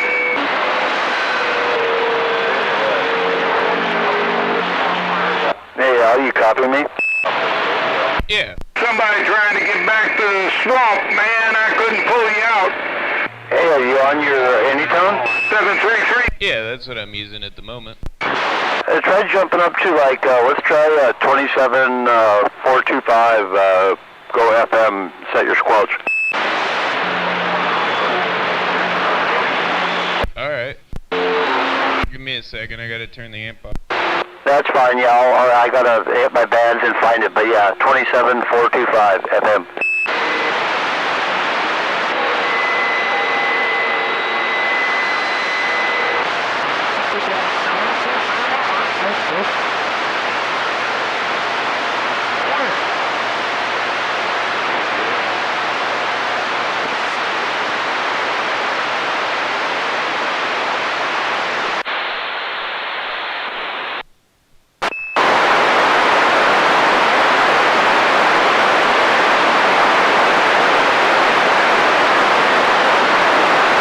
Yeah, test. Yeah. Yeah, I got you.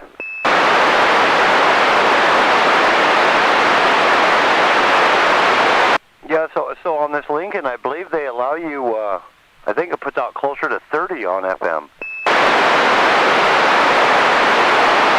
Yeah, I don't know what this one's putting out, but I know I can turn it up more than I'm supposed to be able to. Oh, yeah, too. I want to make sure, I wasn't going to hook a box up to this yet, but I think it's doing 10 on AM, and then FM is 30, so yeah.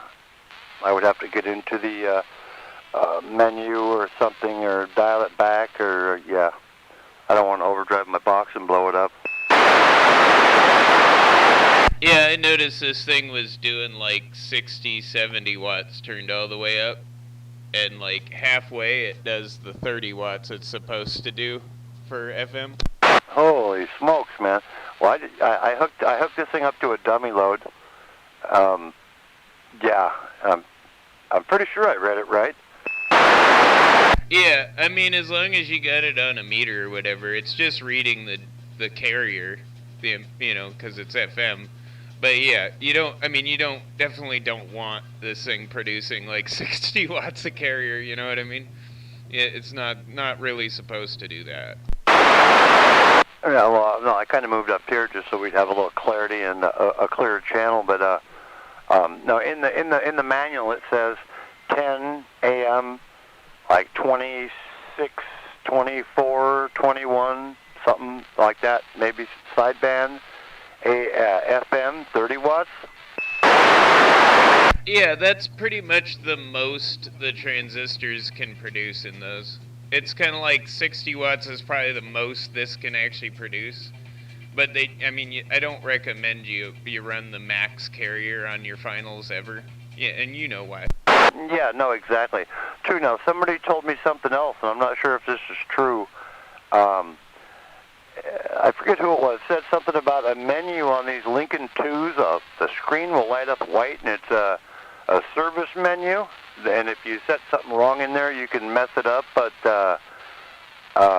can you turn the settings down in that mode? Oh, absolutely. It's like on those. I know on my Ronald, that's the only real president I have experience with that service menu. You can play with everything just about. Yes and no, it could really mess up the radio, but you can always get it back. It's just it's a TD because you can mess with the alignment and everything from in there. So you don't typically want to mess with that unless you have all the equipment hooked up to monitor that. Yeah, throw one spec off, hitting the wrong button on save, and yeah, no, I got you. It's kind of like messing with the FM deviation. You can clean that up if you got a good scope and everything like that, but you don't really want to mess with that unless you have it all hooked up to look something you can see what it's doing. Yeah, Roger. Another thing I wanted to mention to you, not to get off the subject here, but you remember I told you on channel 23 that you can hear that data being transferred? Oh, that's the hospital. It's one of the, well, I think it's both of them, actually. Because if you look at it on, like, a spectrum analyzer, there's two different carriers that are just slightly off frequency, but in frequency enough, you'll pick it up on AM. Yeah, well, guess what? I switched my mode. I never thought to do it. I switched over to FM. Yeah, one of those I was hearing was definitely an FM signal. Yeah, I don't know. Motor Mouth said one time it was like a security system or something, but I don't know. My guess is it's some sort of beacon. And if you go over by the Capitol Medical Center on the west side, or over by this hospital over here, you hear it a lot louder. So I know it's definitely coming from the hospitals. Well, I used to hear that a lot when I do a search, like on a scanner, search from this megahertz to this megahertz, and you get a lot of beacons and stuff like you're talking about. But I never knew of them transmitting or doing that on 27 megahertz. Yeah, it's one of the reasons I just don't use channel 23 around here. It sucks though, because I used to be able to talk when I was down in Tumwater. I didn't hear it so bad, so I could actually talk to the Centralia crew down there that run 23. But you can't do that anymore. It's just that bad over here. Well, there used to be a guy up there by Lions Park.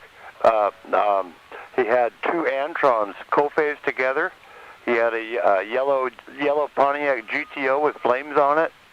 Had a DAC 10 hooked up to that. Where was this? Oh, over by Lions Park? I don't know that I've ever seen those antennas, but I know where that's at. Well, it was years ago, but his handle was Gorilla, and he drove a yellow GTO convertible with flames on it. He had those Antrons co-phased, matching lengths of coax. I had it hooked to a DAC 10 and I believe some kind of a box, and he was on there for years, and he ran 23. Yeah, I've heard of him. Zodiac's told me about him. I don't know if he's still around or not, but yeah, I've heard about him from CBers that have been out here that long. Yeah, so on this President Ronald, then is that like a President Richard? The Ronald? No, it's a little bit bigger than like a Pro 510, but it basically does everything the Richard does.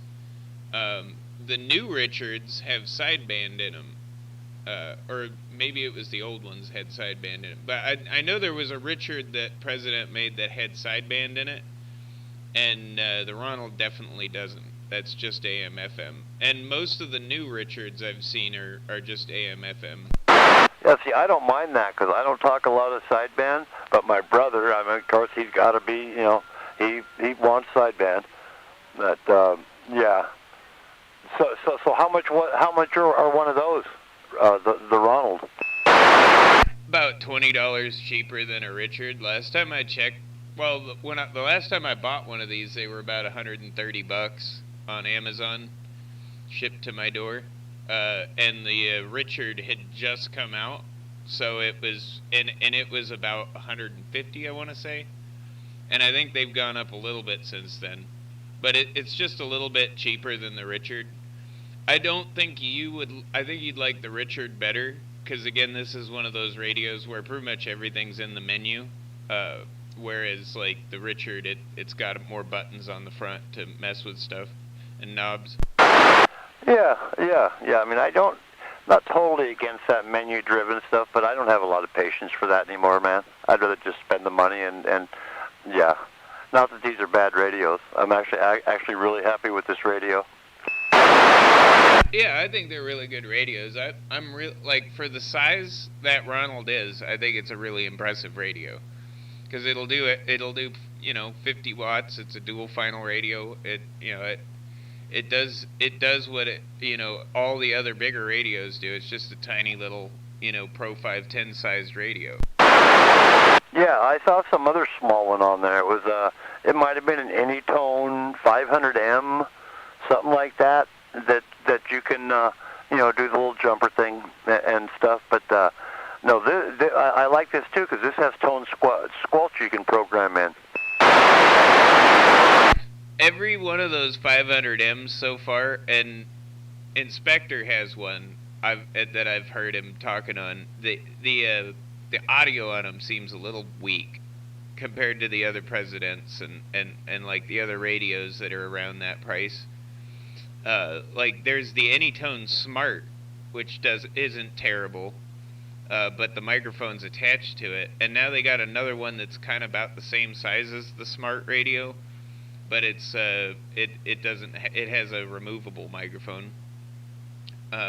But yeah, the 500M, that's the only thing that I've noticed that people have had a problem with is the audio is a little weak especially compared to the other Anytone radios. Yeah, good. Well, then I know which one to stay away from. But I was just looking at it for price-wise, and what coverage you can get, and it does have the FM because I like talking FM, man. Yeah, and I think it's just because there's a couple others in that size and price range that I think are probably just a bit better on the audio, especially now that the new president CBs that are out, they have FM in them now, and you can basically get a lot of those little radios with FM, so it's not really beneficial to go with the Anytone anymore, or like the export style radio like that. Yeah, what was I going to say? Oh yeah, I mean, just like we're talking right now. I mean, I could be sitting here, down on 805, and the next thing you know, you got, full skip, nice and clear. Of course, if you're trying to squelch up and you got some skip down at the bottom of your radio, you kind of got to come up a little high on your squelch. But no, dude, this. We should have had FM a long time ago. Yeah, I mean, I think they should have let us use it. I think people should have been using it a lot. It's one thing that's always kind of surprised me a little bit, and I said it before they allowed FM on the CB, was most people out here now run these export radios, and they have FM available to them. I don't know why they don't use it. I mean, it is, for local talking especially, it is way better. Oh, I know, and the thing, well, half of the people, I don't think, they don't have, those features. Some, most of the people that have money do, but some people don't, so they just stay on channel 17. Well, and I thought it was kind of weird that, like, all of these FM channels and groups on Facebook and stuff start coming out of the woodwork as soon as the FCC says they're going to let FM on CB. And they're all out of band, so they're all places that you have to have, like, a channel kit or an export radio to go. And they're all, it's one of those things where it's like you could have done this all along on the CB or any of these channels with the radios you already had. Why weren't you? Yeah, well, they didn't free us up any more channels. They just said, oh, here you can use FM. Well, FM, when you got 9 pounds of skip out there, is probably not going to be fun. I mean, as far as, like, talking back and forth going down the road for truck drivers and stuff like that, oversized load crews and whatnot, I think it'll be really effective because they can just squelch all that out, and they're talking to somebody that's probably less than a mile from them, so, they're hitting them with enough signal it doesn't matter. Yeah, it's going to get over the trash, but yeah, that's why, like when we talk, I like going off to somewhere where it's semi-clean, clear, and just set up on there. But see, like right now, my goal would be to turn my power down as far as I could go and see what you could still hear me with. I just like that the channel, your FM, your modulation goes as wide as you have it set, your deviation. So if it's, most of these radios are going to be fairly narrow banded, kind of like a ham radio when it comes to the FM signal. They're not going to be a wide band FM like you get, like your FM, stereo band and whatnot, your FM broadcast band. So there's really good channel rejection too. So like if more people were using it, even to shoot skip, like you'd have less people bleeding 5 frequencies over because you're not running that major audio. Oh, absolutely. We're running at 5 kC's deviation. Yeah, and your audio will not go either way any farther than that. Once it's set, it's set. With FM, it just doesn't go any farther than that. With the AM, you turn your mic gain up and everything like that, your audio gets wider. Yep. Yeah, amplitude modulation. But yeah, I agree, and you're right. There'd be no splatter, no this, that. Plus, you could set up. I could set this up right now, and we could be doing tone squelch, or I could back my RF power down and see, on an outdoor, or even this antenna when it's clear, and see what like a half a watt or a watt does.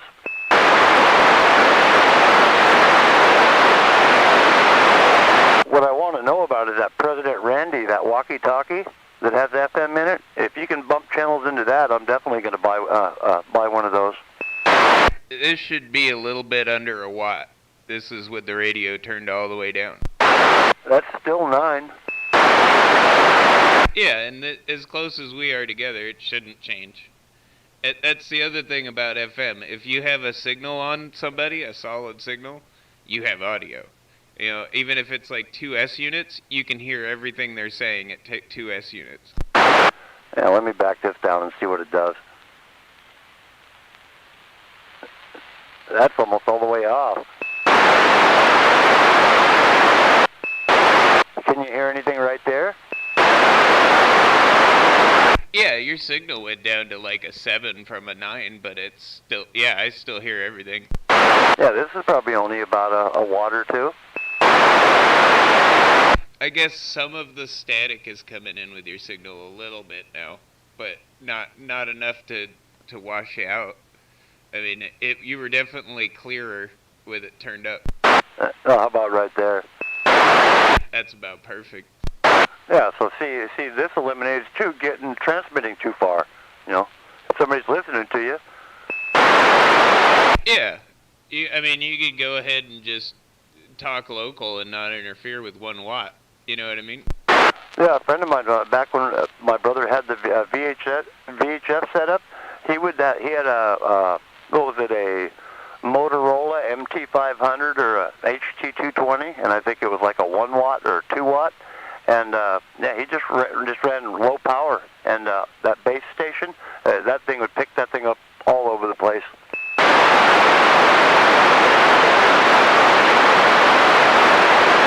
It was a fine-tuned Motorola Motrack in a big cabinet. A Motorola technician had it, tuned it, set it up. Heliax cable on it, a Phelps Dodge fiberglass Omni, bolted up to the chimney. Yeah.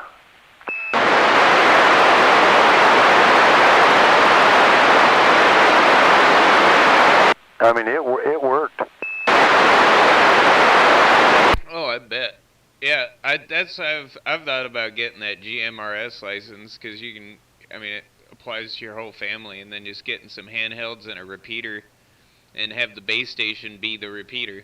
You know what I mean? So like, no matter where you are in town, it's getting repeated from the big antenna. Oh yeah, no, my brother, he had a buddy that was heavy into GMRS, and I think my brother did. But yeah, we had some repeaters we could bounce off. Yeah, I mean you have to have the license to buy the repeater and use it, but I mean you don't actually have to license the repeater, which is kind of the cool thing, because when it came to like 2 meter ham or 70 centimeters or something like 200 megahertz ham frequency, those repeaters, they have to have their own license. You got to get the so typically like a ham club has to put up the money to license it and then keep it licensed. Whereas at GMRS, you could just set up a repeater, and anyone with a GMRS license is licensed to use it. Oh, that's kind of cool. But didn't they had some like up on the different mountains, right? I mean, we call it community repeaters. They might. At this point, they might. I saw one that was a duplexed repeater. It was literally, it had a solar panel and everything. It was meant so that you could just set it up anywhere, portable, and then just pop it onto an antenna or something. I thought about getting something like that. I could just shove up a tree with an antenna. You know what I mean? Reduce the amount of coax going to it.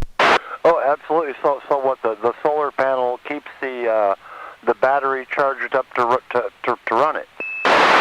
Yeah, it had like a little solar panel thing that mounted to the case, which was kind of like an OtterBox case, you know, like the big equipment cases, the big plastic ones. And inside that had the battery and everything all waterproofed up, and you could activate it and turn it on. If I felt like you could put something like that up in a fucking tree. You know what I mean? You know, you just need to get the solar panel some light. You know, my brother set up a private repeater. Yeah, it actually worked rather well, but something kind of like that. I've thought about doing it for CB just for fun, but it's very, very... That's one of the specific things that they list in the FCC handbook on the CB that you cannot do ever. What's that? Do a cross patch or something, or what? Duplex radios, or it is illegal to rebroadcast or repeat the CB signal. So like setting up a CB repeater is 100% against the rules. Oh yeah, Courage. My brother wanted to try that too, but it's just there's too much trash out there. Yeah, it'd be really difficult to do. You could do it, especially with on the keying side, if you used a tone squelch to key it, because most of these radios, these 10-meter export radios, have that in there for the 10-meter repeaters. But you know, I mean, you could do it that way where you key it with FM, and then you know, have it retransmit on AM.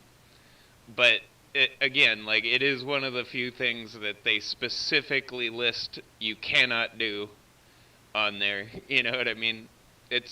I feel like they take that a little more seriously than like the wattage thing. Yeah, no, I know what I never read it, but I can believe that. You know, cross banding or rebroadcasting, something like that. Yeah. Putting it on YouTube's legal. That what everybody does now would put it up. That's legal, but you can't like rebroadcast it over any other means either. So like you're not allowed to like key the CB radio up over like a ham repeater or any of that. Like you're not supposed to do that. Yeah, Roger, we got some sidebanders on there. You want to bump up a channel? Oh, I don't care about that guy.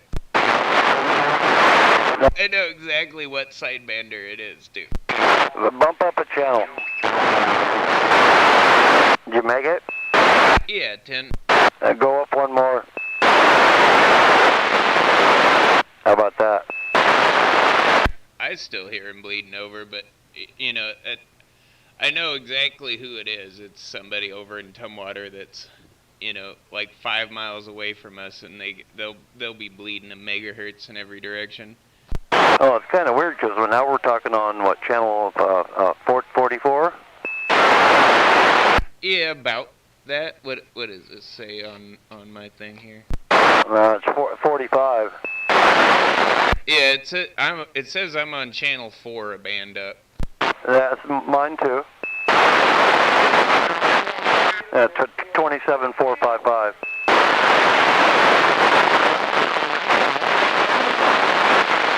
So, hey, dude.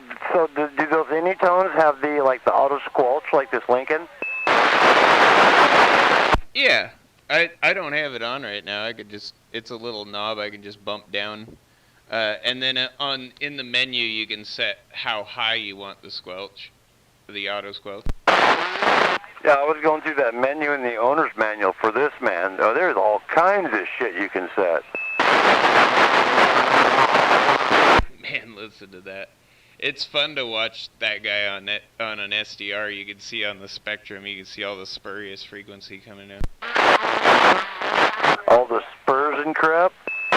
Yeah, you know, spurious carriers and frequency. You know, like I don't know. No, well, yeah, you have. You've looked at a SDR scope, so you know what I'm talking about. But you know how you can see the carriers? Well, you can see him transmitting on the frequency he is transmitting on, and then you see all these little squiggly carriers all the way across the band if you zoom out.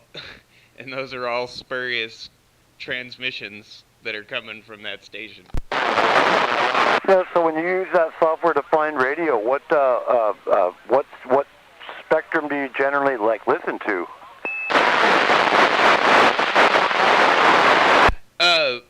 Well, the SDR, I mean, I'm mostly using it to listen to the CB, but like when you zoom out, you can see all the other frequencies and where people are transmitting, which is handy to that. So you can go, that way you can use the SDR to just kind of find where people are talking, and on what mode or whatever, sideband or, with sideband you can see it. It's on either side of their carrier is where they're at, lower or upper.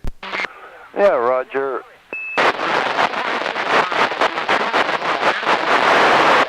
I just thought of something I was going to ask you, and now I can't think of it.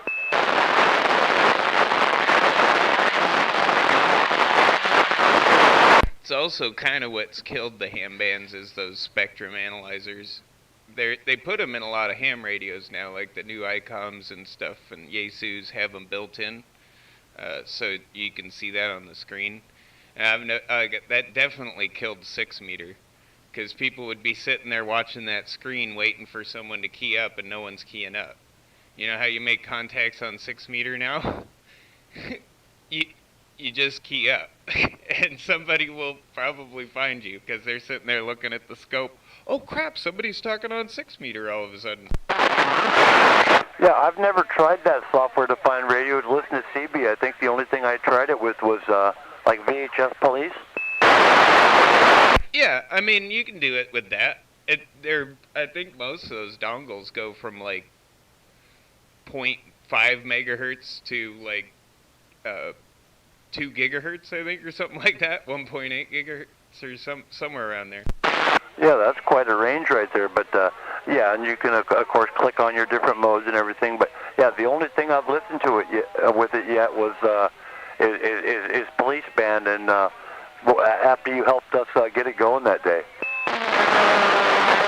Yeah, I've done a lot of stuff with those things. I got another one over here on my laptop. I got an antenna in the tree that I got 2 antennas up there for the ADSB stuff, so you can watch planes flying around.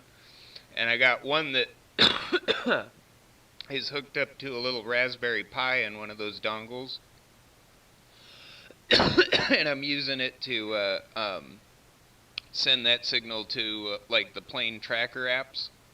And then I got another one plugged into the laptop. I can sit here and look at it live on the map, one of those little radar screens. Oh, that's pretty wild. Yeah, so you're using a little Raspberry Pi for that? I saw one of those one time, and it was like, what would that be practical for? But yeah, I get it. Yeah, those little Raspberry Pis are great. They're like a little mini. They're basically like a cell phone computer. Like the kind of computer that's in your smartphone. They're just meant for like Linux operating softwares and stuff like that. You can't really run Windows on them, but there's a lot of Linux software that you can run on them. And yeah, they're really good for something like that, like an ADSB feeder or something that like what I'm doing with YouTube and the CB, like a monitoring station or something like that. You could set that up to where it's just this little tiny computer streaming, That's actually kind of cool. So is that Linux? That's like Ubuntu? That's Linux, isn't it? That is an open source Linux, yeah, from South Africa. Okay, I'm just curious. I know basically what you're talking about there. Yeah, I think Linux-based stuff takes a lot less memory and peripherals to run it. Most of the Linux software I use is Debian-based like that. Ubuntu. It's a Debian-based Linux, and I used to use Gentoo Linux, which had its own code to it, but Debian is kind of what every other Linux software is basing Like Debian packaging is like the software packages are in the Debian code. So like any apps or anything that you install is going to be in a Debian package now for most Linuxes. Yeah, Roger. Yeah, I don't know. I forget the first time I'd seen it. It was like, see, guys, something. Well, it boots up to two different things. One is Linux, Ubuntu, or whatever like that. You know, that was the first time I had seen it. Yeah, I would say that probably K Ubuntu, which uses K desktop for the KDE desktop, which is like a like Windows, the user interface when Windows pops up with the start menu and everything. That's basically all KDE is the user interface. But that's probably the one I would recommend for most people that want to get into Linux, because the KDE is really resemblant of Windows and how it functions, so it's really easy for people to like kind of cross over.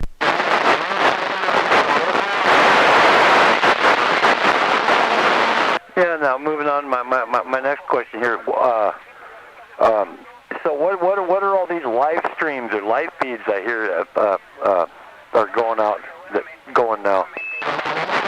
Well, 45 has one. I have one. I mean, it makes a great sandbag station for when I'm at work. I can just sit and listen to my radio at home through YouTube. But it's basically just live streaming over YouTube, this frequency in the radio. But I mean, it's handy for, especially if you want a radio check. You just go to like if you want to hear what you sound like way out in Eatonville at 45's place, you go to his gate on YouTube. Just 45. If you type in 45 kilo on YouTube, you'll find it.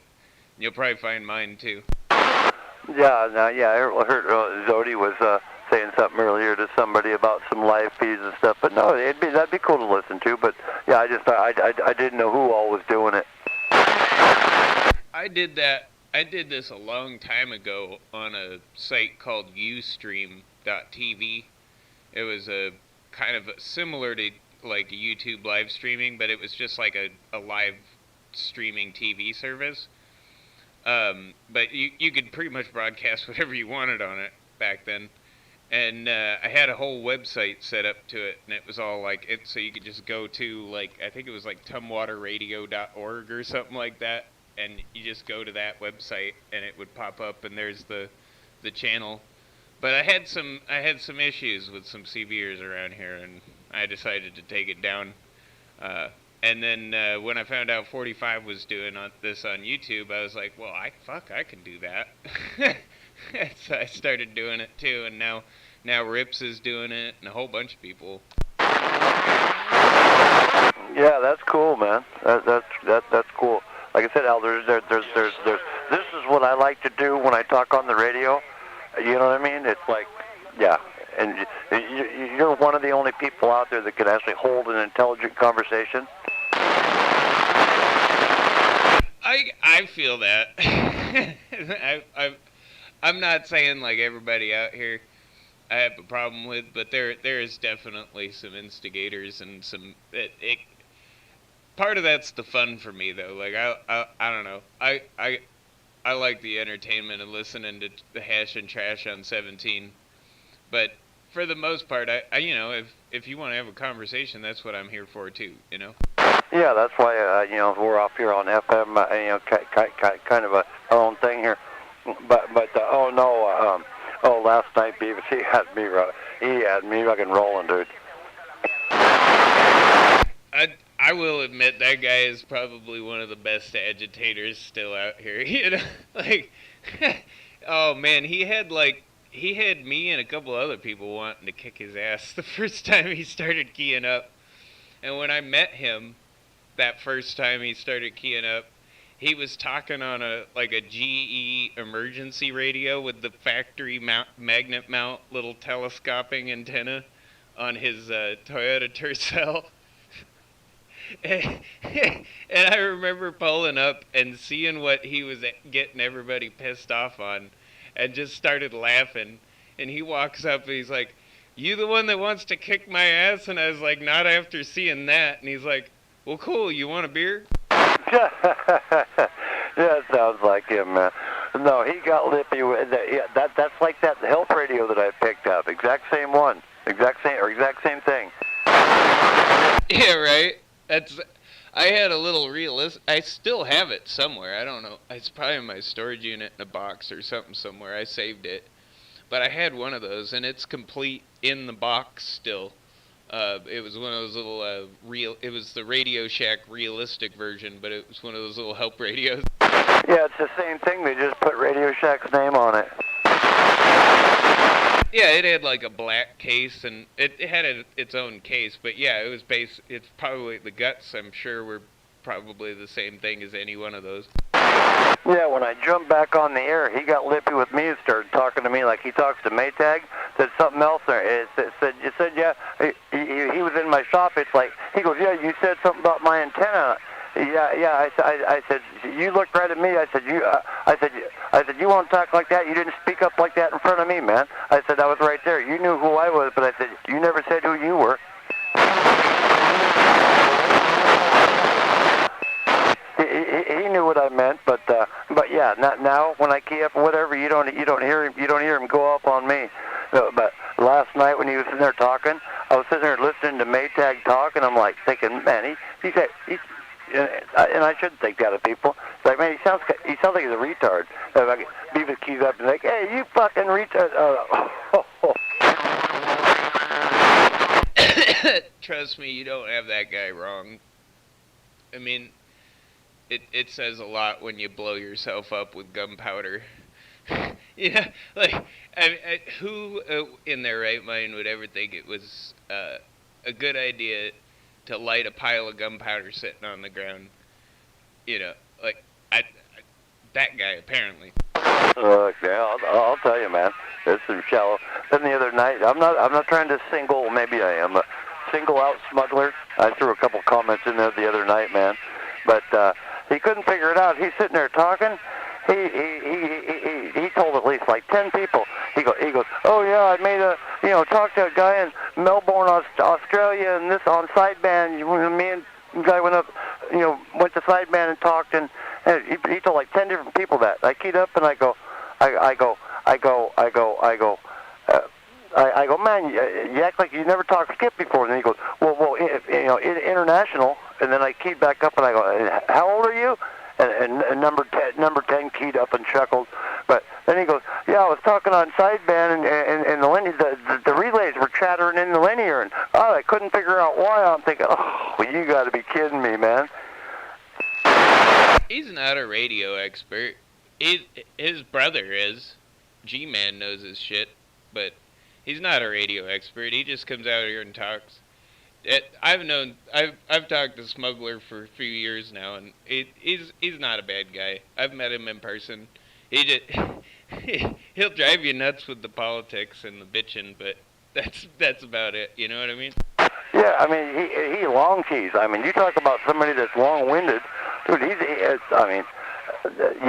think he's coming through people's phone lines and blanking out their TVs and stuff? Or I mean, he said the other night he was talking. He claimed 1,600 watts. Oh, he's way out in the middle of nowhere, though. Way out past McKenna. I doubt he's bleeding on anything. not way out there. And he's not even running the most power anybody's ran out here. I mean, that 1,600 watts isn't even as much as that thing can produce. He's kind of running it on low. Yeah, and I heard he's running it on 220, but what was it? Oh no, that thing. The reason the relays were chattering is because he didn't switch the SSB delay on. I mean, if it has one, and it might be a Class C bias, not an AB bias, so it's going to be a lot less sensitive. So the relay will be even more delayed. Yeah, I mean, it could have an auto SSB, but yeah, he's like, oh god, I couldn't figure out why the relay was chattering when we went to sideband. Yeah, that right there tells you something. The better sideband boxes are going to be AB bias too, instead of Class C, which is what a lot of those big, like Toshiba boxes and stuff, they were all Class C, bias. They're meant to throw a big fat carrier and stomp. But if you want something that's sensitive, that you don't need a lot of carrier in to get a lot out, then you go with the AB bias, and that's definitely better for sideband. Yeah, I agree with that, but the reason the reason the relays were chattering is because it's suppressed carrier, and I don't think he understood that part.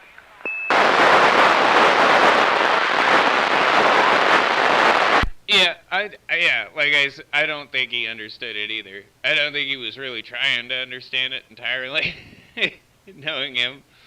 But yeah, he's not a radio expert. As far as I know, he has help getting it all set up, like a lot of people do. I mean, most of the people I've found out on the CB radio, they act like they know a lot about it, but what you find out is they basically know how to hook it up, tune an antenna, and make it work. But that's about it. They don't know how any of it works. They don't know how to pop it open and tweak it and tune it and make it sound better.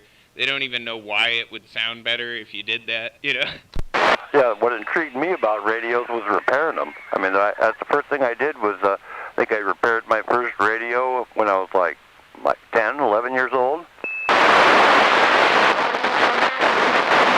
It was a cool radio, too. A 6247 pennies, upper-lower sideband, O2A radio.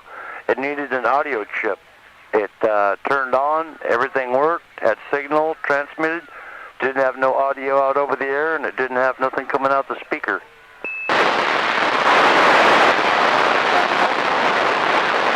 No, and I looked in a Radio Shack catalog, Toshiba TA7-205P, $16 at Radio Shack at South Sound. I went and got one.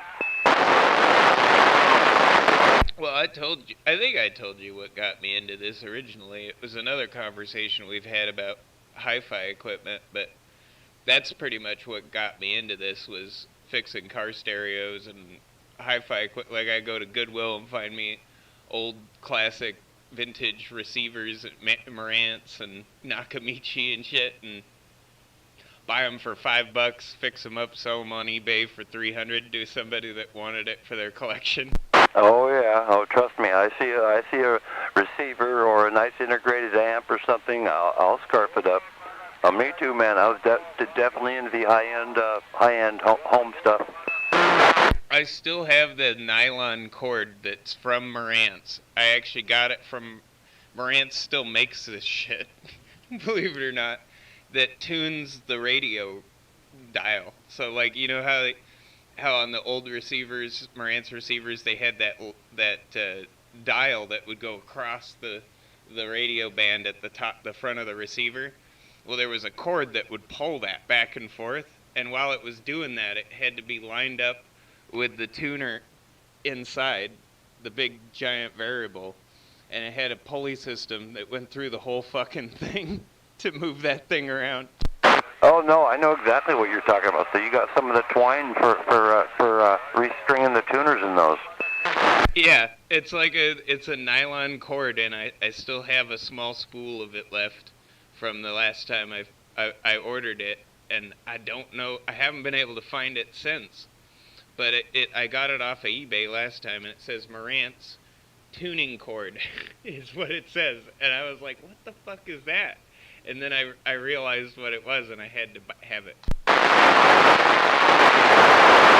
Yeah, that's probably hard to find stuff anymore. So there's one audio shop, I think I told you about this, that's in town now that's reconditioning vintage, real to me real audio equipment. I guess they're called sound audio repair. But yeah, have you ever seen a Sansui G9000 Pure Power in real life, or do you know what one of those are? I mean, I've seen a lot of Sansui equipment. I bet you if I look up a picture of it right now on Google, I can tell you whether I've seen that or not. Well, look at it close and make sure you punch in G9000 dB. The whole back is heatsink, and all your inputs and speakers are all on the sides, and the speaker jacks there or sockets, those will accept monster cable. That's rated at 175 watts per channel. That's a beast right there.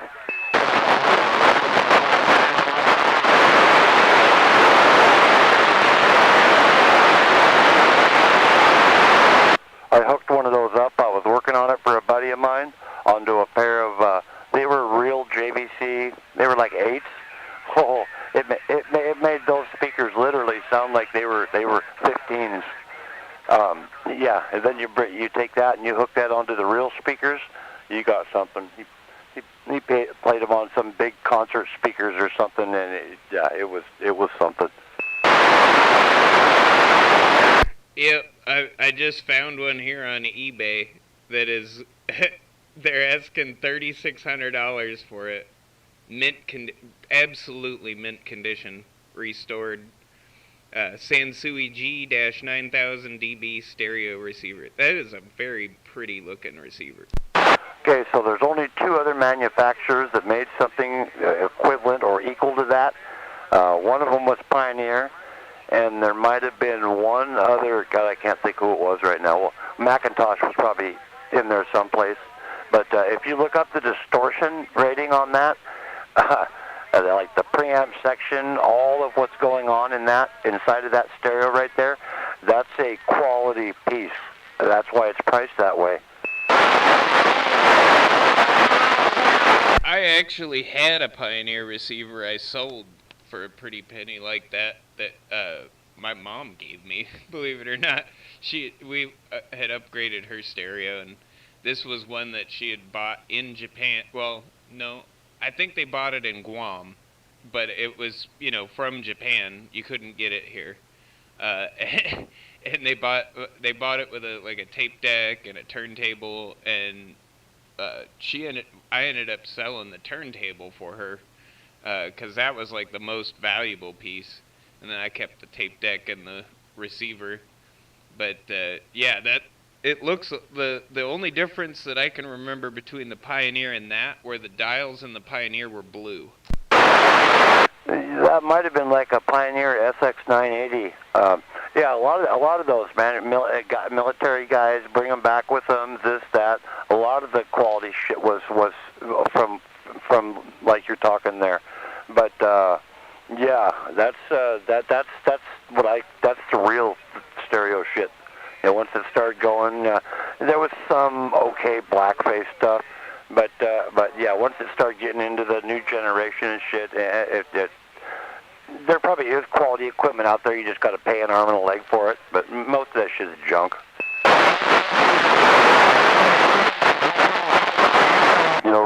Real new stereos, new stuff, plastic, made in China, on and on.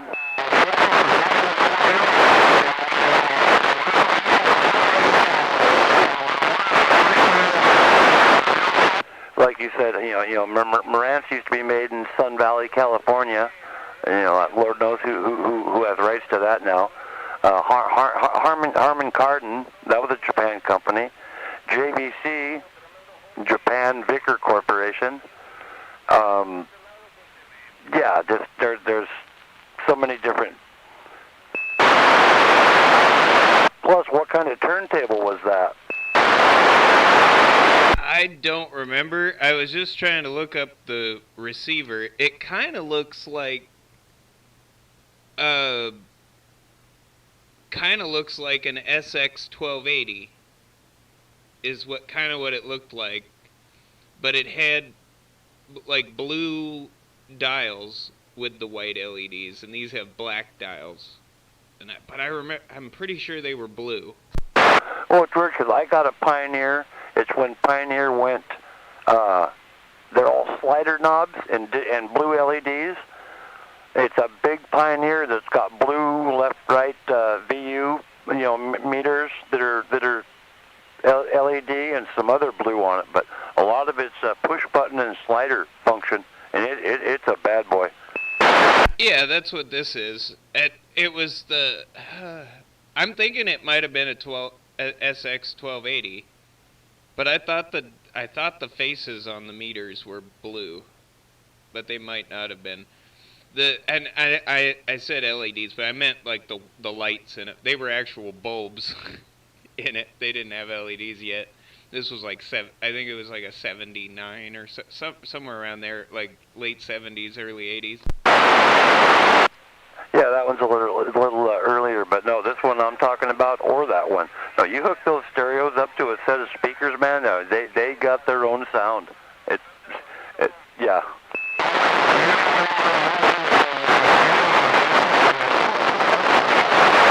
I mean, that Pioneer I got, you pull the lid off it, it's got a big round toroidal transformer in it, man. It's huge. Yeah, it runs a pair of speakers right nice.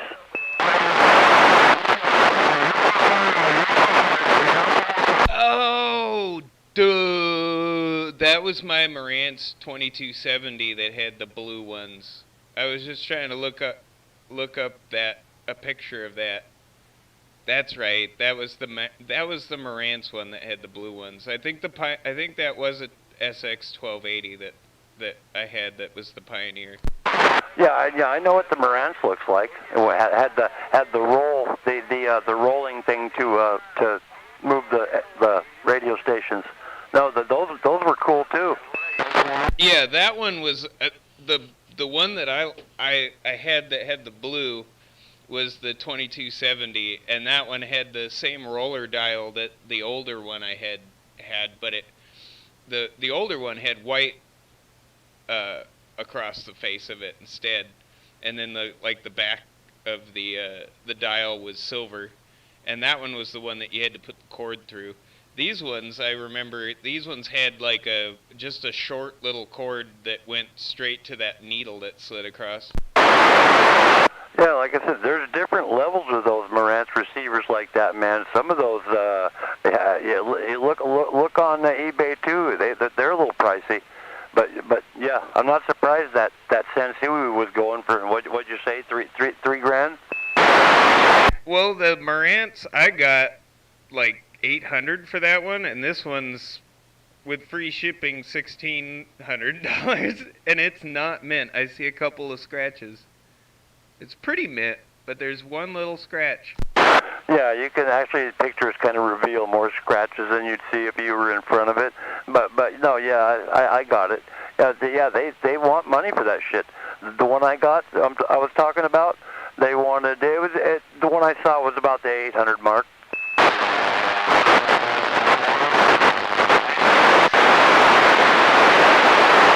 But I mean, you put it on a pair of speakers with some, some 15s, some decent speakers, put a CD player on it, and no phone or crap or whatever into it, and it sounds good.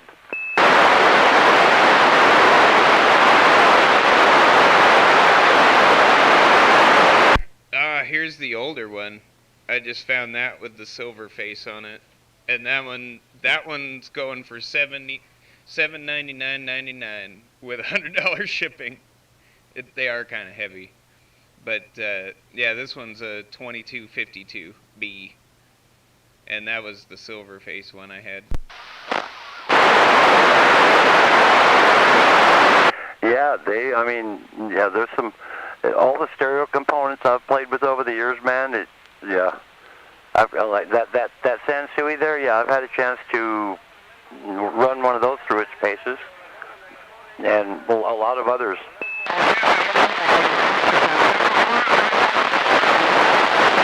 Oh, damn, here's a nice, like, 70s piece. It's a Marantz PM750 80-watt, a 4-channel amplifier for $350. No, now you got me curious. I got my phone right here. Well, some of those Marantz too, I've seen really nice preamps, and then they got the separate amp with the big square meters, blue lights, wood case. Now those are pretty sweet too. Yeah, this one has the particle board case that's pretty beat, but, I mean, it says it works. It would still sound badass even if it doesn't look good. Yeah, I told you about that. Did I tell you about that stereo collection that guy had in his basement? Yeah, we were talking about that, and there was a guy I knew that I did landscaping for that had a bunch of stuff like that in his basement like that, too. I remember we were talking about I think I brought up he had those Zenith sound tables or whatever. No, this stuff that guy had in that basement, man, this may well have been one of the nicest collaborations of stereo equipment I've ever seen in my life. Because, yeah, I've been to Hawthorne Stereo, man. I've played with Hafler, the biggest Sansui, Marantz, Carver, on and on and on. This stuff was sweet. You had a pair of those Magnapans in black, big tall ones. Oh, they were nice.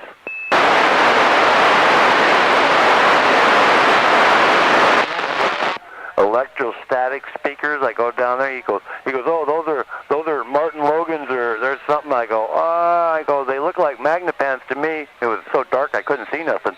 I go. You got a flashlight? He hands me his phone. I get down there. I'm like, Magnapan loudspeaker. It says, look, and you could see where it said like you could buy amp into them. Yeah, they were sweet. I mean, there was Celestion, there was Marantz, there was Sansui, there was Macintosh. There was a whole rack, like 6, 7 Marantz or Macintosh pieces. It was. I mean, his dad had an exquisite taste in stereo equipment and cars.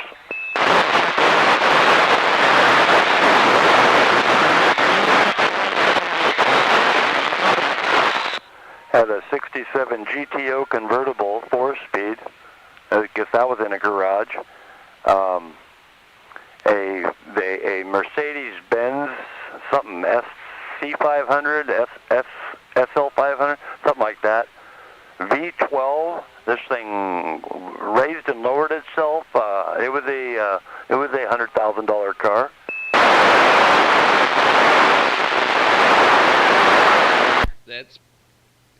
I can believe it. He brought it over. It's one of his sons. Couldn't really driving it. Brings it over. I'm like, holy shit! Where'd you get this? It's like, man, oh, check this out. It does this. It does that. It's like, man, dude, there's one of those. The top will fold down into the back. Yeah, like the hard top. Yeah, and then actually they have 3 Mercedes-Benz, but this one here. I mean, he opened up the hood. Of course, it's all covered in cowls and everything, but I saw dual throttle bodies. I was like, oh, throttle body on that side, throttle body on this. He goes, it's a V10 or a V12. I'm like, are you sure, dude? He's like, well, yeah, I think it's like this. I think the speedometer went to like, I don't know what it was, 170, 180. He gets in and starts it. He goes, yeah, look, you can set the thing for how you want it to corner, and he hit the button like this, and it dropped down. And I go, oh, it just dropped right down. Like, man, bro, he took off. He didn't smoke the tires or nothing, but he kind of took off quick like that. That car shot down around the corner, and he was gone. You know, the roof that Mercedes used for that, they used it for I think it was like the SLR and like pretty much all of their like several $100,000 sports cars. You know where they designed that roof? They designed it right here in the United States in Pennsylvania. Oh yeah, well there's a BMW that has that same style roof that folds down into. But yeah, I believe that.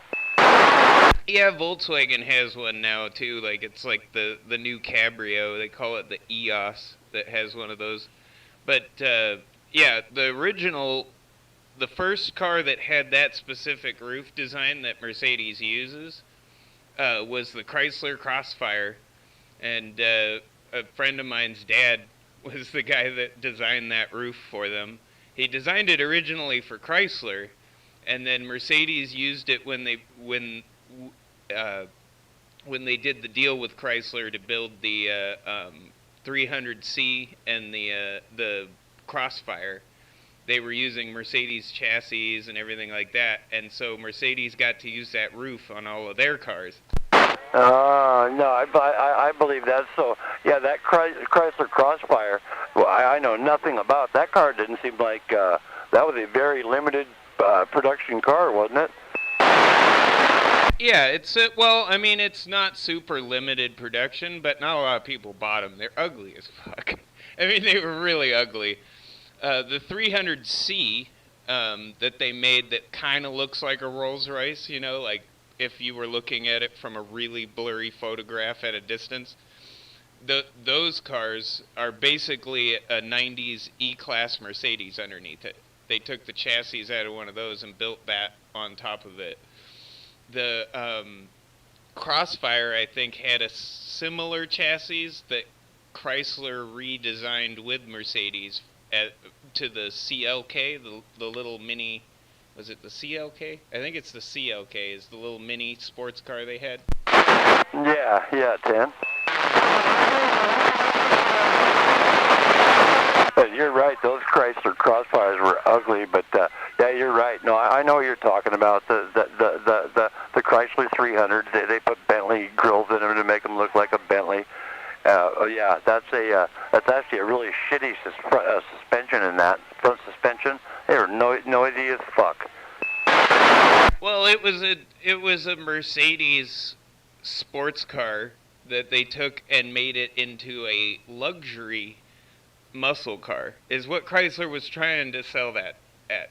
Like, it was a refined luxury muscle car, which it was none of those things. I mean, it was slightly more refined than like anything else they were making at the time, you know, when it comes to like the options it came with, but it was definitely not a luxury car because it wasn't very comfortable, and they didn't use a Mercedes luxury car to do it. And the whole refined thing was, well, they took a Mercedes design that worked and made it worse.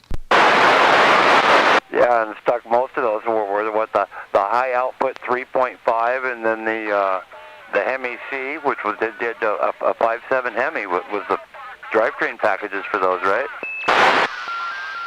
Yeah, but I will admit, like the 300C, on the other hand, when it came to German and American designing, is probably one of the best looking American cars they've produced. Like, it is a very good looking car.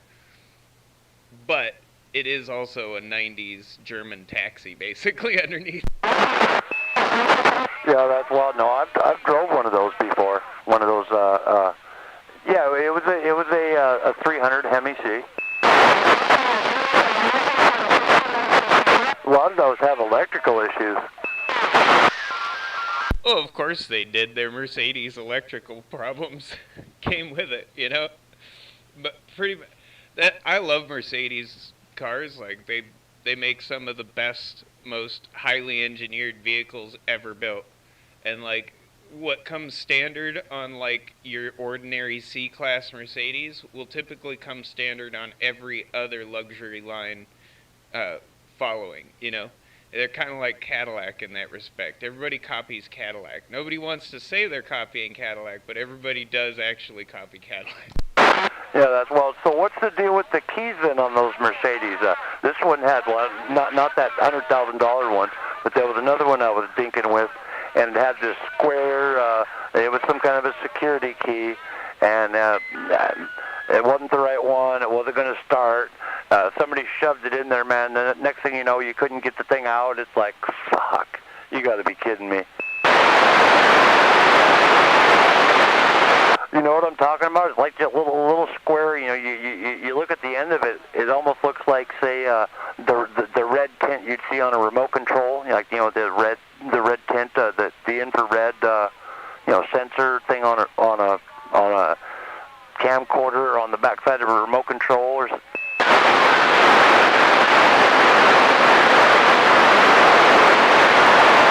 Yeah, Tim.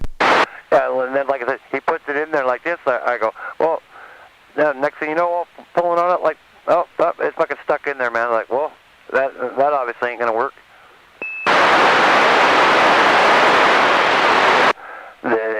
and I didn't even get to the point when, yeah, I wonder what that's going to cost to rekey, find out how to get, give them the VIN number. Yeah, I could see that being like a $400 key. Oh, easily. You know, depending on what kind of car it is, but probably, considering that what it probably was. But yeah, I don't know. I will say that, like, I love Cadillac and Mercedes design, but, you know, I would never. Those are probably the two last cars I would ever buy, personally. No, it was a Mercedes. Like I said, they have three of them. It wasn't that nice one. There's one that's the I'm not sure what model it is. It's one of those that's kind of like a Jag. It's kind of long in the front. It's got the convertible canvas top, silver black top. There's one of those, and I'm not sure what the one that the key got stuck in. But yeah, they're all three Mercedes. But yeah, then I started thinking about it. Yeah, I know what they did. They probably jammed the key from the other car in there, hoping that was going to start, and now it's stuck in there. And I'm done. I want no part of it. That's probably the case. I mean, I know Mercedes isn't like Toyota. They don't just have like 5 different key codes. You know what I mean? Yeah, but you know the car I'm talking about, the Mercedes. It's a little canvas top on it, or you can pull the canvas top, and there's a hard top that goes on. It was one of those. Yeah, there's a lot of different Mercedes that you can do that with. I mean, that is one thing with Mercedes is not just here, but like around the world. They had so many different types of, like, the same car that they offered. Yeah, that real nice one though. I was flabbergasted that the guy was even driving it. I was like, holy smokes, dude! This car was like over the top. And nowadays, Barabbas and AMG make their own versions of pretty much every Mercedes model now. Yeah, the AMG. Yeah, there's pretty much an AMG version of every Mercedes now. Like, even if some of them are only have like the suspension done up by AMG or the engine, that pretty much all of them have like an AMG model that they offer. Barabbas, they make tons of different models with the Barabbas label on it too. But Barabbas, I think, still does everything in-house. So those are probably coming from Barabbas. Wild. Yeah, I didn't know that. I didn't know that. But I mean, I'll drive around. I see, AMGs and stuff. But yeah, that part I didn't know. Yeah, those Barabbas smart cars. They have the little Barabbas edition. They put like a bunch of extra suspension and put more power to the motor. Those are actually built by Barabbas in Germany. Like every single one of them we got over here came on a boat from their in-house shop. Yeah, the guys and those guys that are importing cars over, right-hand drive cars. No, you can. I mean, they have them in the left-hand drive. And actually, everything in Germany is left-hand drive. They drive on the same side of the road we do. It's just like England and Japan, and I think there's a couple other Asian countries, and some of the old British colonies that still do, obviously. But yeah, that Germany drives on the same side of the road we do. No, I'm saying I know some people that were you said cars on a boat. I know some people that were bringing some cars, importing them over from Japan. Yeah, that's the cool thing too. Is they like a lot of. I mean, they're garbage. Don't get me wrong. Like, I would never buy one. They are a cool car, but they're garbage cars. You blow them up every time. Not very reliable. But those Skylines that was the big thing. Is they've become 30 years old now, so you can import them from Japan. That was the whole deal why you couldn't get any of the cool stuff that the Japanese car manufacturers were making, is because of that 30-year rule. Well, now all that stuff's getting 30 years old, you can buy it. Yeah, well, they brought over some Skylines, Suzuki Cappuccino, Toyota Soar, Toyota GT4, I believe, I think a Toyota Seltzer, something like that. Weird, obscure cars. Yeah, there's a lot of those importers popping up. I bought my rally car back in the day, my Mazda 323 GTAE, 5-lug all-wheel drive version of the 323. I mean, it was called a Familia over there, but it was basically like a 90s Mazda 323. But I bought my rally car from one of those up in BC where you could get it, and I could import it from Canada, but I couldn't import it from Japan for some fucking reason. So, like, I had to go up to Canada to get it. But yeah, that one was fun, and I ended up converting it from the right-hand drive and just put, like, the North American model dashboard and everything in it. Yeah, you told me about that car. Yeah, that's wild. I didn't even know they made an all-wheel drive version of that. Yeah, that one was all-wheel drive. It had limited slip front and rear from the factory in both differentials. But the most of them had a center locking differential system that just made them four-wheel drive.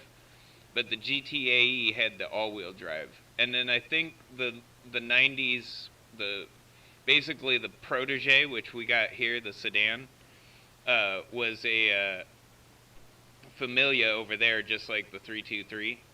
But the sedan version got the GTX, and that one was,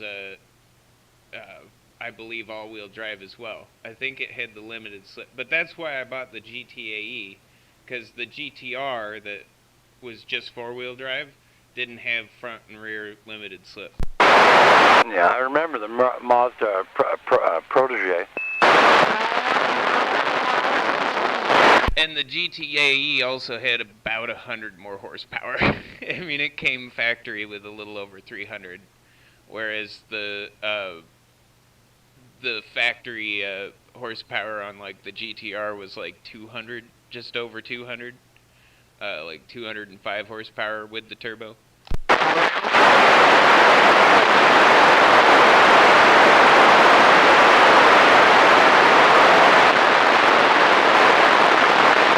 But I think that's cool as shit. That cappuccino you mentioned, I've seen a couple of those around town with the little turbo motor in it, and that thing I mean, I've always been a fan of the MX-5, but that is way cooler because it's so tiny. I drove one of those, man. One of the ones they imported over. It was real deep blue, had the kind of a tall ducktail spoiler on the back. Looked cool as shit on it. I went online looking at those cars, and he said that spoiler was kind of rare to find on there.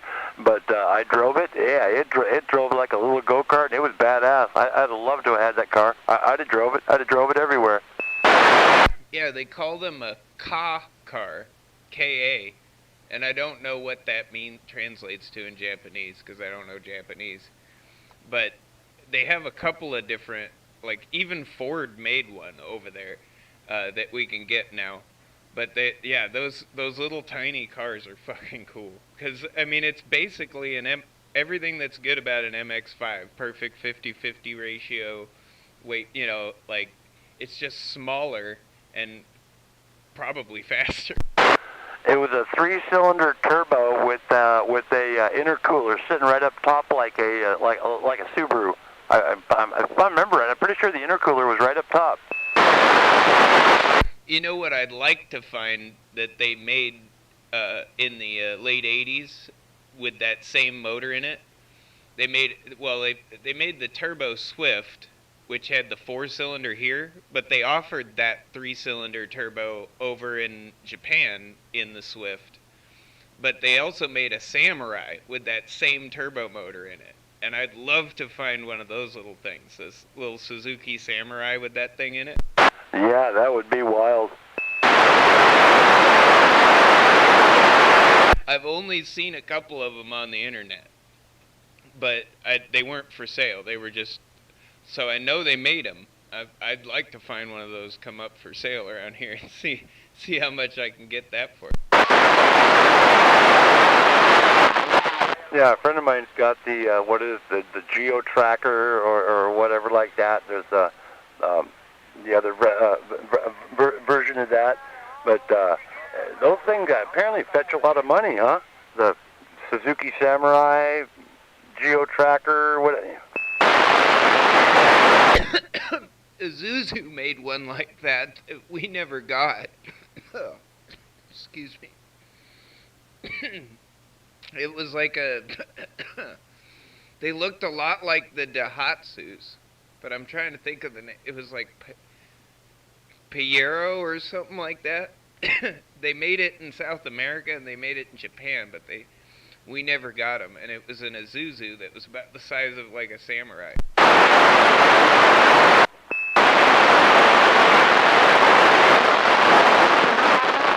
But it looked like one of those Daihatsus or like a Dodge, like the Dodge Raider or the Mitsubishi Montero, I think it was.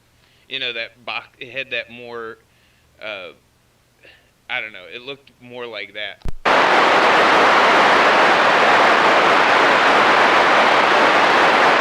Yeah, I moved. Am I still coming in? Yeah, that thing sounds fine. I haven't lost signal on you yet. I gotta run in the store for a minute, bro. Yeah, I think I'm gonna go get a cup of coffee. I'm gonna go back down to 17 and sandbag there for a little bit. It's good talking to you, though. Yeah, definitely good talking with you, Al, man. You have a good one, bro. I got you there, Al. Yeah, definitely good talking with you. I wasn't sure if you heard me or not. I was kind of pulling under the gas pump thing. But yeah, good talking with you, and we'll be up on the other one. Or down on the other one. Yeah, 10. Yeah, I've had you at 9S units the whole time, so yeah, I haven't lost you at all. All right, man. Peace out, bro. I'm going in. I'm at the new 7-Eleven there at Slater Kenny. But all right.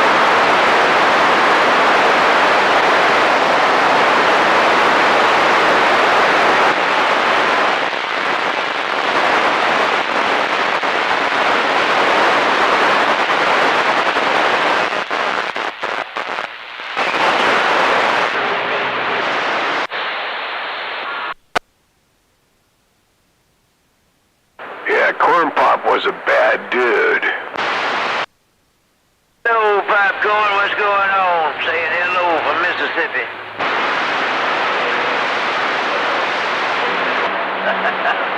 Corn Pop? Come on back, Popcorn. I'll be a lot of Channel 20 there. Have a good day. We catch you later now. About 6 in Mississippi. Come on.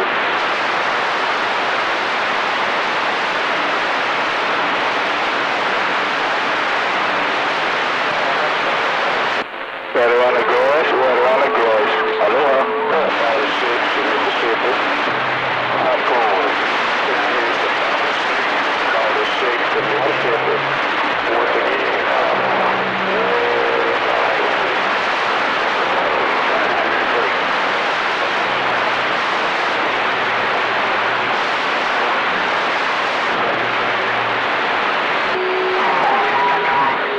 Hello, Scooby-Doo. I got the popcorn. Aloha. It's about 6 to Mississippi. Popcorn. About 6 to Mississippi. Come on.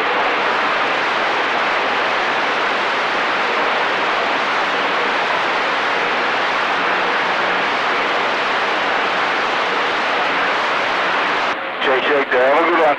You're looking good right around Central Cal, right around the grass there. Right around the Central Cal. 40, number 40.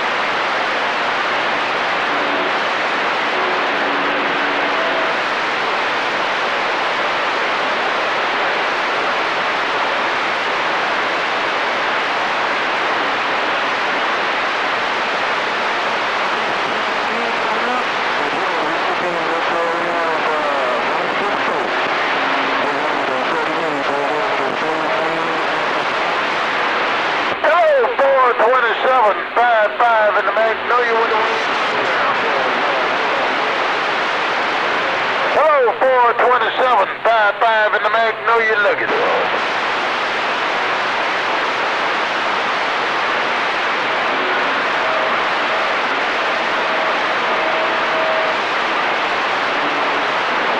Scooby-Doo, 55 in the Magnolia with the wave.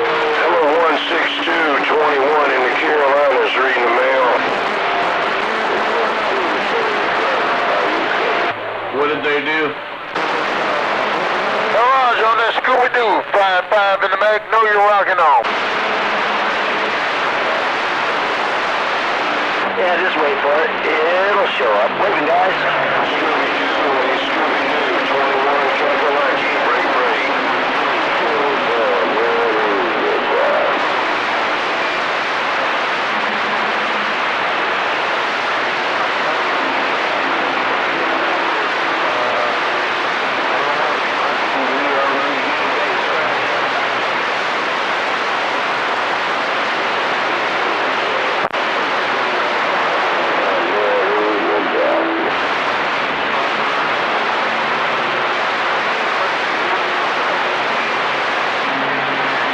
Got better over here.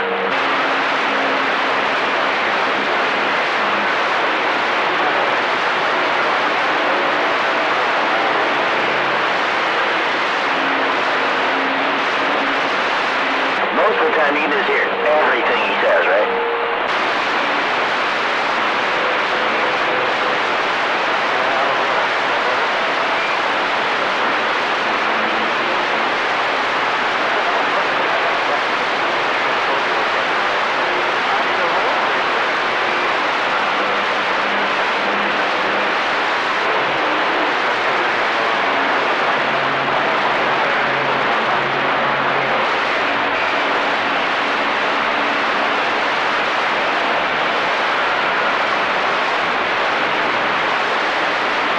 Waving back, 727.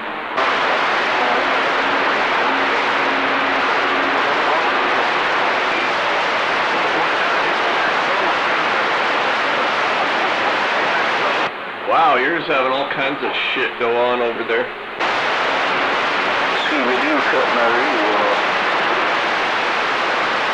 T-Town got down. The Compton Files on Channel 17. Range Runner Trailer Park. What's going on, my brother? Happy Friday. I was just kind of taking a little nap, and it's almost time to watch a game. Is the Oregon game on tonight? Yeah, the Husky game. Yep. Yeah, I mean the Husky game, sorry. Let's stay undefeated, please. Yes. We'll see.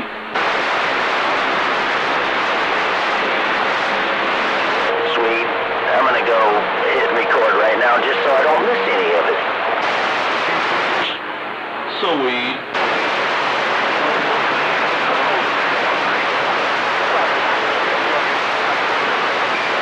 I thought we were 12-0. Alright, fuck.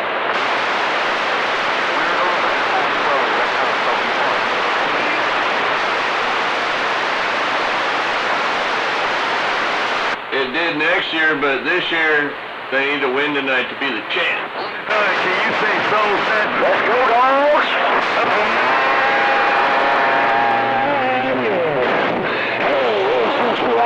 Out near the mini bars looking for conditions.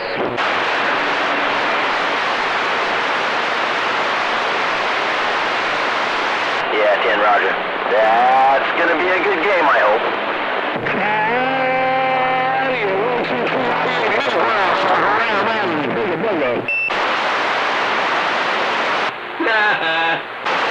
That was a train wreck. They ain't got no conditions, man.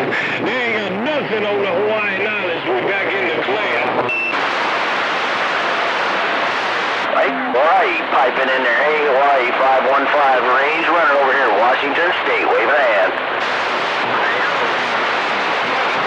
Washington State, you showing up in Hawaii, brother. Oh, Oh, yeah, you're catching a wave over there, and you're hitting Washington. How about it? 515 over here, set.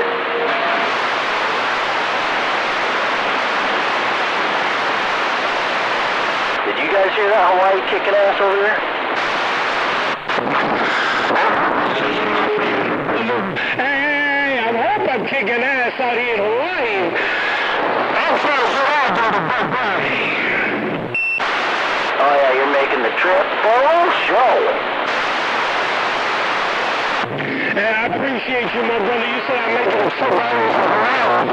You said I'm making a trip all the way from Hawaii, man. I appreciate that, my brother. Dedication 28. But you got to have that family triple fine day, man. No doubt about it. Your Big Island crazy train, your 600 that put me out here in Hawaii.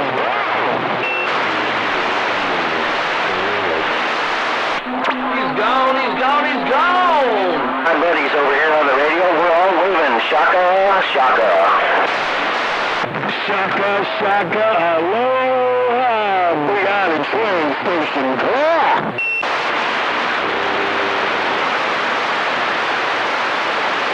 You big strapper range runner, talking other states.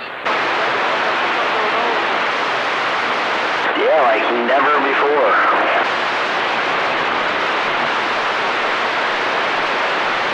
We're going up around the grass.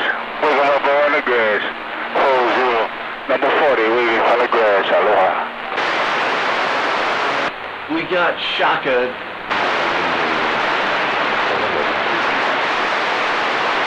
Yeah, number 40 over there on the island, over there in Hawaii. Shaka wave from Washington.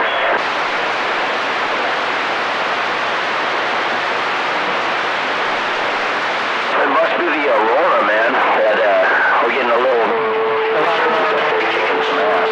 269 and the bayou is trying break.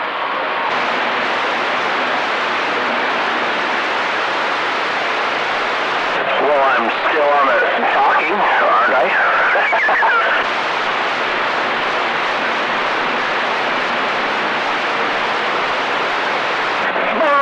Right on the head.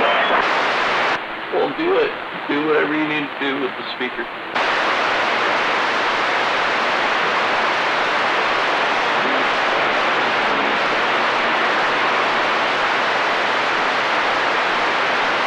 I call them bitch beers, but yeah.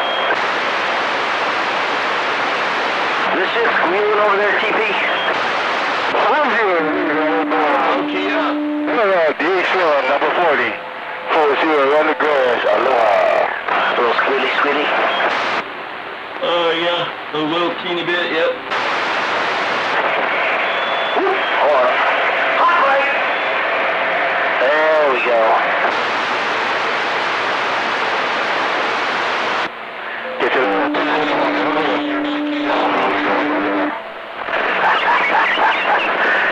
Oh, I fixed it.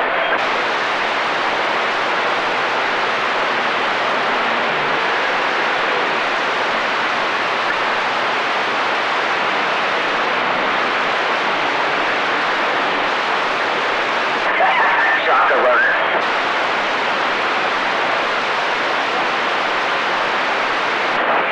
Oh, Jesus. Here he goes. Is that Cappy? Who was that? I hear you.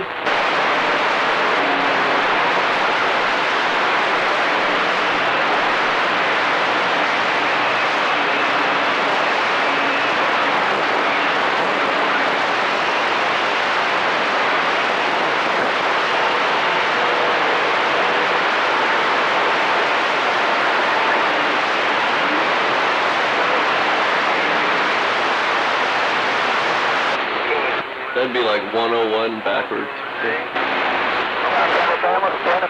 Delta 26, Why are you standing by, Alabama? Why don't you talk?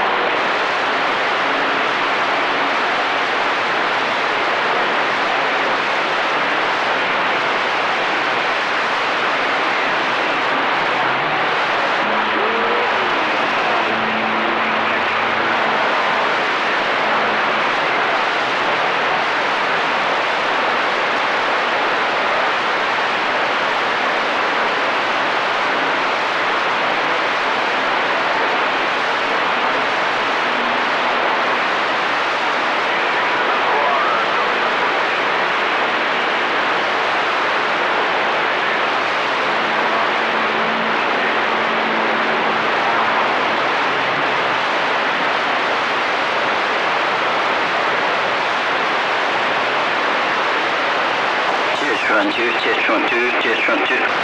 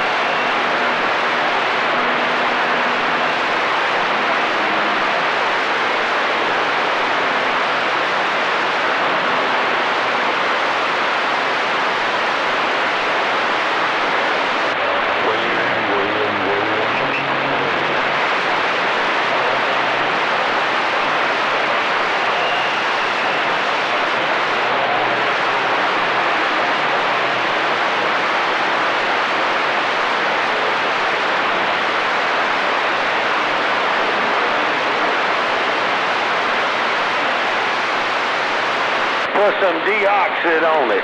Put some deoxide on it. It'll get it right.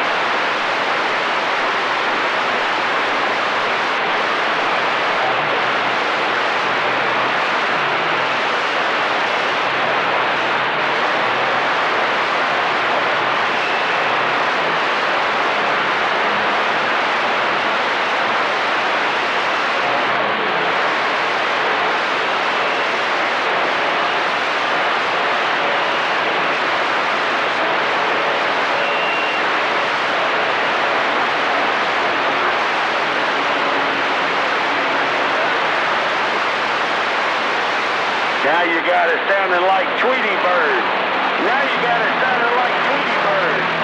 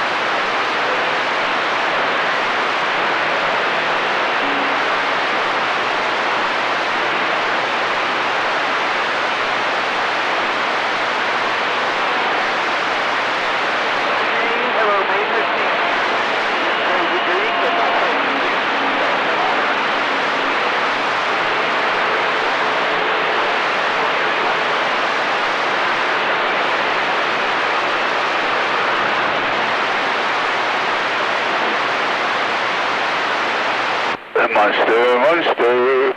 Aloha.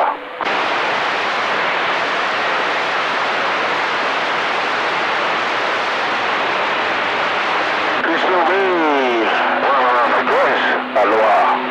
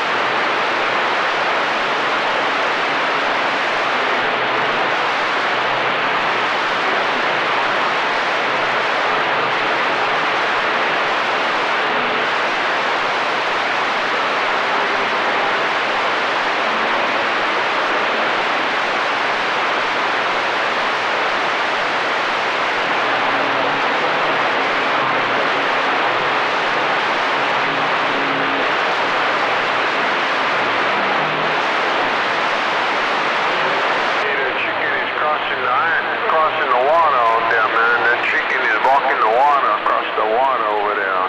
Delta 26 Honolulu, bye bye bye.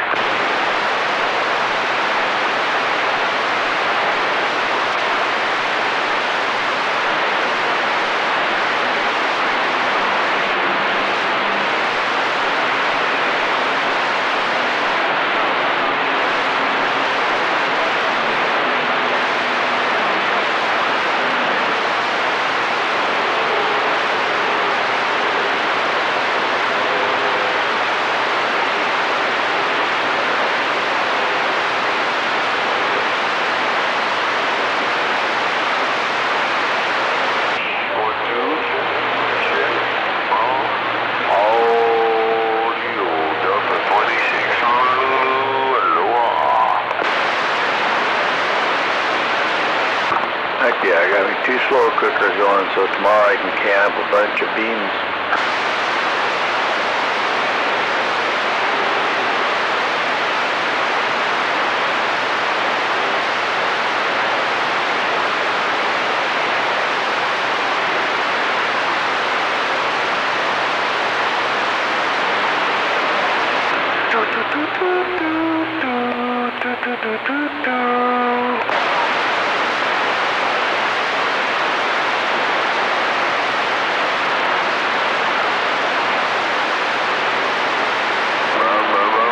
Delta 26 Honolulu, Delta 26 Honolulu, Hawaii, aloha.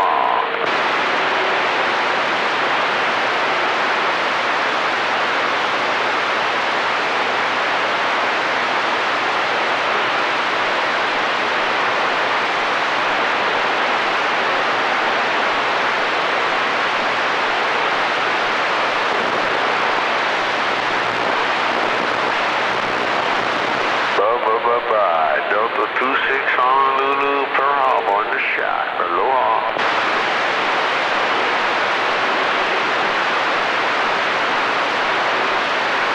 Roger, speed side. Delta 26 Honolulu, Pearl Harbor on the shot. Aloha.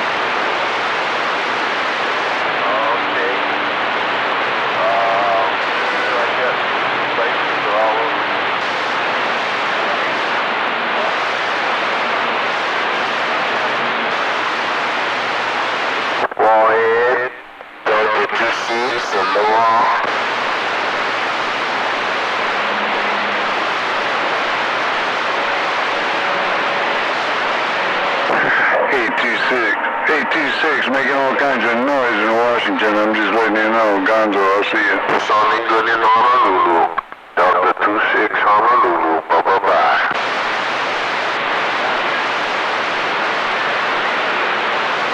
826 in Honolulu. Gonzo in the corner, we're waving. Right there, man. You're doing your thing over there, man. You're shaking them up in Honolulu. Delta 26.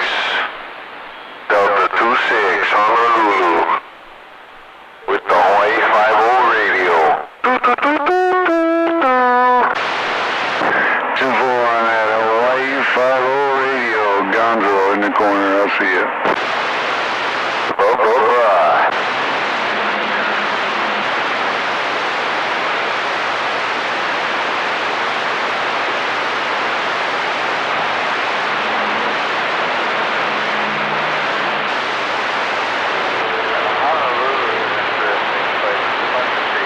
Oh, it's a train wreck. It's a train wreck. It's a train wreck.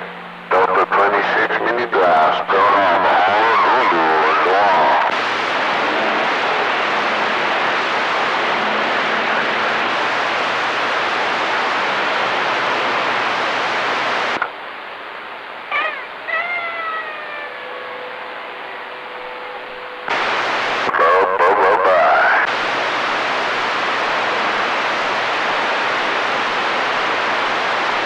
Who's that over in Honolulu? 515 Washington State, waving a hand, shotgun wave. 151, 155. Want something out there? You guys sounding good, man. Washington State. Washington State. Delta 26 Honolulu. Aloha. Hey, Delta 26, 515, range runner, Washington State, waving.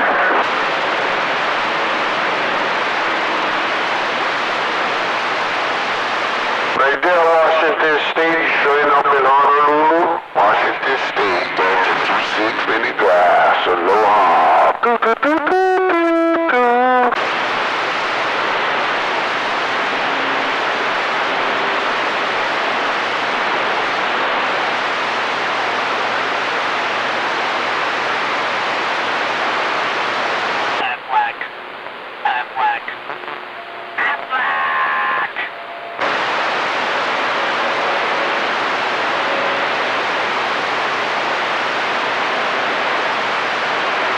Body number 6, copy.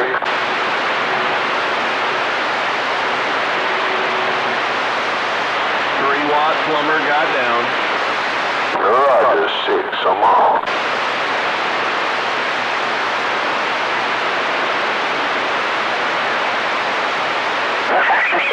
I didn't hear the 3-watt plumber, but I'd like to.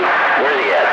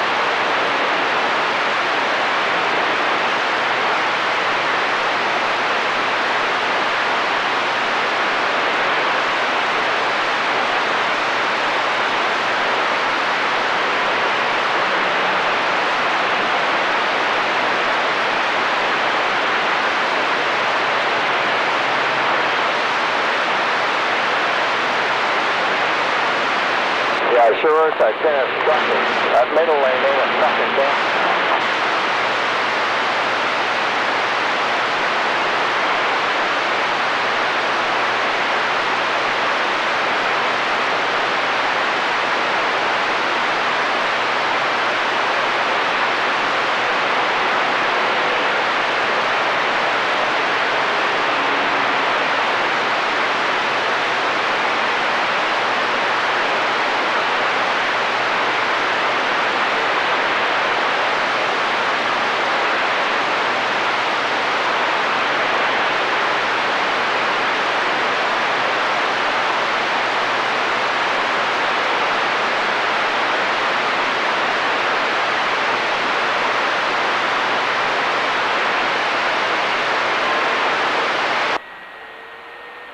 Man, I hear that rain pitter-patting on my roof now.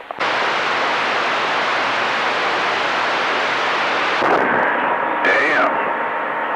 Shit happens slower in the swamp. Are we ready for it?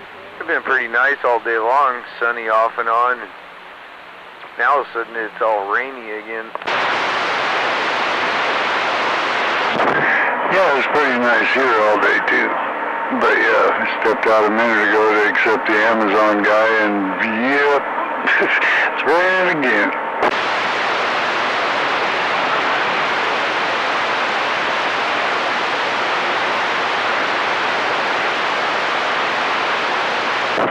At least it's not white. Yeah, I don't like that stuff. Well, I'm looking forward to it. I'm looking forward to it. Because my Blazer, yeah, last year it was, the nose was off, yeah. So this will be its introduction to the snow this year. Oh man, you got that whole front end put together, back together, that's right. And it still pulls my stepson twice last year, indisposed as it was, but yeah, it got some labor done last year.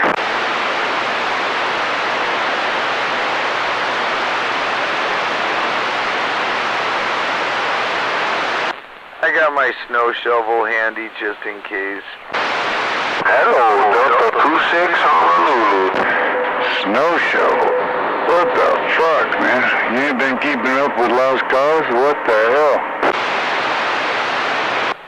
Oh, I can't afford to keep up with anybody. I got a snow shovel.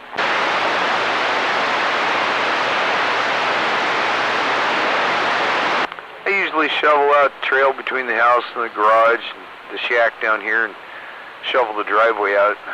Some years, if I'm real ambitious, hell, I'll shovel all the way down the corner by the mailbox, clear the intersection. Oh gosh. Oh gosh. Aloha. Well, too much coffee, bro.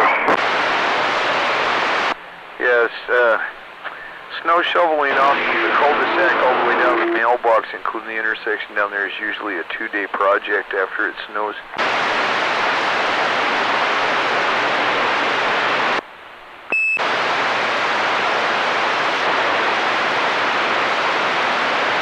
If I'm lucky, I get it all scraped off the side of the road before it turns into an ice ball, and then you can't scrape it loose from the road very easily.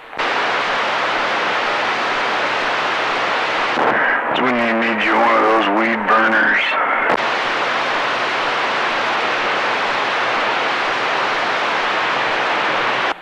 You mean one of them snow melter torches? Well, yeah, I mean, they work awesome. I've used them in the snow. It's just a weed burner you put on a 5-gallon propane thing, and it's not like they're expensive. And yeah, you just, if you're working with asphalt or concrete, something like that, it's real easy to melt the ice off them. But yeah, it's got gravel, that's a little different.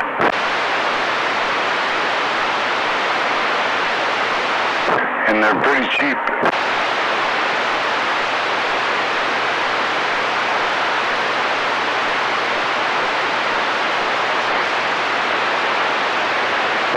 It works in a pinch. one guy up at the top of the hill up a little ways down from where Finger lived at. He's got one of those torches, and he always melts off the road in front of his hill there if it snows. Yeah, if you do it at the right time of day, I mean, if you do it in the evening before you go to bed, it's just going to freeze again. So yeah, it's just a matter of timing. Yeah, when I was still working, I remember going by some mornings after it snowed, and he's out there early in the morning, got most of the hill melted off.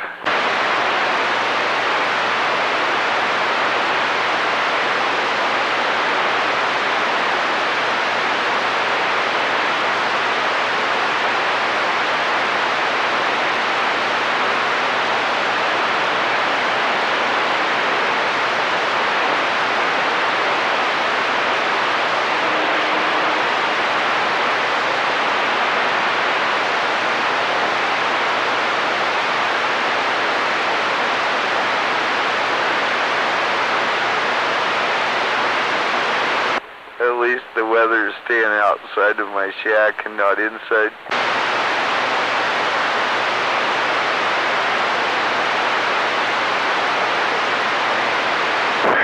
Yeah, 10-4, I'm actually thinking really seriously about moving all this shit into the house.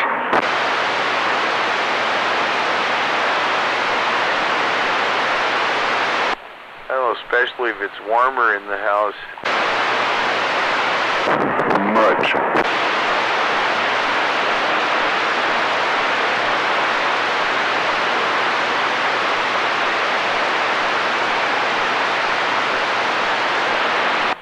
Yeah, she keeps the house about 63, 64 degrees, so it is a little warmer in the house than it is out here, but you're only talking 10, 15 degrees barely difference.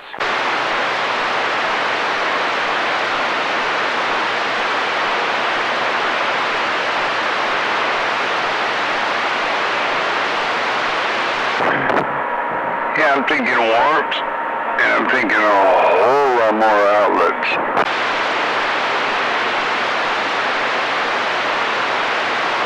Oh, yeah. I could see that. That'd give you more places to plug things in to work with. And down here I got a power strip over there and a couple cords. Yeah, that's kind of what I'm dealing with out here right now.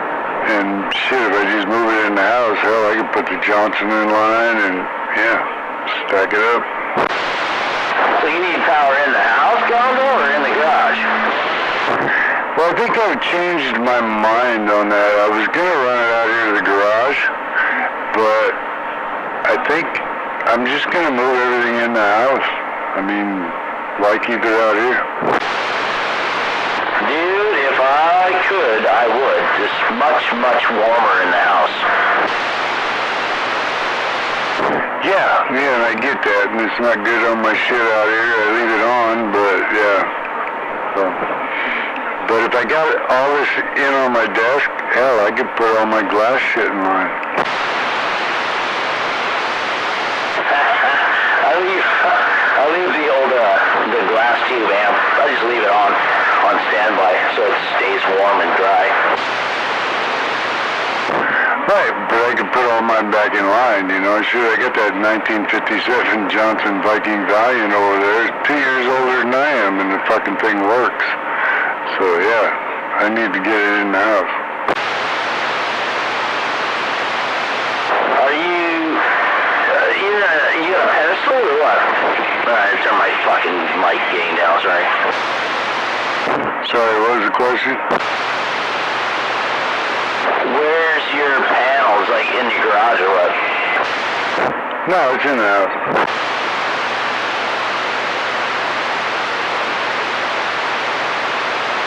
Is it close to where you want your shit? I mean, my laundry room is at one end, and my office space I want to set up in is about, 30 feet away. So, whatever I gotta do to get the wire run, I mean, I want 220 there. little bigger to go home. Alright.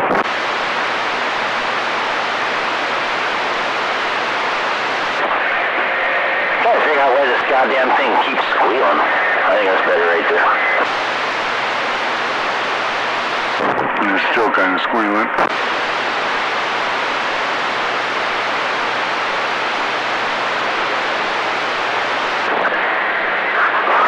How about that? Yeah, you got some background or something. Yeah. You might want to back your mic gain down more. I don't know. I'm not that radio check guy. I'm just saying. I think I'm just running too much power. That sounds a lot better.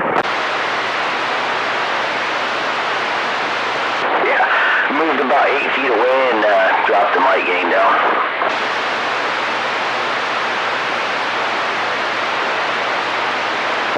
10-4, yeah. So when you get a day off or you get a chance, fucking give me a line or whatever, and yeah, we'll just get you. Yeah, I'll pay for your time. I told you that. I don't care about that. I have Monday off, and I think Monday is a free day, as far as I know. But we'll see what happens.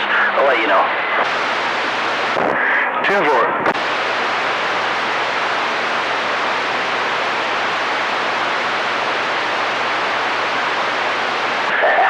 I can still sleep in and come to your house. Hey, you might as well sleep in till, 10. What's it going to take you about an hour and a half to get here? So, yeah, hit me about noon. Fuck, we'll be drinking beer. I don't have a camper anymore.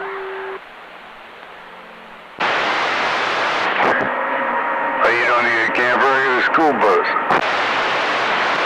Oh, damn, that thing's sweet, too.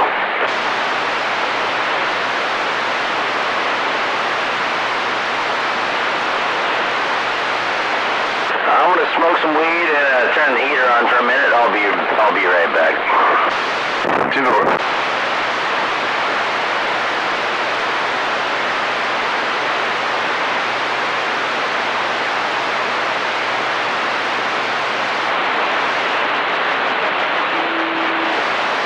I know I was kind of hesitant about running a 220 over here, but I'm glad I did now.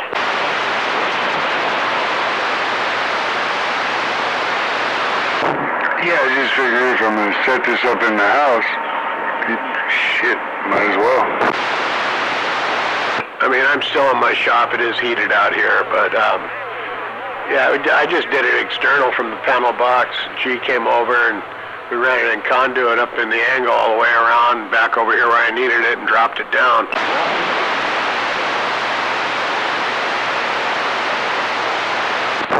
Yeah, I gotta be a little more particular about it. It's gonna have to go under the house to get where I need it, but yeah, no big deal. Yeah, I mean, yeah, like I said, it's a shop. I mean, it's all sheetrocked, kind of done in smooth wall, but all my shit's white and gray. You know, the cabinets are white with gray doors. The trim on the base, it's gray. So this gray conduit just kind of blends right in anyway.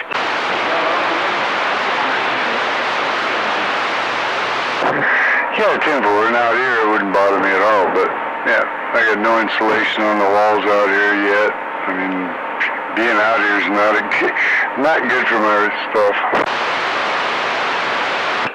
Yeah, the other good thing is no insulation that you could actually wire it internal and have it down there and actually throw heat in that shop or in your garage. Yeah, it's just gonna take time. In the meantime, if this shit's off my workbench and in the house, I can tear my workbench out and put some insulation in. There you go.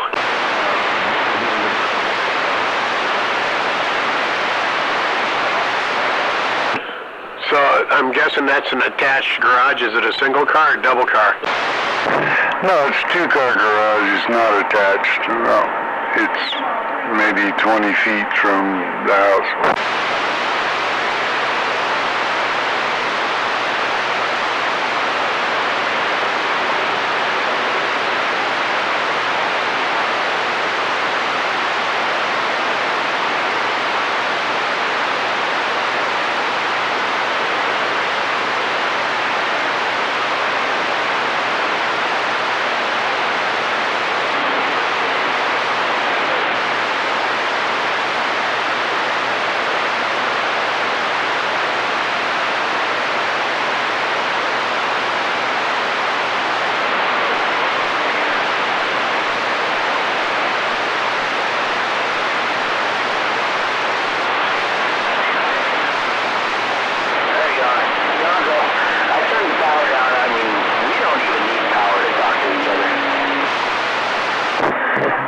we don't.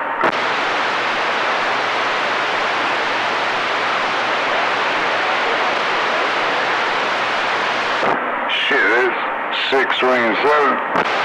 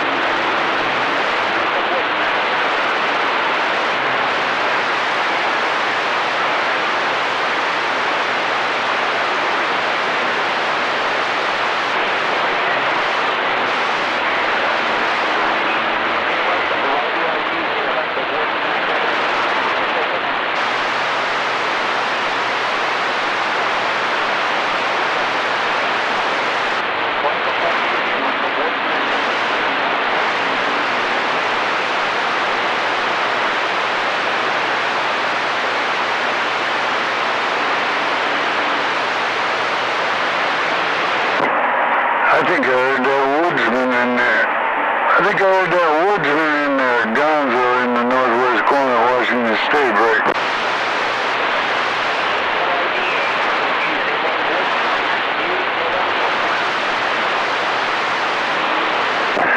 Hey, woodsman, I'll try it again. Gonzo in the northwest corner of Washington State.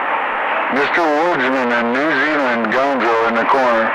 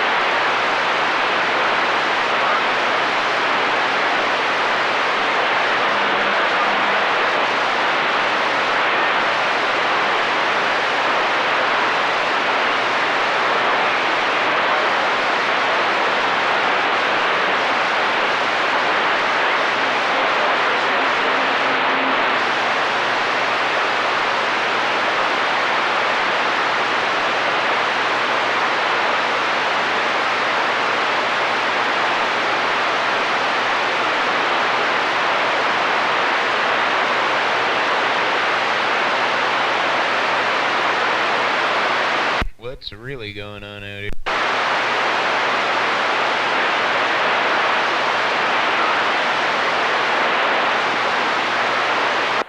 Dead channel. Yeah, Tim.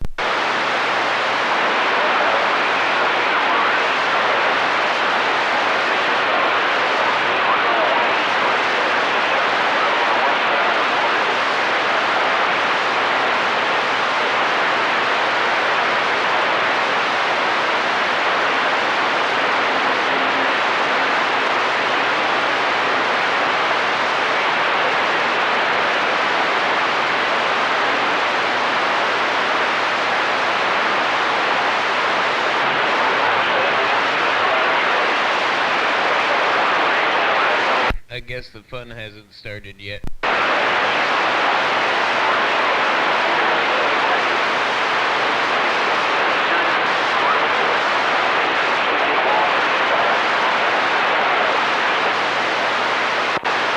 pharmaceuticals, no box wine. Hey, 6 1/4, where you walk that chicken across the street. Hey, 6 1/4, where you walk that chicken across the street. Delta 26, Delta 26, Honolulu, bye-bye. Well, there's Honolulu. Yeah, crank it up, talk to him.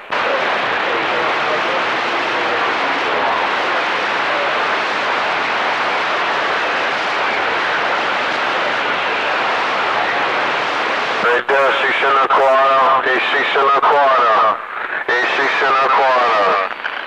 20 grand wants to win in and say Merry Christmas and a Mele Kalikimaka, 6 1/4. Delta 26 with the 5, bye-bye.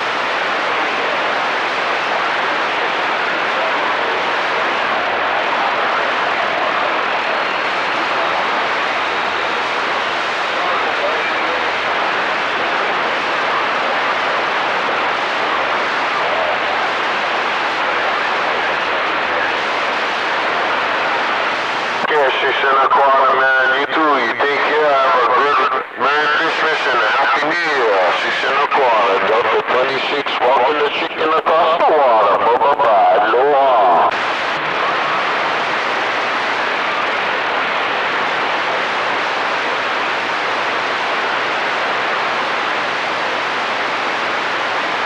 Hey, 429. You can do it too.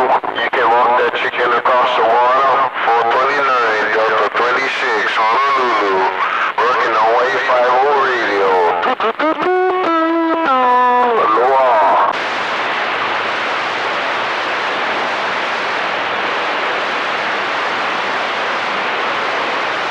Bye-bye.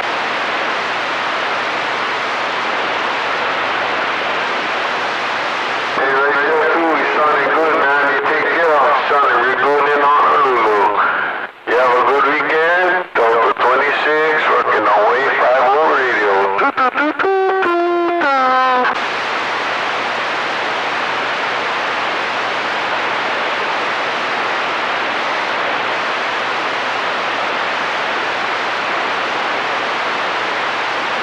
Right there, cool breeze.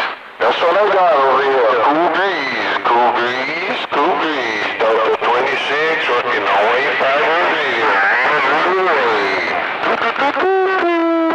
Aloha.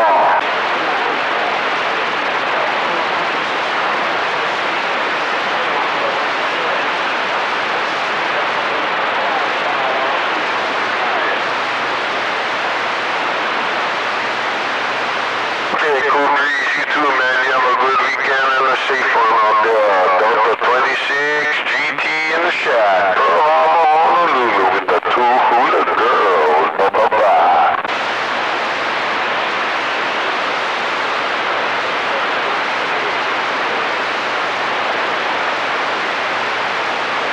Hey, 6 1/4, 2 hula girls. The 2 hula girls shaking their hula skirts over here. I see you, cha-cha. Woo-hoo.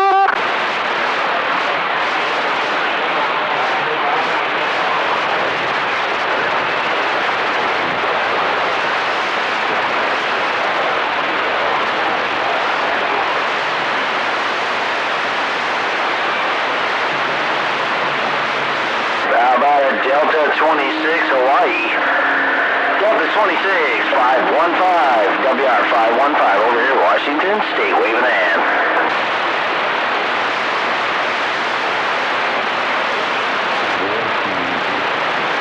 Yeah, 6 1/4, man. I got somebody saying Hawaii 50 here. 6 1/4. You take care of 6 1/4, Delta 26 with the Hawaii 50 radio.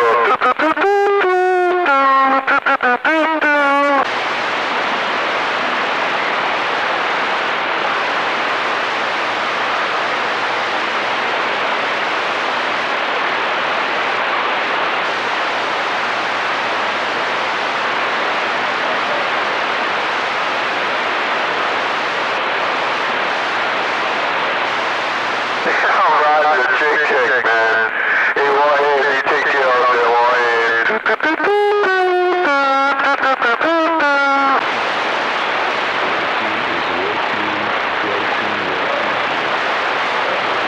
Looks like like his very own organic Roger beat.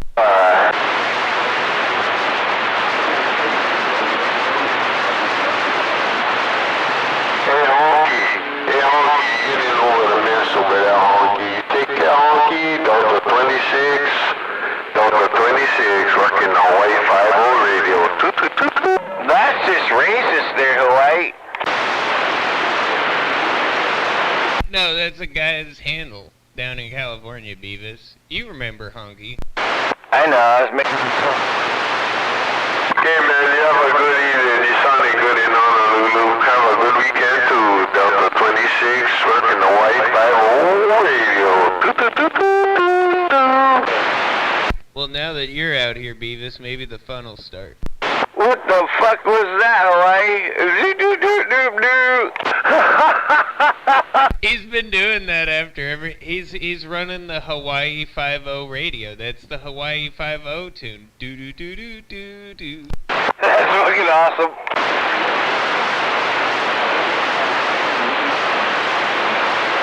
It reminds me of Trailblazers' Organic Roger beep. You know, he had his own radio. Over, beep, beep. Well, it's the same thing. He's got a Hawaii 5-0 Organic Roger beep. Where'd you go, Hawaii?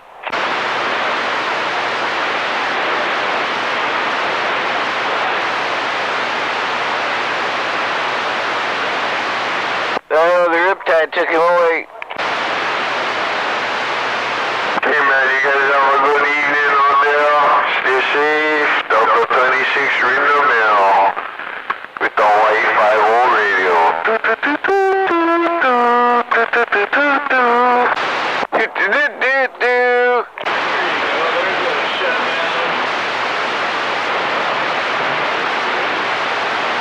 Do you like the new Hawaii 5-0 with that guy and that girl? I can't remember what his name is.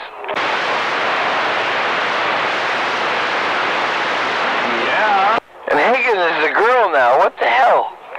Sorry, I was a little early with my shutdown. It's the new woke Hawaii 5-0 Beavis. Hey, Al, were you talking about the Anytone AT500? Is that the one that's okay? No, that's a piece of garbage. I don't know about the AT500.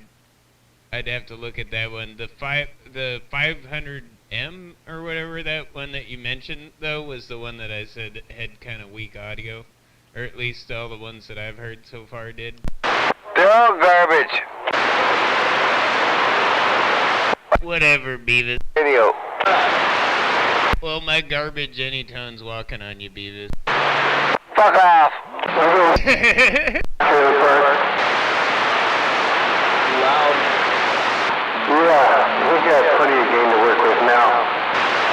You got a box? Good dog. Who, me? Yeah. I've always had a box. Well, I mean, I'm just running the one pill right now. See, that little radio needs help. Well, I had to turn the radio way down just to use this. It don't need any help. It's just, I like the radio. Yeah, I want to try in here first, get it dialed in, and then I'll just leave everything set where I got it, and then plug it all out there and try it. I need to go bring the wife some chicken patty up, though. I should say it doesn't need help to get out. I mean, you heard me from Nebraska without any help. 6 mini glass drum. Is that the 655? 26 mini glass drum. No, that's the 6666. Because I'm sitting here on eBay right now looking at a 655, $376, brand new.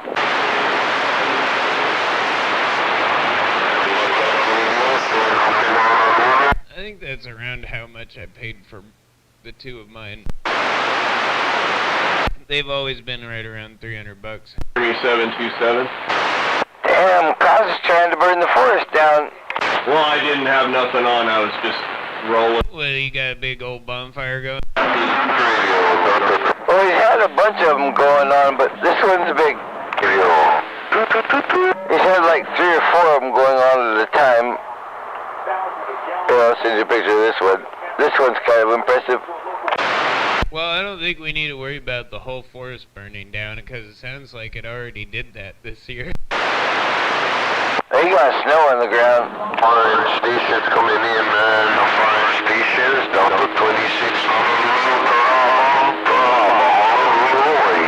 Delta 26 on the wall. What are you doing, Delta 26, Trailer Park, Washington State? Good evening.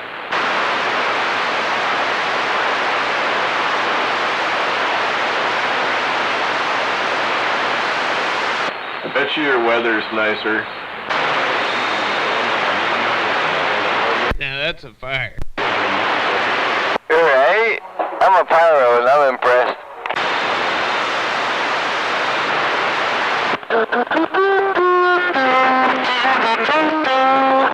That's like that stack that when we were up there, on top of Capitol Peak or on the side or wherever you went last time where my exhaust got all fucked up. And there was big old piles of wood. I wanted to set them on fire and you wouldn't let me. But that's what it would have looked like.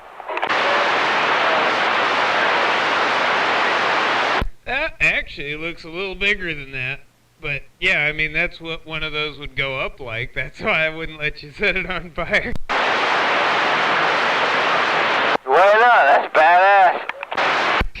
Because it's way up there on top of a hill overlooking several cities, and you'd see that for hundreds of miles, Beavis. What's wrong with that? You said it was illegal. Well, what's wrong with that? It's just fire. Fire's illegal.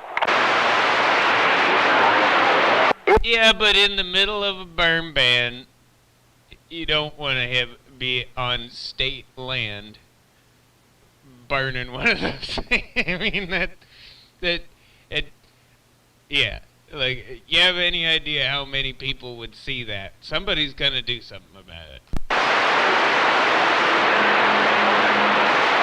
I was trying to do something about it. I want to light it on fire. They made a nice big old stack of wood. What do they want you to do with it? They're like tempting you. Just light it on fire. Here, you gotta bring. You're not even supposed to have fires out there, Beavis. It doesn't mean that people won't still do it, but you're not supposed to. You're not supposed to have them outside of a registered fire pit out there on DNR land. People do it anyways, but, you know, the only place you're supposed to have them is at the campground. Whoops. Just get your DNR permit and play stupid, Beavis. Do what, Nato? Just get your DNR state permit for a fire and then have a big fire out there. And tell them that you got your permit. Hell yeah, that's a good idea. I mean, they already stack all the wood up in a big old fucking pile for you. Well, yeah, he was talking about lighting up one of them big slash piles just because. Not with a permit, not with not with any kind of legal. No, let's just pour gas on it and light it. That's what that was about. Al's actually getting down. He's swinging and the whole deal, like 5 to 7 or 8. I just shut it off and run, man. Just don't stick around to see what they have to say, wrong, right, or otherwise. Well, I wanted to stick around. I wanted to enjoy the fire. Little pyromania. Well, considering that can result in more than just fines, it can also result in jail time. I didn't want to risk it, and I advised him not to. I mean, it doesn't mean I was going to stop him if he tried. Good job, Al. Someone's got to keep Beavis out of jail. I know you're right. New Zealand, try again. Got a big hammer down here at the moment. New Zealand Station, AKA Radio New Zealand. But they stacked all that wood up like that to burn. Sooner or later they're going to burn it. I was just going to help them out. Let him know. Yeah, but you don't need a felony reckless burning charge either. 10 to 0 Huskies. I know somebody who got one of those for just having a pallet fire in the wrong time of season. Stand by, small fry. Are the Huskies playing right now?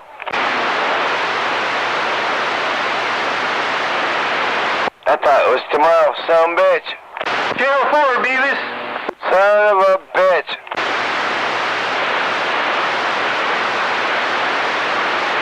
Hey, Beavis, just dye your hair purple first. They'll think one of Bensley's kids did it. What'd you think? Evening, Richard. Good evening.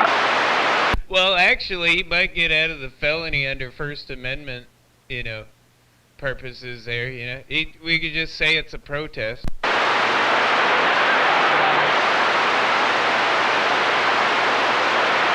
I think you have to have a permit for those too. Well,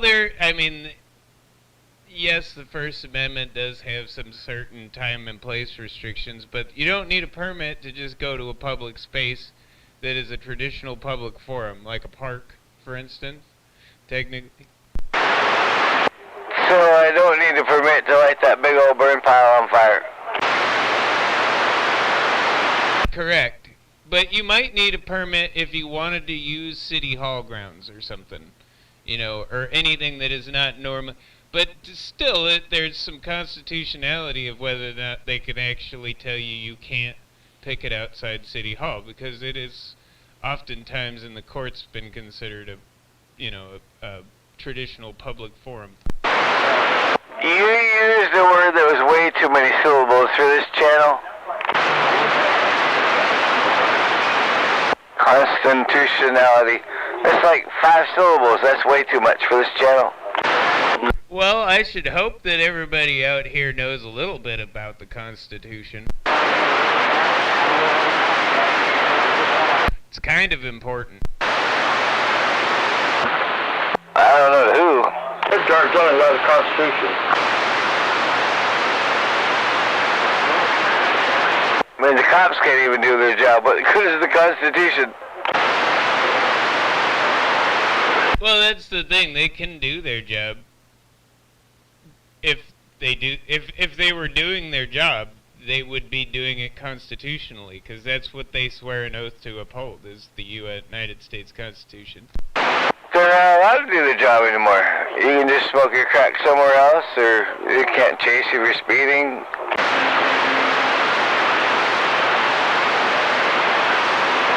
They can't pull you over for expired tabs. Record collections, yeah. I'm okay with that. Well, I was at first, but then I'm like, no, not so much. Then why do we have them if they can't do their fucking job? Because their job isn't just to pull people over and generate revenue for the city, Beavis. Their job is to police, to serve and protect. Their job is not to just generate revenue via citations. But you realize all the kind of bad shit they find by them stops? They're not allowed to do their job anymore. Even if you take off, as long as you drive over a certain speed, they can't chase you anymore. Well, that's stupid. And you can smoke your crack pipe on the side of the road. They say, wait, they called. I'm sorry, you can't smoke a crack pipe here, but you can go over there by McDonald's and smoke it. Well, and you know how many times that evidence gets thrown out of court because it was gotten by an unconstitutional means, or the stop was, they don't get their probable cause, or they did, and then the city gets sued, and we pay for this fucking lawsuit because cops have qualified immunity, so you can't sue them personally unless you get that qualified immunity taken away. No, she had a crack pipe in hand. They let her leave with the crack pipe. Why did the cops not at least take her crack pipe away from her? I guess they felt sorry, or should give them a blowjob later or something. I don't know. Because if they do it wrong, it could cost them their job and the city a $25,000 lawsuit. Because all that shit's on video, and if they use any kind of force that wasn't to the Graham standard or anything, they're afraid of their shadow. They're afraid, to be honest with you, they shouldn't be. They should just be doing their job the way that they were supposed to do. Some force can be used in the, but for instance, you just don't shoot them with a fucking taser in the face, when they're just kind of walking away from you. Well, it's better to shoot them with the taser than their gun. Well, again, you don't use a firearm unless it's necessary. That's kind of how that works, That's what the Graham factors are. There's equal force. How do you shoot somebody in the face that's walking away from you? That don't even make sense. Hold on. Well, they can be walking backwards facing you. That makes perfect sense. Mac. Shut up, bitch. I want that, bitch. Ooh, there's my dead key. I feel important. What's that rated? Nope, same carrier. They always are rated. I don't know where. Oh, yeah, always are rated. Well, we got our dead key and douchebag number 2 now. We know the dead key. It's a 2 douchebag night. The pharmaceuticals have kicked in. See, I told you, Beavis, it wouldn't be too long before, your fan club got out here and the fun started. Well, Trailer Park, I hope you recovered from last night. Oh, God, what did you do to Trailer Park? Did you suck him dry till he had friction burn? Is that what you did to your buddy, Al? In your satisfaction station? Beavis has got the satisfaction station, he satisfies Al. Beavis has got the satisfaction station with Al. Shut up, stupid. Fucking cum drunk idiot. Sound like a fucking retard, huh? He is a retard. He's a fucking inbred idiot. Sound like a fucking retard. Shut up, Beavis. That's all. Shut up, bitch. I told you once, I told you twice, but now you just be quiet. If I'm keying up, you just be quiet and go away, bitch. I'll still be out here. Just go away, bitch. It's pretty bad, Mikey Denke is walking on you. Poor Beavis.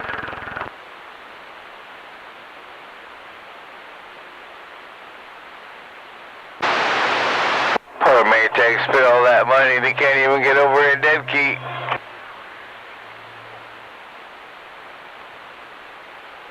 Well, as long as you're satisfied now, that's all good, Beavis. I'm glad somebody's making him happy. What is your infatuation with Al? Do you want to touch his wiener or what? You jealous? Is it like high school days, you pick on the person you actually want to be with? No, you were bragging how you satisfied him, so, heck, you might as well be happy. Put a smile on your face and drink her down. God, you're cum drunk. It's Friday night, I would expect nothing less than you to be completely cum drunk. You know what, I gotta listen to how stupid you are.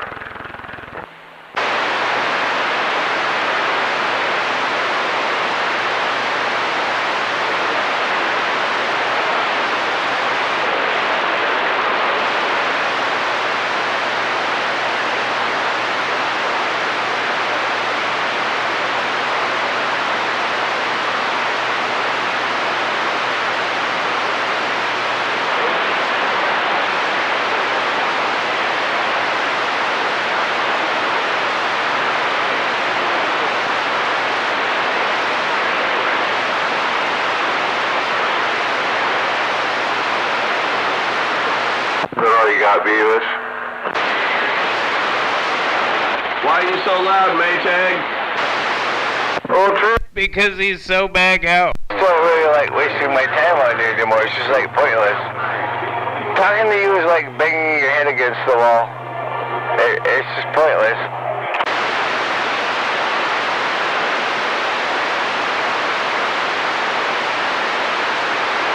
If I wanted to talk to a dumb cunt, I'd call my ex-wife. Oh, but I got you.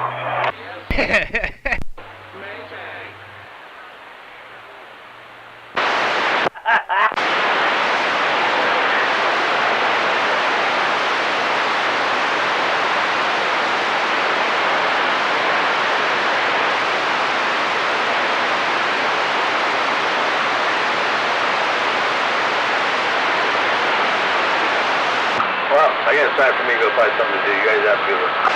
Good evening, Rigid. Have a good one, Rigid.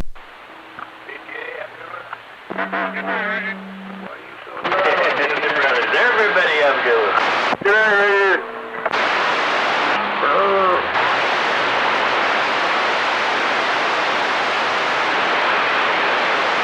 Go dogs. They probably got better luck than this. Shut the fuck up, you dumb little bitch. Oh, come on now. Why you so mad? Why you so loud down there, Maytag? Is my radio working? Oh yeah, you making it loud up here in Tacoma, Maytag. Well, MAD, you're pretty darn loud over here. As long as I'm sounding like that, I'm happy. You'd be happy. You got yourself on the back if you can do that there, 10-4. He'll suck your dick if you ask him nicely enough. Oh, now we're getting... Oh, that was funny shit. I don't even think you have to ask him nicely, Al. I think he prefers it if you talk dirty and mean to him. Back we're up north. Go back watch this foosball game. Anyway, you're real loud, Maytag, getting down. Well, thank you out there. You're doing a good job out there, too. And back to the Gavis and Gay Al show. Big Gay Al. You go, Big Gay Al.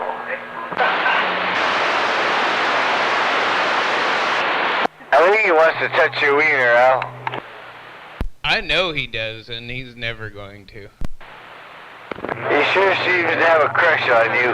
Your own show. You have that all to yourself. I don't want nothing to do with it. Sure seems to have a crush on you, Al.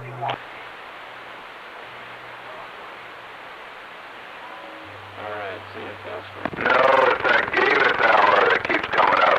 Gavis hour. Gavis hour.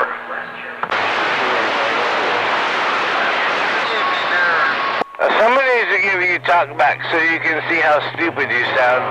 I'm waving over there.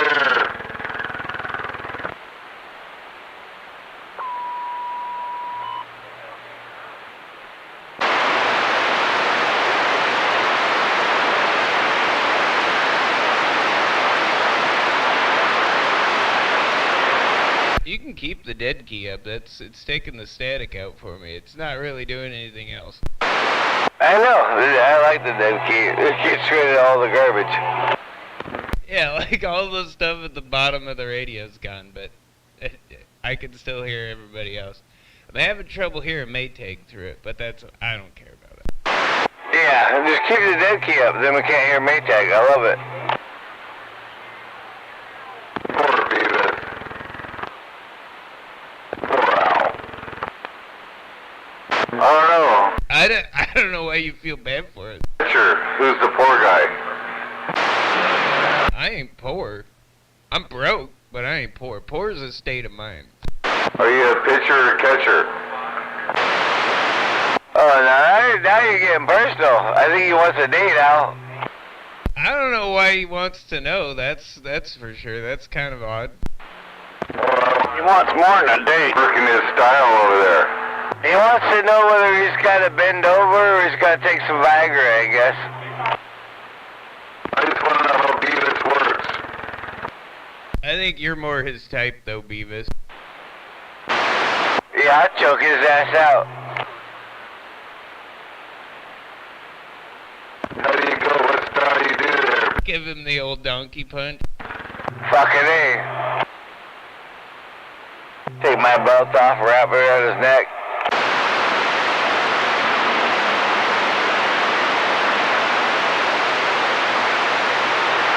Good evening, Beavis. Al. Evening number 10. How many eggs did you get today? Only 3. 3 eggs today. Not the maximum, but the minimum. That one chicken that lays the ginormous eggs, that's only about every 3 days. Is it a double yolker or a triple yolker? Shut the fuck up, bitch. They're just big eggs. A single yolk, big egg? It looks like big, like your fucking forehead.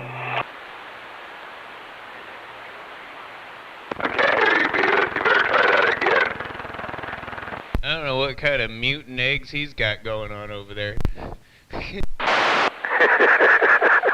Yeah, Maytag, you're not supposed to fuck your chickens. You're not supposed to stick them in the Fukushima reactor first. They're probably as big as Beavis's nutsack before he got his surgery. Holy crap, that was pretty big. Actually, that was huge. How the hell would you know how big that is, though, Smuggler? You cheating on Al? Was Beavis sending you pictures? No. That's funny. Kaz always wanted me to send him a picture, but I refused. I think it sounds like he was cheating on you. Sounds like Maytag wants one of them pictures. Yeah, he's getting all jealous out there, isn't he? Your cheating heart will tell on you. Just go play with some black powder. You'll be okay.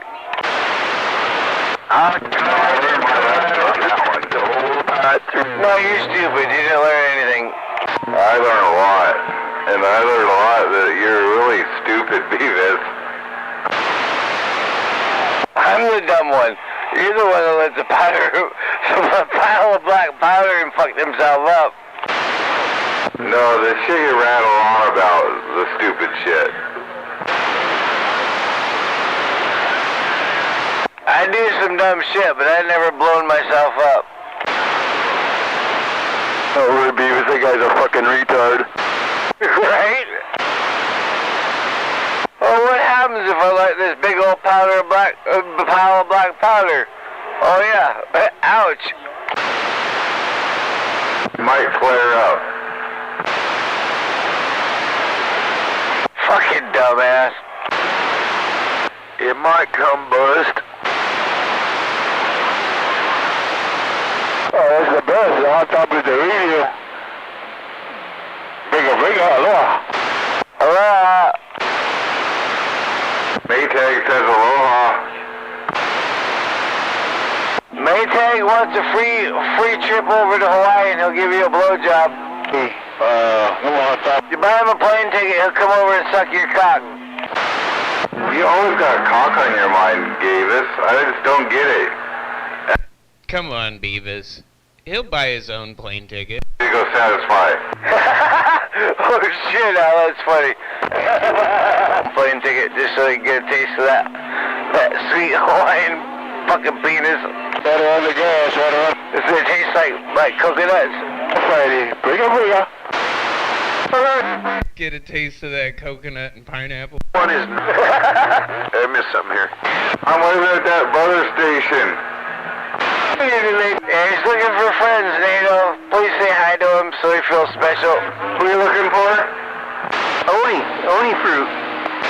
Tell him how good his new box sounds. He really likes that. He gets insecure about it. I know him and say he sounds good. Don't sound anything good at all. And B... It's okay all the time.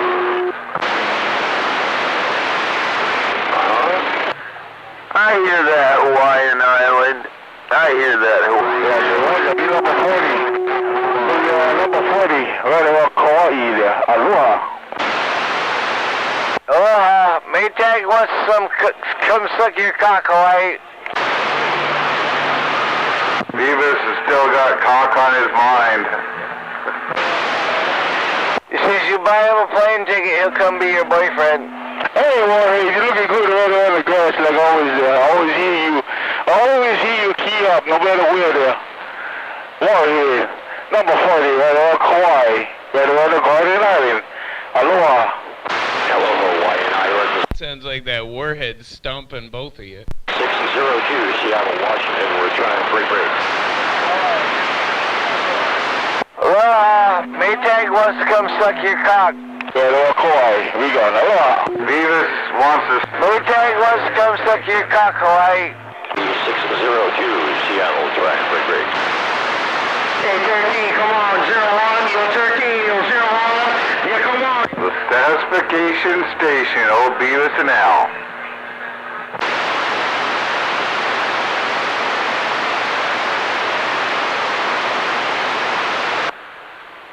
I don't know if there's something wrong with your radio there, Maytag. Every time you key it up there, it sounds like there's something wrong with it. I can still hear you. You can still hear me? Oh, I'm still waving. Yeah, there's definitely something wrong with it. He's talking on it.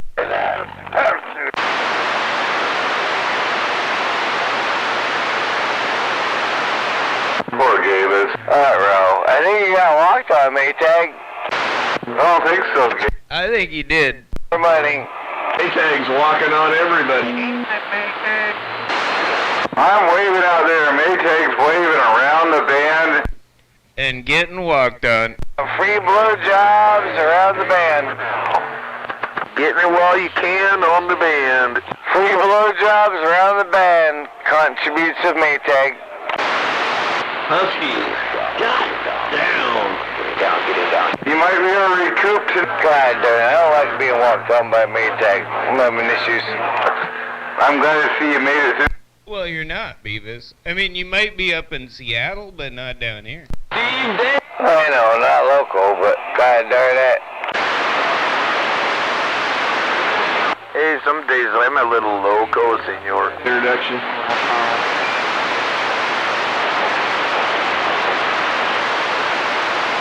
I know, it's Maytag. You can spend as much money as you want. You're still gonna be stupid and gay.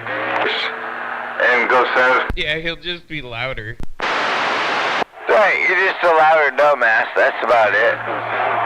But you still get walked on. You should have bought a bigger box.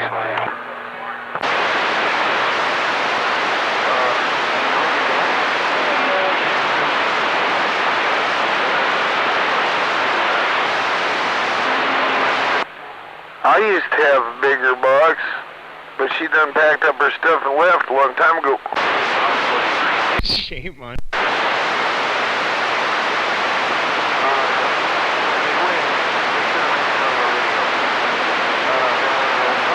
Hey, number 10, did your new neighbor ever move in? Beavis, are you trying to talk to somebody? No, the new neighbor did not move in. Still a vacant lot over there. Well, that's good for you then. Holy crap. I hope he never comes. Yes, I am talking to someone. I'm not trying. I am. There goes about Cohen again. Yeah, they haven't moved in yet. Oh, that's good. I hope he doesn't for your sake. Well, maybe they mellowed with age, you know. Well, I don't think it's going to be any better from the last time he was there. Well, if they move back in, I hope they don't take one of those aerial display mortars and bounce it off the side of my garage again like they did. There's some all different. Oh, the pile of garbage and the dead dog bones and... Yeah, all that good stuff too. Oh boy. Hey. Yeah, he didn't sound like he's a very good neighbor. I hope he never moves back for your sake. In that corner lot, when they moved the over 1 dozen cars out of the way and took the tent shed down, then we all got a good look at the almost waist-high garbage pile that extended to the back fence. Yeah, I remember you telling me about it. It probably sounded like a nightmare. Oh, it was. And when they started cleaning that place up, my cats had a heyday with mice and rats. When he's talking? Yeah, that sounds like Beavis's old neighbor. It's all next to when they cleaned those neighbors up. The cats got all into the mice and rats too. Trying to talk over here. He might have a little on us here. Yeah, and they started loading that thing up in the dumpster there, breaking the building down, loading it up, and hauling the garbage off, and man, my cats was up there. But I think we came between them. They were crazy. Fuck, you're getting between them. I'm not. You are. I'm on the outskirts.